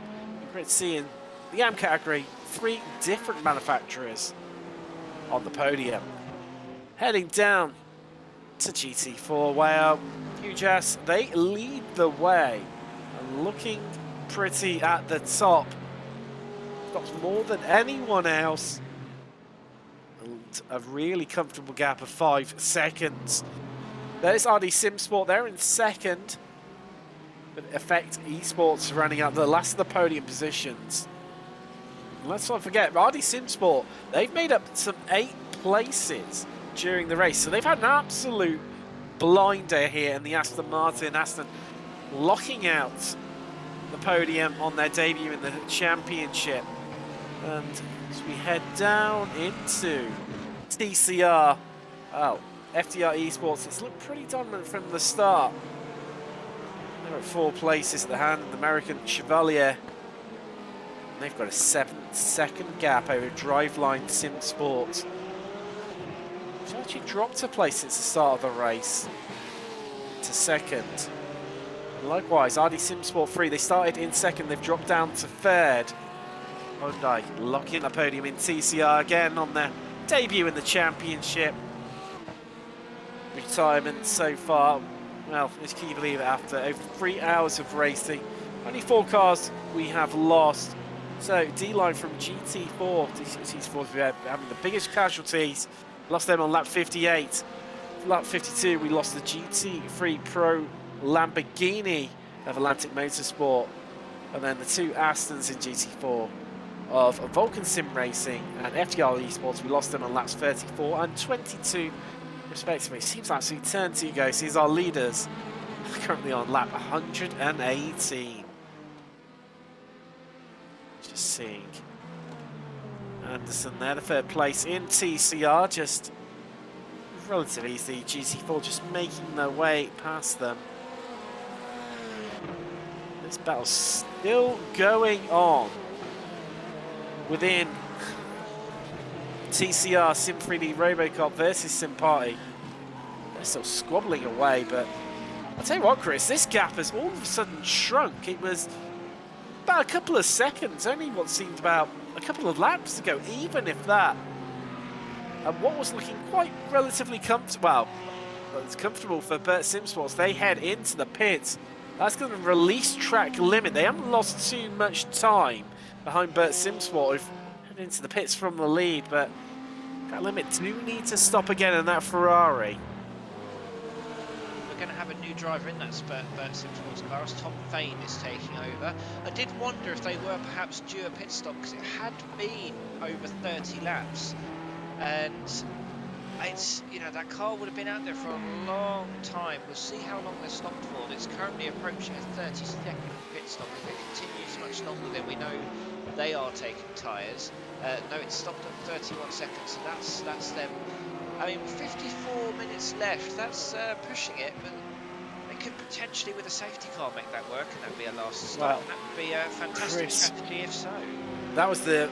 I saw a big puff of smoke there as we headed down to Sterling's, and that was the TCR off into the gravel track. We saw, might have just caught it recovering there of Marshmallow Racing. Here it is, bumping across the curb, running into onto the grass, and that is how you drift a front-wheel drive car. But luckily, with those big front-wheel drive, the best thing to do is just absolutely plant and mash the accelerator right through the carpet. It brings up the front end back for a round. And all this seems relatively undramatic and safe in the end. It's good to see that Moritz Weinrich of Marshmallow Racing appreciates that the most important part of racing is looking as cool as possible when you lose control of the car, which he's certainly achieved there. That was Chris, a lovely drift. talking of which, and cool and interesting, our top 3, they are into the pits. They all are. Now, this is going to be interesting. Who is going to take tyres? Who is just going for fuel? It looks like everyone's remaining on the ground. I can't see any cars going up on the jacks there, Chris. If my eyes don't deceive me, but the pit stop times will tell the tale. Well, having said that, I think RSR are taking tyres. So you just look a bit of a gap in the wheel arches, so I think that car is up on its jacks. Likewise, Apex, that would have been, no, they haven't taken tyres. Apologies, just extra long to fuel the fuel. That thing must have been pretty much empty. Campbell draining the tanks of that Porsche 911. Have, by the looks of it, they've all done just over 30-second stops, so they'll be looking to sprint to the finish. I think they'll all 3 be quite grateful if we do have one more safety car, because that is a long time to go on one set of tyres, especially when you're pushing as hard as they must have been. Talking of which, Chris, if you do have a safety car, I mean, I was sort of thinking about what you said. I think, you know, they probably might not need to stop again. I was looking at thinking, well, hold on, we've got, of course, you know, just the balance of performance, the cars are restricted for 75% fuel capacity. Now, 75%, generally GT3 cars will last around about the hour, you know, give or take a couple of minutes either side of. Well, 75% of an hour is about 45 minutes. Now, that means we're currently on 1 minutes remaining. That says to me they need a splash and dash. The only thing might be a saving grace, because I was originally going to ask you if there was a safety car, would you take tyre, come in and swap over tyres and just blitz it to the finish? But if you need splash and dash, that's not going to help you whatsoever, because you're going to eat up loads of time from the tyre change there. There is also the danger with a safety car tyre change that you're giving up so much in track position that you wouldn't have enough time to necessarily make up with the fresh tyres. Again, this is the difficulty of endurance racing, is you've got to make these decisions. And for example, for Sean Campbell, if he's not got a spotter, he's got to make these decisions on his own. In a 4-hour race where he's been pushing to the absolute limit against drivers who may well have spotters, which I think that does really put into context just how impressive his drive has been so far this afternoon. But yeah, I think there's several drivers on that grid right now who are very much hoping someone gets tired in about 10-15 minutes, and well, maybe a bit longer than that, just to force more people to stop. But you really could do with a safety car soon, because if you're having to do some mad fuel saving at race pace, that 8-second gap between Campbell and Mayle, for example, you'll find that disappears very, very quickly indeed. Well, we've got two of our top three into the pits. In GT4, RD SimSport and Deutsche Payment, they are both in right now. I mean, I suppose the other saving grace, Chris, is what you're saying, you know, if there is another safety car, you use a dramatically less amount of fuel. And was nearly contact there. The effect, eSports, Aston Martin, now second in class, came down there. And our leader overall was trying to snipe his way through. Keep that gap that he's got. We're at about 8.5 seconds, and it nearly ended in disaster for the pair of them. They're very lucky to still be on the track, really. We have had a comment in chat from James Hall of Vulcan Sim Racing, who were our second retirement today after 35 laps. Sort of the injustice of racing incidents sometimes, where they had contact with the 248 of Track Limit Racing, and of course Track Limit is still going merrily on their way, 8th in class, and unfortunately for James Hall they had to retire after just 35 laps. But there's always next round, is what I would say to that. I mean, it's easy for me to say this now, and it's extremely frustrating on the day, but you can come back and make a better go of it. Oh, Chris, it's a Lamborghini running incredibly slow. I think that's was that Ibram? I think that's 18th in the class, the Apex Tech Racing 2. Oh, was it even? It could have been Sicania, actually. I think Paul just didn't quite catch as we sort of flew past them. Oh no, they're into the wall again, right in the background. That was the Sicania on the exit out of 30s. And wow. Chris, they're trying for you. They're trying to force this yellow flag, but it's not coming. It's still green here. And not sure who they've agreed that with, because they've not got any sister teams. It would, you know, if it was one of the Prismatic teams doing it, you'd sort of understand, or they'd be tutting. Yeah, let's see what's happened here. Wow, contact, Chris.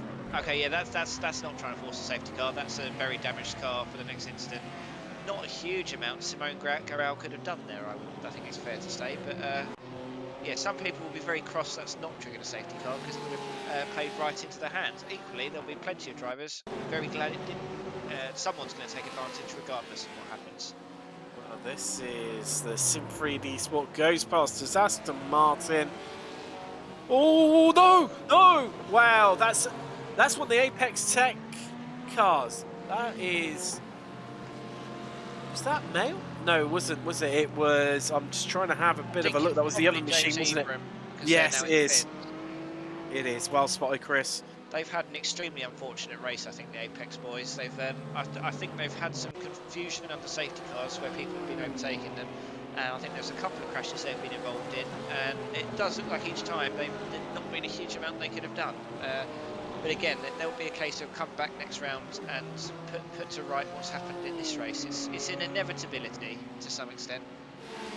These two swapping positions. This is the RD Simsport in 11th place, getting past the FTR Esports BMW, currently in 5th overall in G3M. So that is them unlapping themselves, clearly feeling more pace, and also being teammates. It's much easier to work that sort of situation.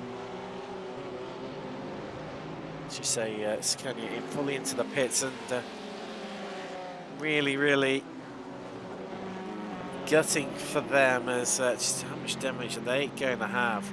There's, oh wow, the Electra, oh no, that can't end well. I was thinking, I thought it seemed a bit strange how they were going to go either side of the TCR rather than just follow their teammate through. That was a really bizarre choice there. From Alessandro and FTR. The cameras.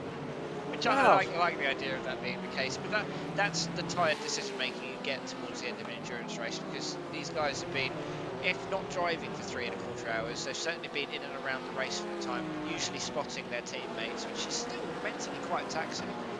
And you know, we're sort of sat here thinking, all these incidents, really, that's drivers making 1, maybe 2 mistakes in a 4-hour period, which, if you think to your own sim racing, dear viewer, or dear commentator in my case, yes. I make far more than 1 mistake every 4 hours. I think that's fair to say.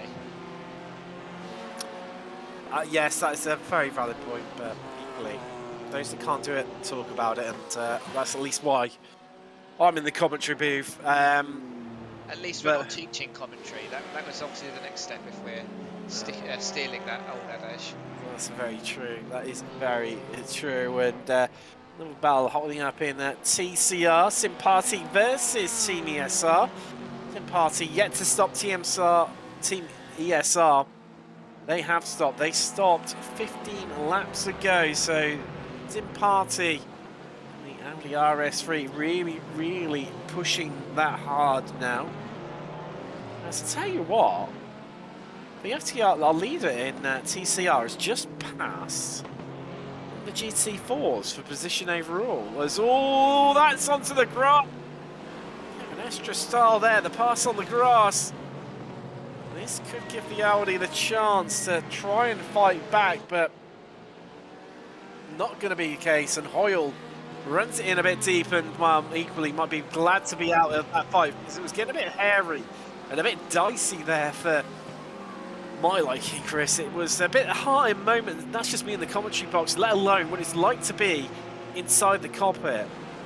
Yes, and it's very tricky after an incident like that to calm yourself back down, to focus back on driving again. That's why so often you'll see someone have an incident and then, like, you know, go off track and then have a crash 2 or 3 laps later, or 2 or 3 corners. Oh, big moment there as well. That was well held by the FTR car, the 366 there. Which is extremely important at the best of times, let alone when you're leading your class with just 45 minutes left to go. I think that could so easily have been a tank slapper and into the wall and race over. So again, Ryan Chevalier having a very good race so far. We saw it last season, didn't we, where, you know, you have to stay alert right to the dying second. So you crossed that checkered flag. Remember at Belle Isle, wow, what a dramatic race that was. As just heading into the pits, that is the prismatic GT3 AM Porsche 911 heading in there. Yeah, Belle Isle was a tough race. It's a tough track anyway, very mentally challenging, especially over that length of time. Let's take a look. Well, this is stage 1 green, Timothy Vanderbroek. Oh, onto the grass, round he goes, into the wall. And just pointing the right way, off he goes on his merry way. That bonnet is gone.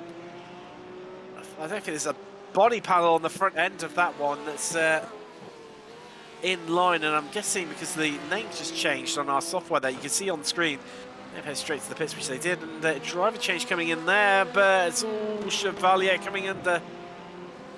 Well, he's trying to get his way past. Apologies there of 8th place in TCR. That could have gone so wrong for him, but it was getting really dicey there. That was the Marshmallow Racing machine. Reinreich, the German, currently inside the car for them at the moment. But as we were saying, Chris, you know, it happens all, you know, we saw it last 15 minutes at Belle Isle from the lead in GT4. The leader had an incident, and after a hard-fought race, that was their race done and dusted. I think in finishing 4th due to retirement in the end. So it's so crucial to stay alert right to the end. And as we headed right into, well, approaching now the last 40 minutes of the race. Mention to, let's see, sponsors for the series. First up, we've got Go for the Gap, for the very best in motorsport prints and artwork. Make sure you check them out. They're absolutely fantastic range. You can find them on their socials, Twitter and Instagram at Go for the Gap. So their Etsy store, which is etsy.com, and search for Go for the Gap. Worth checking them out. And then we've got Sim 3D. Apologies about that one. I thought there was going to be a bit of contact there, and you see our leader in TCR, Chevalier, not overly impressed with that due to that light flash as well. Was too busy concentrating on flashing the lights of what's happening in front of him. Nearly has a bit of an incident with 3rd in class and overall the Sim 3D Sport Predator BMW. Wow. Need to have eyes in the front of your head and the back in this championship. Constantly evolving stuff going on. As we were mentioning, well, nicely segue as we saw them on track there, Sim 3D. They produce a wide array of products built by sim racers for sim racers. You find more about them by heading to sim-3d.com. Make sure you check them out. And well, look like a strong start, Chris. They've just seemed to have tapered away a bit and settled into race pace. I mean, to be fair, Apex Tech Racing have played an absolute blinder, haven't they? With their strategies around the pit stops, and now found themselves up in 2nd. I mean, they are being hunted down incredibly closely. You can just see the BMW flashing the lights to get past. That's James Carr there. Out of the crumpled front end of the Audi RS3. It's currently running 11th in TCR right now, and I think that's our last running car out on track. But yeah, I mean, Apex Tech Racing have played this absolutely blinding strategy here, and to elevate themselves up into 2nd. I mean, they did qualify 3rd anyway, but it pretty much just looked like RSR and Sim 3D Sport Predator would just walk away from the rest of the field, but they've kept themselves in this fight. They've done a really good job. I think we sort of, yeah, we were almost not ignoring them, but you discounted them because of how quickly Sean Campbell and James Armstrong had got away. And it's even sort of, I mean, in 4th place at the moment, with Sebastian Bosch and Williams driving the back marker racing car. I think even there, or perhaps the geodesic car as well, apologies. It's sort of, Apex have flown under the radar, got their strategy right, and you know they're reaping the rewards for it now. Although it's easier said than done keeping a driver like Yannis Ulbert and the Sim 3D car behind you, for which they've got to do another 40 minutes worth of doing that to remain on the 2nd step of the podium. Now, of course, we've seen before. I think back to Spa last year, where we think everything is all settled, and then with 10-15 minutes to go, massive incident and big drama. Although I can just say that. Oh yes, that was for the leader in GT3 AM, wasn't it? Xavi. They had a big incident, didn't they? They were driving the Ferrari 488 GT3, and what looked comfortable, they had one spin and into the barrier up at Lacombe. No, it was just past that. It was at Malmedy. It's on the exit out of the Lacombe complex, and then another slight half spin further round, and I think it went from 1st down to 4th. But I was talking of 4th, Chris. I mean, I was looking at the gap. It was 23 seconds from these two behind to backmarker racing yellow. Now I was thinking, well, they've got to catch it. Just over a minute, but that got incredibly dicey. There's Lamborghini just heading into the pits there. It was, well, could have ended in disaster as these two now locked in an epic dogfight. I'll tell you what, Chris, the way these two are all over one another and having to come through the field, they're a slashing and a hacking at each other.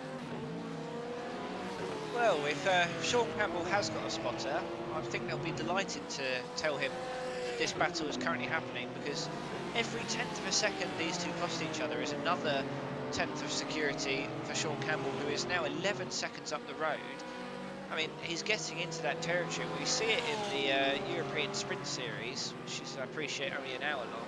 Once you build a little bit of a gap in a multi-class series, it kind of develops exponentially, because you don't have to take mad risks lapping traffic. You can sort of start planning out things more, you can calm yourself down, and suddenly that 10-second gap will become a 20-second gap. Now, of course, in different series, FTR Sim 3D series, we have safety cars, so it's all well and good building that gap, but it could get wiped out in an instant. All it takes is one person doing something a little bit silly, and it's all well and good me. I'm going to try my curse magic one more time. We haven't had one for a while. These drivers are into rhythms. Someone is surely going to get tired and make an egregious mistake. Although we'd rather see pure racing, I'm sure. Chris, the interesting one for me though is these two. I'm just going to wait until they come to cross the line. He's not far from doing it, but Backmarker Racing, they're currently in fourth at the hands of Seb, Bosch, and Williams. Oh, they're into the pits. Okay, well, I was going to say they were catching in an exponential rate of knots, but that's due to light fuel. Clearly, I thought there might have been a chance. But I'll tell you what, these two are getting closer and closer, and this is getting dicier and dicier. And they need to be absolutely on the money here. Now, I'm almost wondering at this point, is Sim 3D, are they, I mean, I don't want to sort of make too many assumptions about the respective paces of these cars, but does Sim 3D perhaps look at fuel saving a little bit by drafting the car for a while? Well, I mean, it might be a bit too long of a stint to look at not having to splash and dash, but that's one solution. Is it too late, actually, Chris, now? Because especially once you get hooked onto the back of the car, you engage on a bit of a fight. I mean, it could be lifting and coasting, but even so, let's not forget, these, well, our top three, in fact, they do need to splash and dash come the end. Now, you lose just from transitioning through the pits, Chris. You lose about 20 seconds. This is about marker orange. Ooh, around they've gone.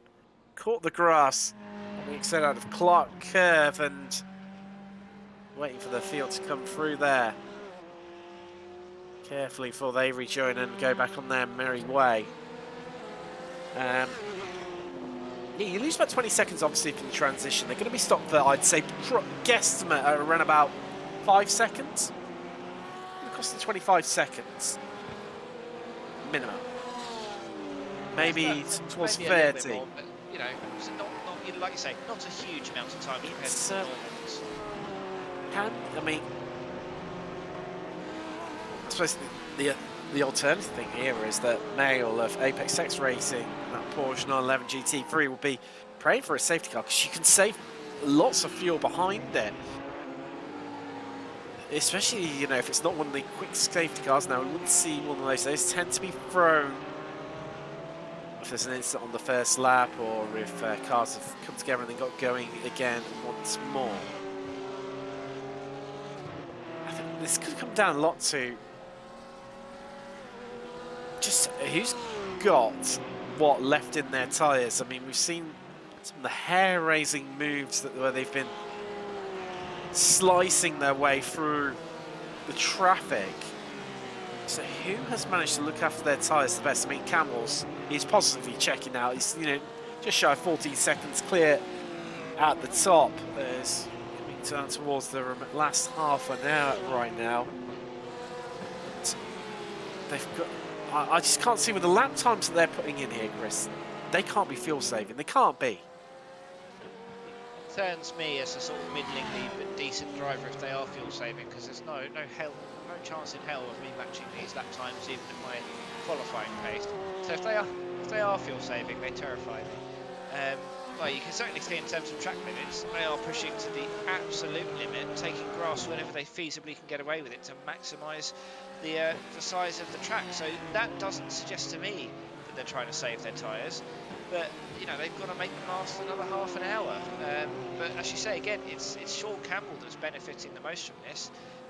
The other thing I'm interested in is Sebastian Williams going to be able to stay on the same lap as these cars? He is the only other GT3 still remaining on the lead lap, which is a pretty impressive achievement. Well, I think what's going to be his saving grace, Chris, is that he's obviously he's pitted, so on lap 132, we're on lap 134, so they're good to go right to the end now. They're fueled up, ready to go. They've got the freshest tyres out of everyone around them. It's all onto the cross and nearly loses it. Mail just about holds on to it, having to remain cool, calm, collected. Cucumber as cool as ice as that rear end of the Porsche got incredibly loose and leery as he got onto the grass. And Albert thinking likewise and just backing out of it, not wanting to risk it at this last stage. We've done 3.5 hours of racing nearly. You don't want to come this far and have an incident for something that could have been avoided. But just mean they remained as they are, Chris. And I'm just keeping half an eye on Bosch Williams' back marker. He is lapping slightly quicker, but I don't think it's. Mind you, he's just, as I say that, he's just dropped a second there on that last lap. But when do you pit? You know you've got to go to the end, Chris. You know you're going to need a splash and dash. Do you come in a bit earlier? Try and, I'm sure if these teams, they've got, must have spotters with them, or, they've definitely got teammates. So are they going to be working around the situation to try and find them maybe a window on the track where they can come in, come back out and have a clear track to themselves? Or do you think this is now about going as long as possible in the hope there's a safety car so you don't have to lose it, but you maintain track position? Or do you try, well, I can't see they are fuel saving, so I think option 3 is definitely out the window. Yeah, I think the play right now is to effectively play a game of chicken with a safety car. Go as many laps as you can, because what you don't want to do is pit now thinking about an undercut and then your rival just to get some free pit stop under the safety car. Especially as with only there being 4 drivers on the lead lap, they have to worry far less about track position than they would have done earlier in the race. So I think right now, I feel like Sim 3D have the slight advantage because they've kept pace with Apex, but by being behind them, they're able to, if there's ever a point where they're quicker, they can lift and coast. Having the draft is going to help as well. You can see we're getting a bit of a bunch of traffic here again, and Mick Anderson doing a good job of that's one of the Hyundai's. Oh, no contact there, Chris. That's one of the BMWs off. Didn't quite catch who. I think it may well have been. Oh no, he was onto an absolute blinder, wasn't he? He's having a cracking race. They were running third in GT3 AM. Looks like they've dropped down to 4 for now. It's going to be gutting for them. Let's take a look on the replay. It was getting a bit dicey here as they're coming through the traffic. Well, it's that Porsche on the inside there. Oh, netcode. And that's what sent them around into the wall.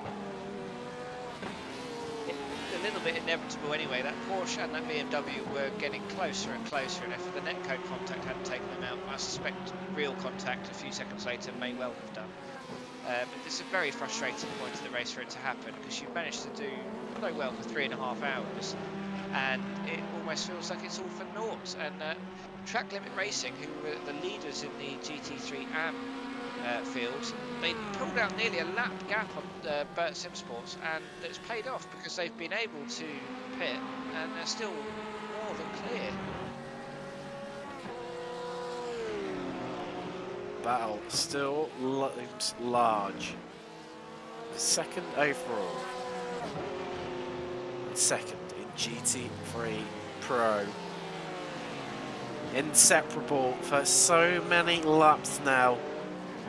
Apex Tech Racing holding off Sim 3D Sport Predator. Like the Predator, just biding their time, waiting to strike. Provide a real horror movie of losing a place to Apex Tech Racing at the dying stages. As we see further down through the field, this is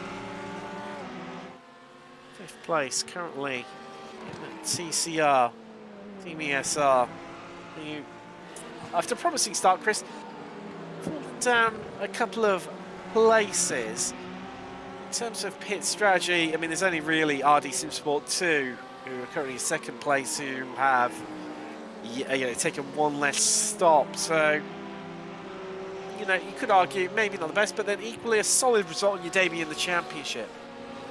Yeah, I mean, Sim 3D Sport Robocop are just ahead of them on a similar pit strategy. The RD Simsport 3 have more recently pitted, and they are in 3rd currently. I think, as you say, RD Simsport 2 is probably going to need to pit again, having been out for 30 laps nearly.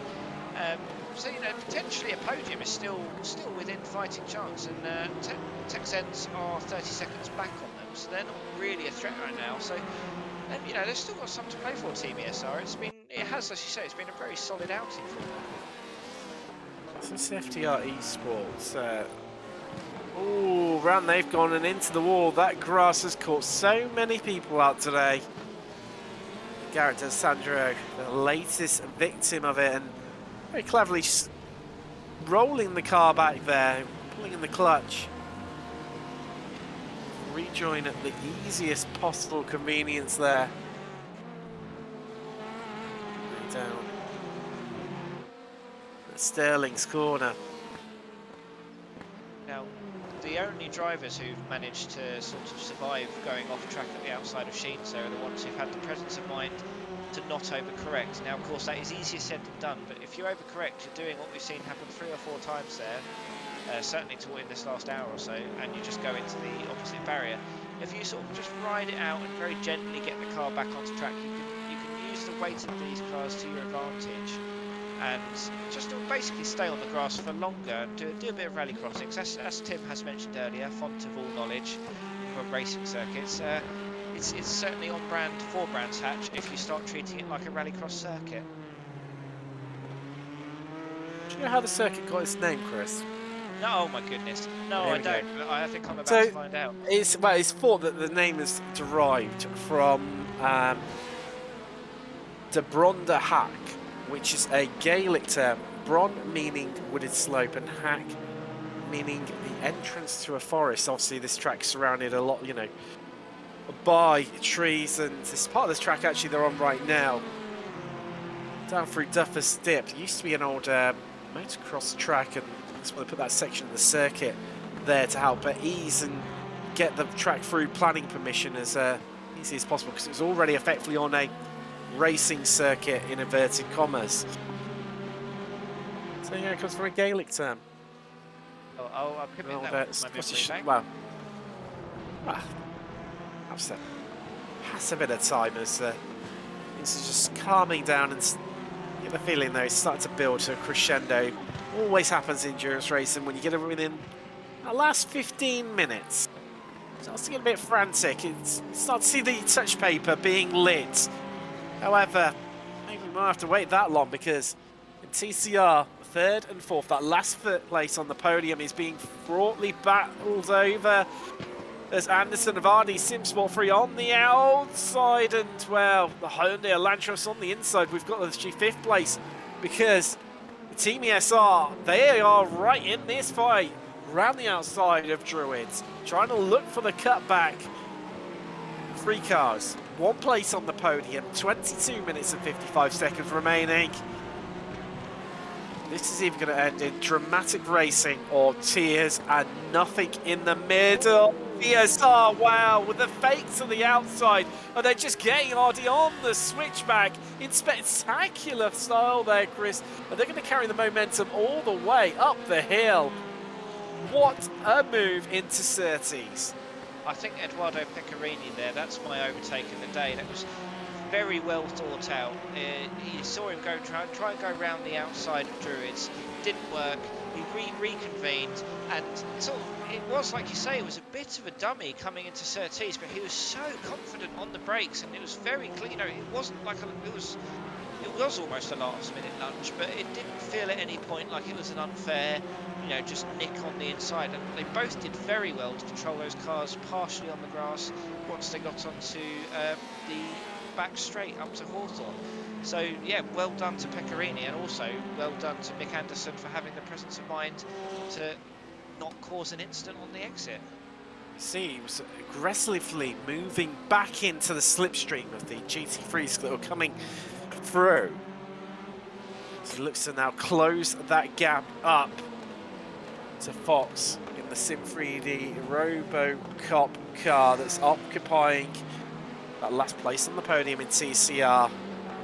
And they are already there. But equally, Anderson, after losing place, he's going to want redemption in that RD Sim Sport 3 machine, because he's catching up at a rapid rate of knots, and it looks like ding ding, round 2 of this freeway fight for the last place on the podium in TCR is going to resume. And now surely Fox is going to make that car, that Hyundai Elantra, as wide as possible. And the family saloon, not driving it in a safe manner like he's got his kids on board like it's normally seen. He'll be driving that thing like he stole it. You know, I'm just looking at the timing towers for our top 4 in GT3, and I don't really know how Seb Bosch-Williams has kept that gap down to 33 seconds, considering he pitted 10 laps ago. But if those top 3 do have to splash and dash without a safety car, then I don't think Backmarker Racing are in with a shout of the win. They could well be on first, second place. And having not pitted, you know, there's that advantage of a few seconds where you're not getting back into the rhythm. They may well. I mean, we're making a lot of assumptions here. I say we. You've had nothing to do with it, Tim. I'm not going to throw you under the bus. Oh, it's okay. Backmarker Yellow. Oh, contact, Chris! There's contact there. Wow. Team ESR versus the prismatic Porsche as it was trying to come back through to lap these guys. Just previously losing the place there to... keeping hold of it. Apologies about that one. They've really, actually, to be fair, they've really dropped Anderson of RD Sim Sport 3. This is now becoming a straight fight between themselves and the Sim 3D RoboCup team. So that could have ended in a disaster for the pair of them. The flash of the lights there from Fox. He wants to clear Robinette right out of the way as quick as possible. The American for driver line. 10th in class. There's the leader in GT4 Pro. However, RD Sim Sport, the hands of the Dane Ankerson, are closing in the dying stages here. 8 tenths is all that separates our top 2. So we've got some really interesting key battles here coming on here, Chris, as we head inside the last 20 minutes. The lead in GT4. We've got 3rd place in TCR. We've got at least 2nd, maybe even overall in GT3 Pro, you know, straight the overall standings. I'm gonna need a few, numerous eyes to be kept on this one, because some really close battles out on track, and actually to 7th place as well. That's incredibly close too. So definitely not in for a dull finish here. It's definitely building to a crescendo, this one. Oh, it really is, and I think the Huge Ass team and Giovanni Romano and his teammates can be very proud of the fact they're in the lead of that class, despite having pitted twice more than RD Sim Sport just behind them. So they've clearly had some real pace in that car to go with the track position they've currently got. But like you say, this battle for 2nd in GT3 is picking up again. As that clock ticks down, Chris, it's just going to build and get tighter, and the race is going to get harder and more fraught. because we've got 17 minutes left on the clock as we come around Hawthorne Bend and through the Derek Minter straight. We head around Westfield, of course, in British GT, the site of a big accident just there where they are right now. Jota McLaren was sent flying off, and likewise with that championship, they don't have the TCRs, but they do have the GT4s, and wow, Jordan Johnson there nearly caught out by them. Yeah, the McLaren, Jota McLaren ended up nearly into the trees. For a misunderstanding, a bit of tripping up over one another, and that's the last thing that we want to see here. Again, Chris, I think this comes down to, because they stopped at, I mean, Hugh Jass stopped 2 laps later than RD Simsport, but this comes down to who's got the better tyres, I think. I think for a few of our battles, who has got the better tyres? Who's got more meat left in the rubber? And we've not really touched on this really in terms of as Hugh Jass go a little bit wide around turn 1 there. It doesn't seem to have affected them too badly, but you know, we've not really talked about track evolution. You can see on some of these corners all the marbles offline. It's probably not so much an issue for the GT3s because they've got so much more speed differential while lapping, but if you're battling or lapping a sort of closely matched car and you have to go offline, suddenly all the grip levels change. It's different from what you're used to, especially around this back end half of the circuit as you're coming up to Hawthorne, Westfield, Dingledale, Sheen, Stirlings. If you're slightly offline there, and it's probably why we've seen those 2 or 3 recent incidents on the exit of Sheens. If you go slightly offline, it can spell absolute disaster at this stage of the race with the amount of marbles that will be left on the track and just that sheer difference in grip levels online and offline.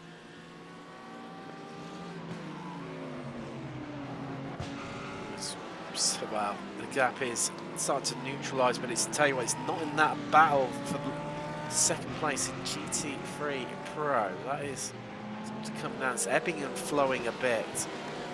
Drop down to as little as 1/10. It's now back up to 4/10. You see in the background there, that is Wiggins, currently 10th overall right now of the RD Simsport, just on the lights there trying to clear the car, but a bit of traffic starting to play in now, Chris. Now, these drivers have had a few laps where they've had the track pretty much to themselves.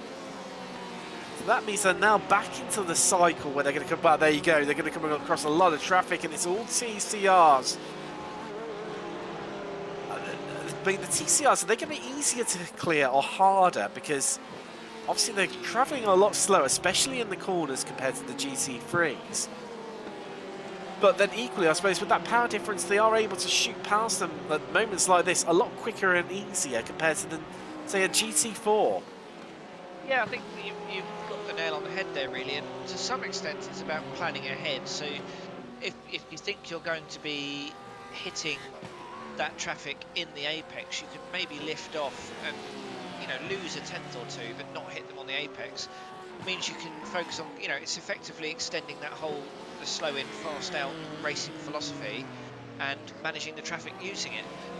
Of course, it's easier said than done, especially when you've got an equally quick driver that's right up your backside and has been for the last 45 minutes. Well, so, again, the interesting point here, Chris, I think is, as we just cut back to the battle for the lead in GT4 between Hugh Jass and RD Simsport, is Mail and Albert of Apex Tech Racing and Sim 3D Sport Predator, they will catch up to this battle.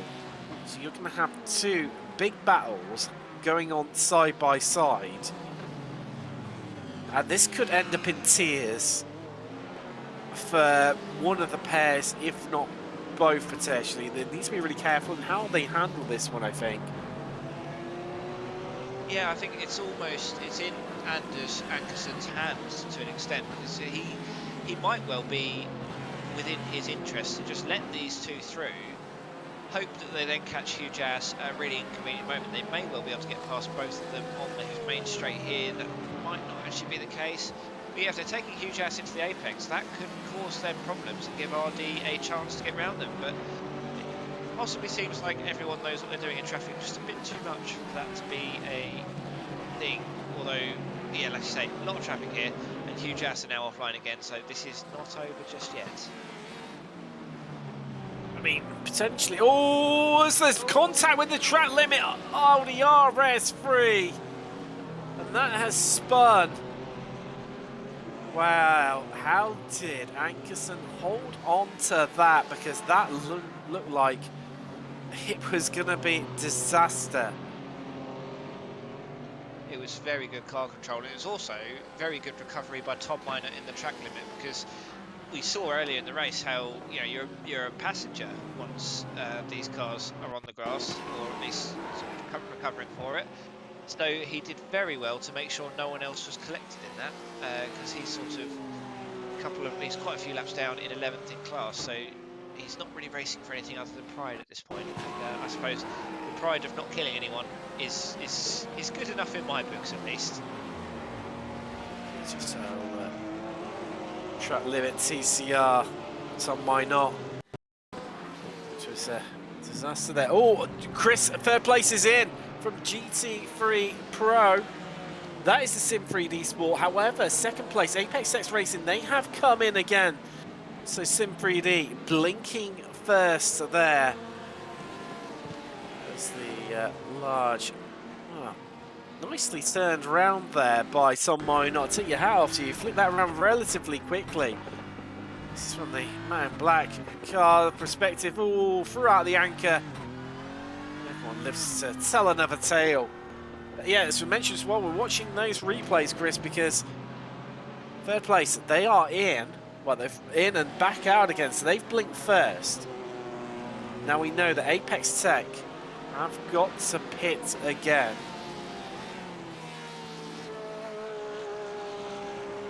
And Sim 3D. When do they do it? Sim 3D was stopped for a shade under 10 seconds. Oh, Sean leaders in as Campbell's well, now Chris. coming from the leader. See how long he stops for. He's got a little bit more leeway, and you'd have to assume it will be a similar amount of time. Tom Mail, in theory, if the Apex car is able to continue for an extra lap, you'd assume they're going to have to stop a bit less. And yep, Tom Mail is now also coming in. So he slams on the anchors. So there is third place. And held up in traffic. It's one of the TCRs. That's the last thing that Albert's going to have wanted. And that foot is going to be buried right through the floor of the accelerator. He's going to be pushing it to the max. Where is second place? He's still in his pit box. And this is surely going to be a change for the lead. Mail's on pit exit. They're going to come together at the apex. Hold tight, everyone. Here we go. As there's Albert, and all they meet pretty much, and he swoops down to take second place here at Brands Hatch. Despite getting held up, what's seen by the Audi RS3. And wow, he's taken that second place from Apex Tech Racing with a spectacular outlap.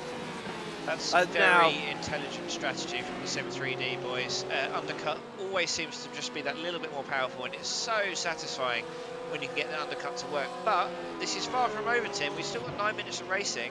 Now it's time to see how's Tom Mail's overtaking skills. I think we're going to now see these two drivers in the trenches, scrapping this one out for the next 8 minutes and 40 seconds, because that is all that remains here from Brands Hatch. Sim 3D GT trophy. There's all just tripping up over one of the RD Sim Sport TCRs there a little bit. It's compromised the both of them. Just keep you in touch with some of our other battles. GT4, that's extending out a little bit. It's now 9/10 of a second between two top runners in that one. That's Hugh Jackson, RD Sim Sports. These two are the closest battles out on track right now.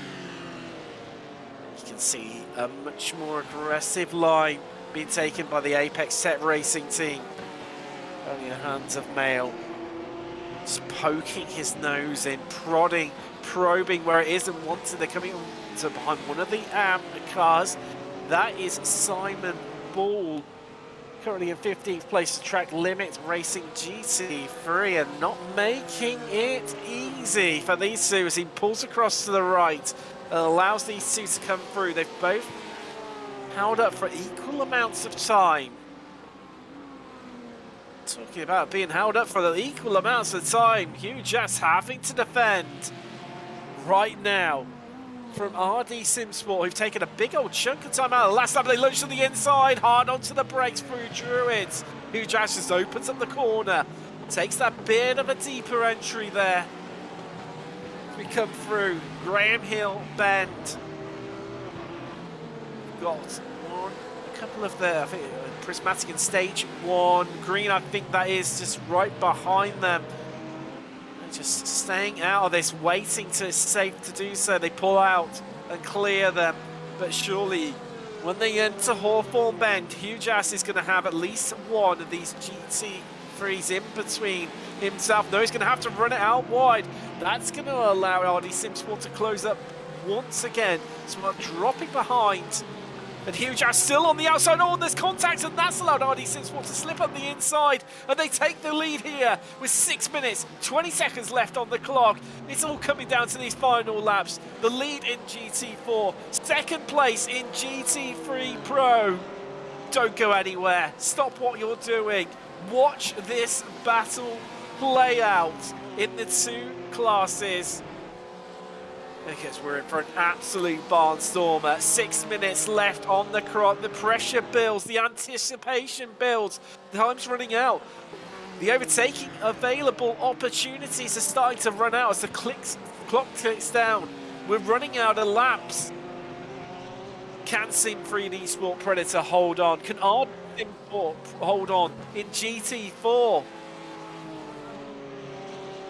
Chris, I'd love to know what you're thinking right now. This is so close. They're coming back upon a bit of traffic here once more. I think, well, as we've seen in GT4, I think traffic could well play the part of these two stories and race results. Certainly has so far. I'm so impressed with the race awareness of these drivers after nearly 4 hours of racing, and not to forget 15 minutes of qualifying before that as well. I mean, for Ankersen in the RD Simsport car, it was very intelligent driving on that last lap, just to take advantage of that slight contact that Romano had in the Hugh Jass car. Not a huge amount he could have done. He left the space on the outside, but again, like we were saying earlier, there's just that little, you know, the grip has changed from 2-3 hours ago. It's that little bit harder to control these cars now. And the other thing, I mean, he's probably going to run out of time, but Daniel Merthin, the Deutsche Payment Death Omen car, is only 3.5 seconds behind in third place for the the GT4 class.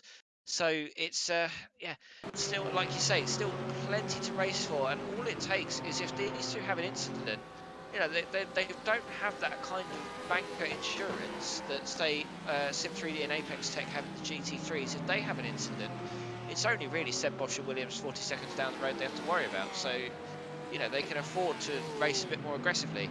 These two, they can't, because they will lose they'll both lose the opportunity to go for the win. But we've only got 4 minutes left to go, so it's aggression time, really. Another one to keep half an eye on, Chris. Team ESR, they are catching up onto the back of Sim3D Sport in TCR as well. A battle in each class to keep an eye on, but since getting past Sim3D, they are extending over Apex Tech. They gap out to nearly 2 seconds. GT4 is where your closest battle is at RD Simsport after just sneaking past Hugh Jass. To make contact with one of the GT3 cars that was coming through. And I'll tell you what, as you say, Chris, Deutsche Payments, if these two, well, it's a big ask, but they are only 3.5 seconds down the road. If these two ever coming together and slow each other up dramatically, they could be there to pick up some pieces potentially. It's a very long shot, but possible, as Hugh Jass now clambering all over back of RD Simsport, applying the pressure, just having a little bit of a look up the inside into Paddock Hill Bend. They drop down. Is it going to compromise their exit? No, not at all. And another lunge up the inside. They both heads in towards the apex. And RD Simsport, they've run in deep, and Huge Ass reclaims the lead in GT4 with a big lunge that just about paid off. 2 minutes 30 left on the clock. That is all that remains. And now, RD Simsport needs to find a way past Huge Ass once again. Chris, that was a big, brave move on the brakes. It was extremely aggressive, which is to be expected 145 laps into this race. But you've got to wonder, is Ankerson going to pay that back on the next lap? Because Romano in the Huge Ass car has sort of said, well, I'll get my elbows out. There's nothing stopping Ankerson doing the same. But one thing we've not talked about or considered is iRacing off tracks and sort of punishment limits. We don't know where these cars are at. It might well be that one or both of these cars have got quite a few 1Xs or even 4Xs to play with. I'm not suggesting doing anything particularly dirty, but if you can gain a bit of an advantage from gaining a 1X, now's the time to do it, because you know you're less at risk of getting an overall drive-through. Now, of course, this is a live stewarded series, so I'm not suggesting they do anything, because the stewards here know what they're doing, and they will see if you do anything particularly egregious. And actually, Romano has pulled out a reasonably safe gap that he won't get lunged at into the hairpin. Oh yeah, and also look, they've got the GT3 in between them as well. There is your leader overall. We've hardly mentioned him in a fair old while, because he's got an 18-second lead. The RSR by butt kicker. Porsche 911 GT3 has been sole piloted by Sean Campbell, the American, asserting his dominance and authority over this championship in round one. He's setting a benchmark here. He's got some traffic to come up behind, but that's not going to bother him in the slightest. He knows he's got time. Bide and sit behind everyone, because when he comes across the line, he's going to take the white flag. And there it is. The white flag flies. 1 lap left to go here for Brands Hatch. 1 tour left to complete. A set of passing opportunities for drivers to make up places at the depth, or just to bring it home safely.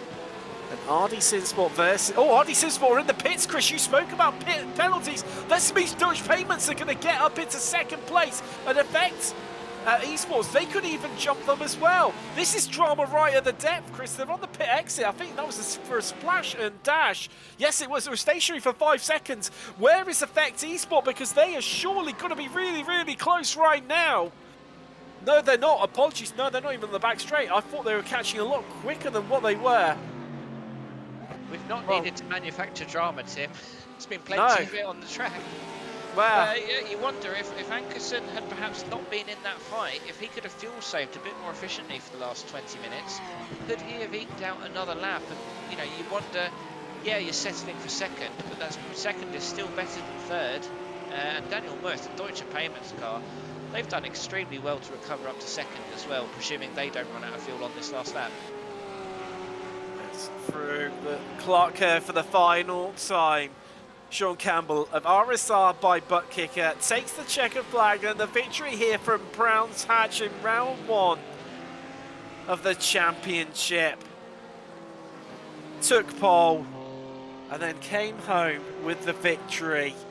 Sim3 eSport, well, they finished where they qualified in second place. Likewise, Apex Tech Racing as well. Our top 3 remaining as they were on the grid. Bosher Williams for Backmarker Racing Yellow. He's going to take 4th. They're up a place. I mean, FTR Esports, they're up 8 places into 5th. Great result for them. Huge Assies, they are going to take the remaining, so the win in GT4. That is done and dusted, of course, after RD Simsport heading to the pits. As they see the leaders in their classes just head through here. Your leader and winner in GT3 AM is the Ferrari of Track Limit Racing, Felix Schrakel. So Schwark, great drive from him. And likewise, commanding performance in the end in TCR by Chevalier of FTR Esports in the TCR class. Great drive from them. Let's wait for a few more drives to come across the line before we can classify a few more of these results. Chris, what a race. That did not feel like 4 hours. That absolutely flew by. And also, I want to give a special shout out to the Texans FTR Athena team and RD SimSport 2, who both managed to only pit twice to finish this race. Which, well, I say this, they're in the pits now, but this is the last lap. That's a bit cheeky. And yeah, to only have to pit twice in a 4-hour race is pretty mad. I think they've done an extremely good job there. That is a absolutely, stunning effort, especially, with all the safety cars that have happened, temptations, fuel saving and such like. A great effort from the Texans team. And Naveed from Bassie's been in the car for the whole of the race. Great drive from him. That's the sombering sounds. Plays over Brands Hatch of everyone just cruising round to the pits. Just wait for the last few drivers to come in now. Well, there we go. Your race results in a GT3. It's RSR by Butt Kicker taking the victory. Sim3D Sport in second and Apex Tech Racing rounding it out your podium. Backmarker Racing in the end only had to settle for 4th place. The last team to finish on the lead lap with FTR Esports in 5th. Alpine starts in 6th. And the highest of the Ferrari finishes, it's Track Limit Racing. They came home in 7th. And F49 Motorsports, last team to finish 1 lap down in 8th. Then teams 2 laps down, it's Prismatic Motorsports in the Porsche, the BMW of RD SimSport and JD Sim Racing. Be happy with that effort in 11th. And BRT SimSport, we haven't mentioned, so Bert SimSport didn't mention too much. They had a great drive to finish 12th on their debut in the championship.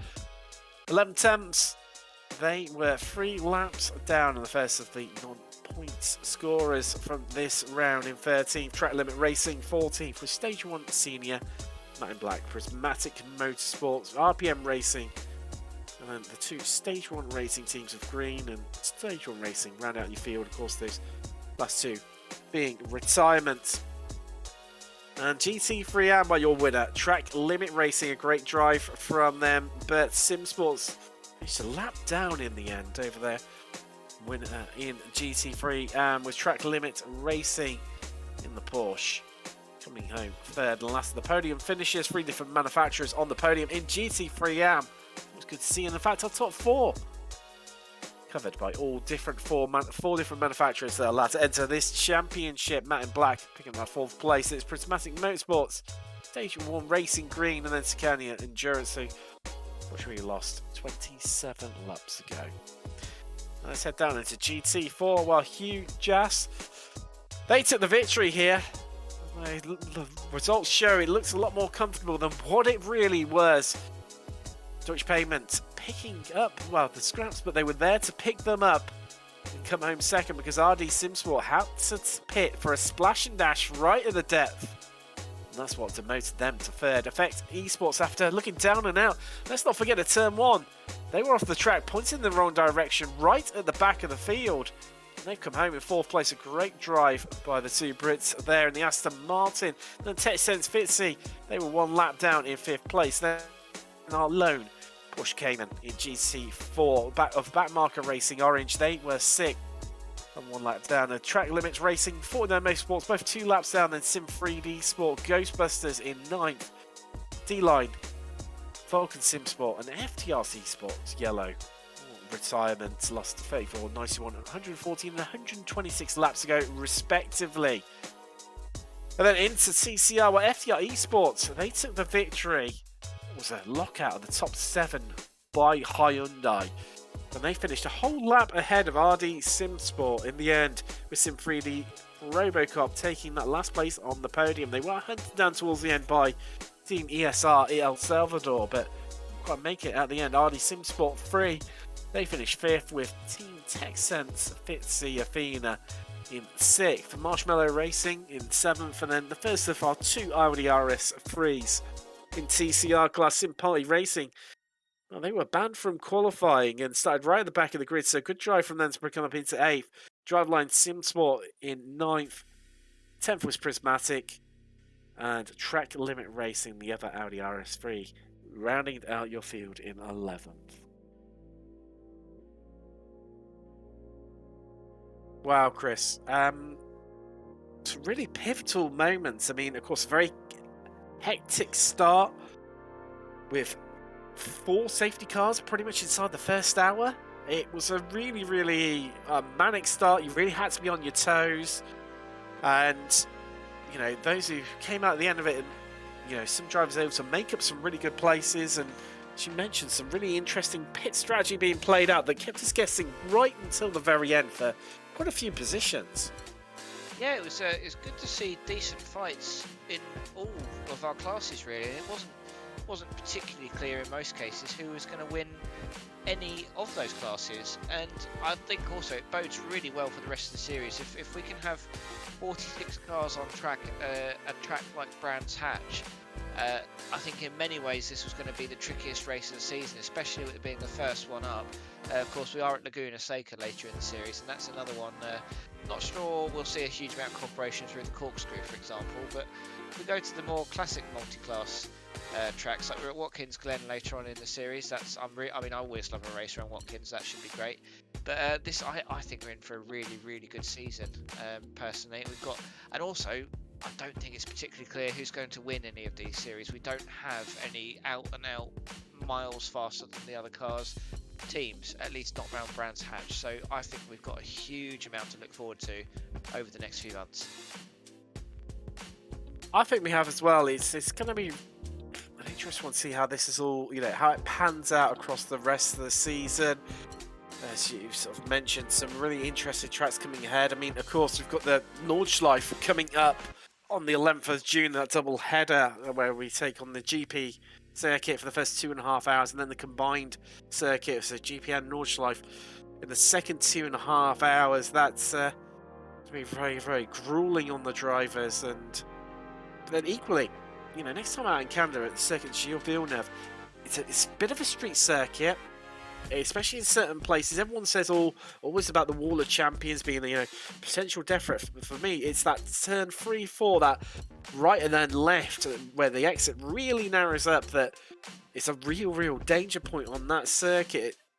It could be interesting and throw up a few conundrums. I think for sure. I also wonder, how are our voices going to stand up if the racing is going to be this intense? We're going to need to do some vocal exercises before the next race. And also, I'm going to need to find ways of not winding James up quite so much. You seem to be able to cope with it a bit better, but I think poor James, by the end of it, I'd frazzled him.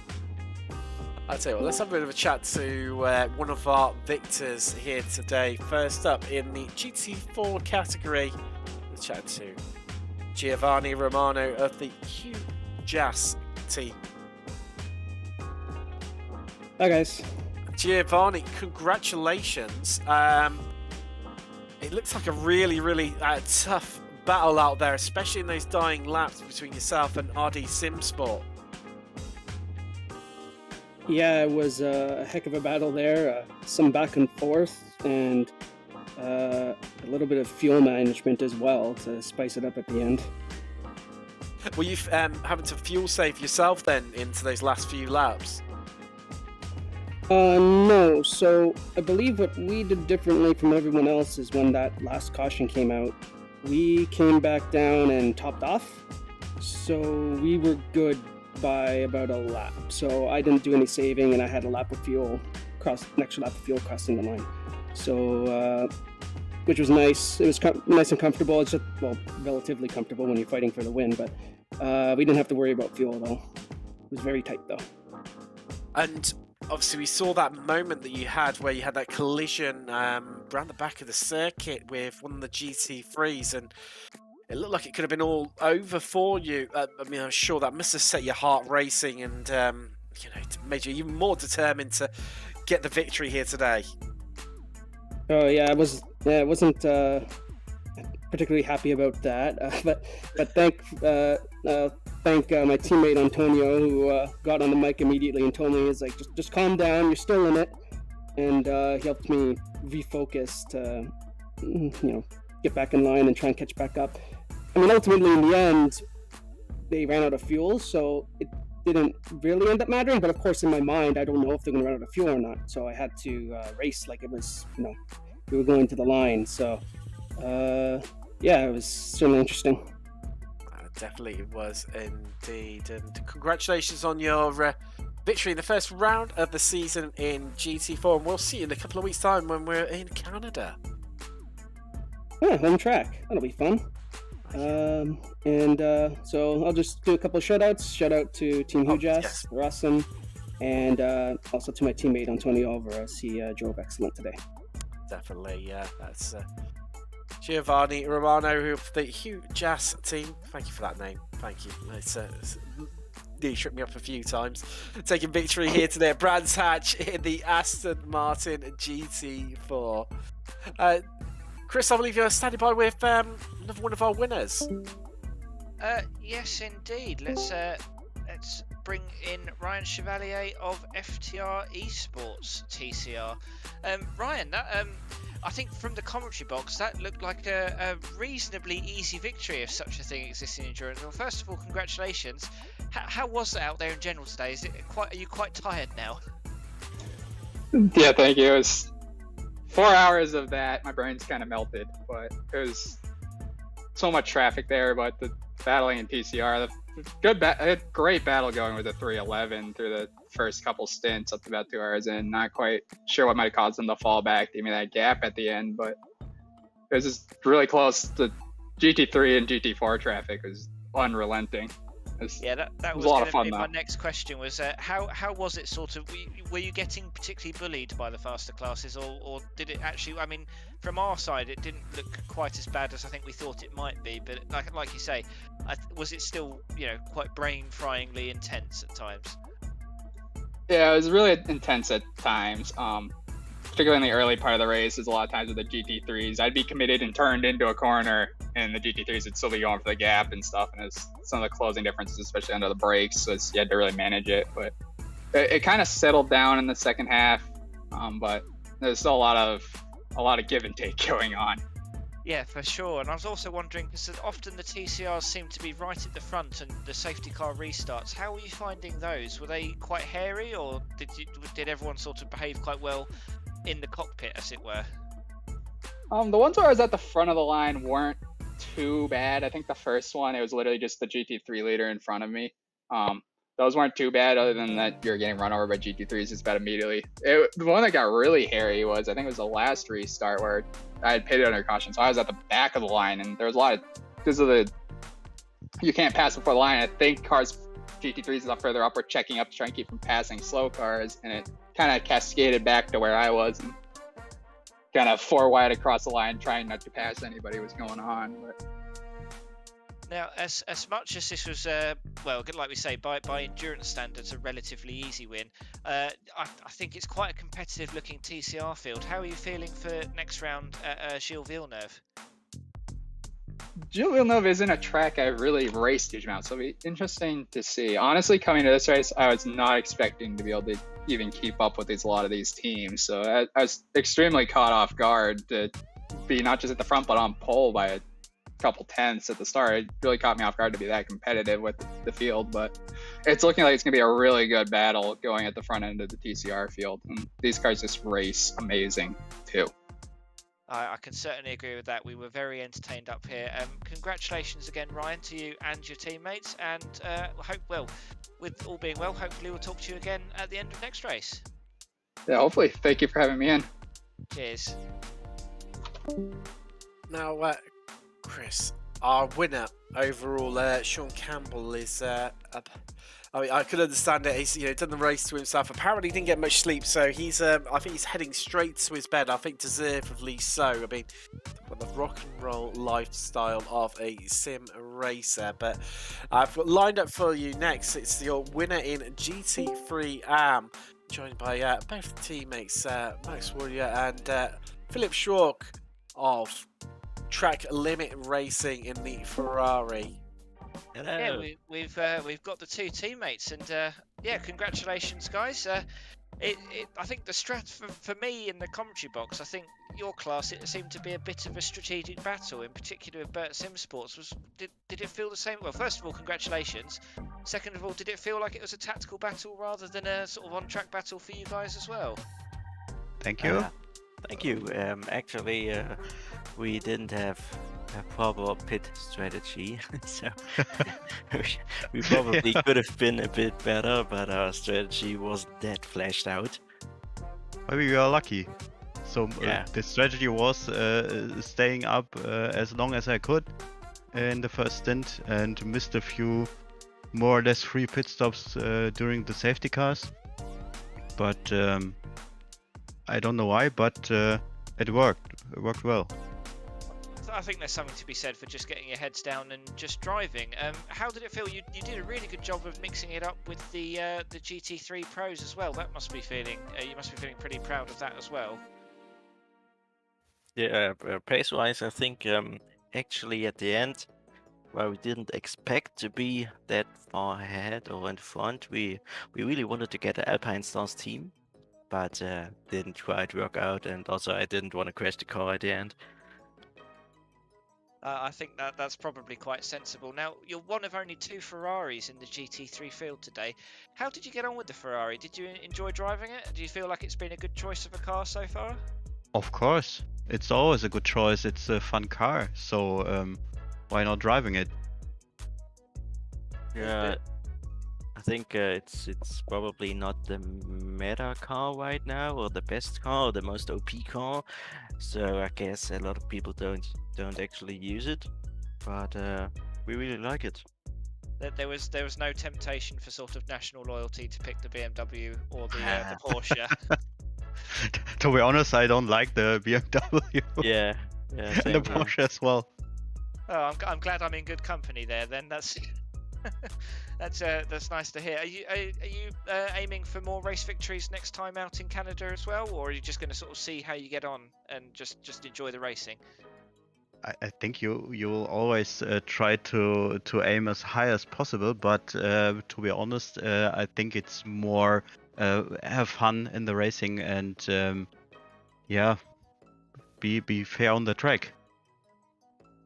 And is there an element of satisfaction in beating the other track limit car in the Porsche as well? Yeah, I'm not trying to stir anything between Nah, teammates. nah, I promise. not really at least for me. It's not Simon, the other guy that drives the 911. We drove in a different league before, and we're teammates there. And we're good. And Yeah. It's a really great team, always fun to drive with them. So it's nice to see that they are scored high as well in the AM category, and that's what matters, I think. Yeah, actually, overall, it's a very good team performance for the three of you. Are you sort of just to sort of finish up? How did you find Brands Hatch in general with the traffic? It was I think most drivers have found it a bit frying their brains. It's been a very intense 4 hours. Was that the case for you two as well? I liked it. That is good to hear, because it looked honestly from the commentary booth, it looked terrifying. So I'm glad someone enjoyed it. it's probably easier for the GT3s because you don't have to watch your rear mirror. But I think for the TCRs, it's really nerve-wracking. Yeah, a few times it was really close in my stints at the beginning and later on in Philips as well. So maybe you are lucky and got the spots where not that much traffic was, but I liked it. It was fun. It was more like surviving than just racing. So it's different, but if you know that, then that's cool. Well, thank you, Max and Philip, so much for your time. Congratulations again, and good luck for next race. We'll hopefully talk to you again soon. You're welcome. Thank you. Thank you. See ya. Bye bye. Wow, Chris, great to hear from so many of our drivers. As mentioned, our winner, Sean Campbell, sends his apologies and living the rock and roll lifestyle. He's off to bed. Shattered after that one. I don't blame him at all. Wow, it's been an absolute barnstormer here once again from this epic series.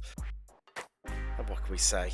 Brands Hatch. It was all, we always knew it would be a bit intriguing for the first round, how people would manage the traffic, but wow, it was all, those it did, it really paid off for them. Some big wins, some big losses, some epic drives out there. We'll see you in a couple of weeks' time when the Sim 3D GT series by FTR Events returns. I've been Tim Cox with Chris Rowland, James Parfit, and Sean Cranley's Posh tucks away in the Cranley Swash, even tucks away in the production booth. We'll see you next time when we head across to Montreal in Canada to the mighty, the epic, the technical, the fast, the furious circuit de Gilles Villeneuve.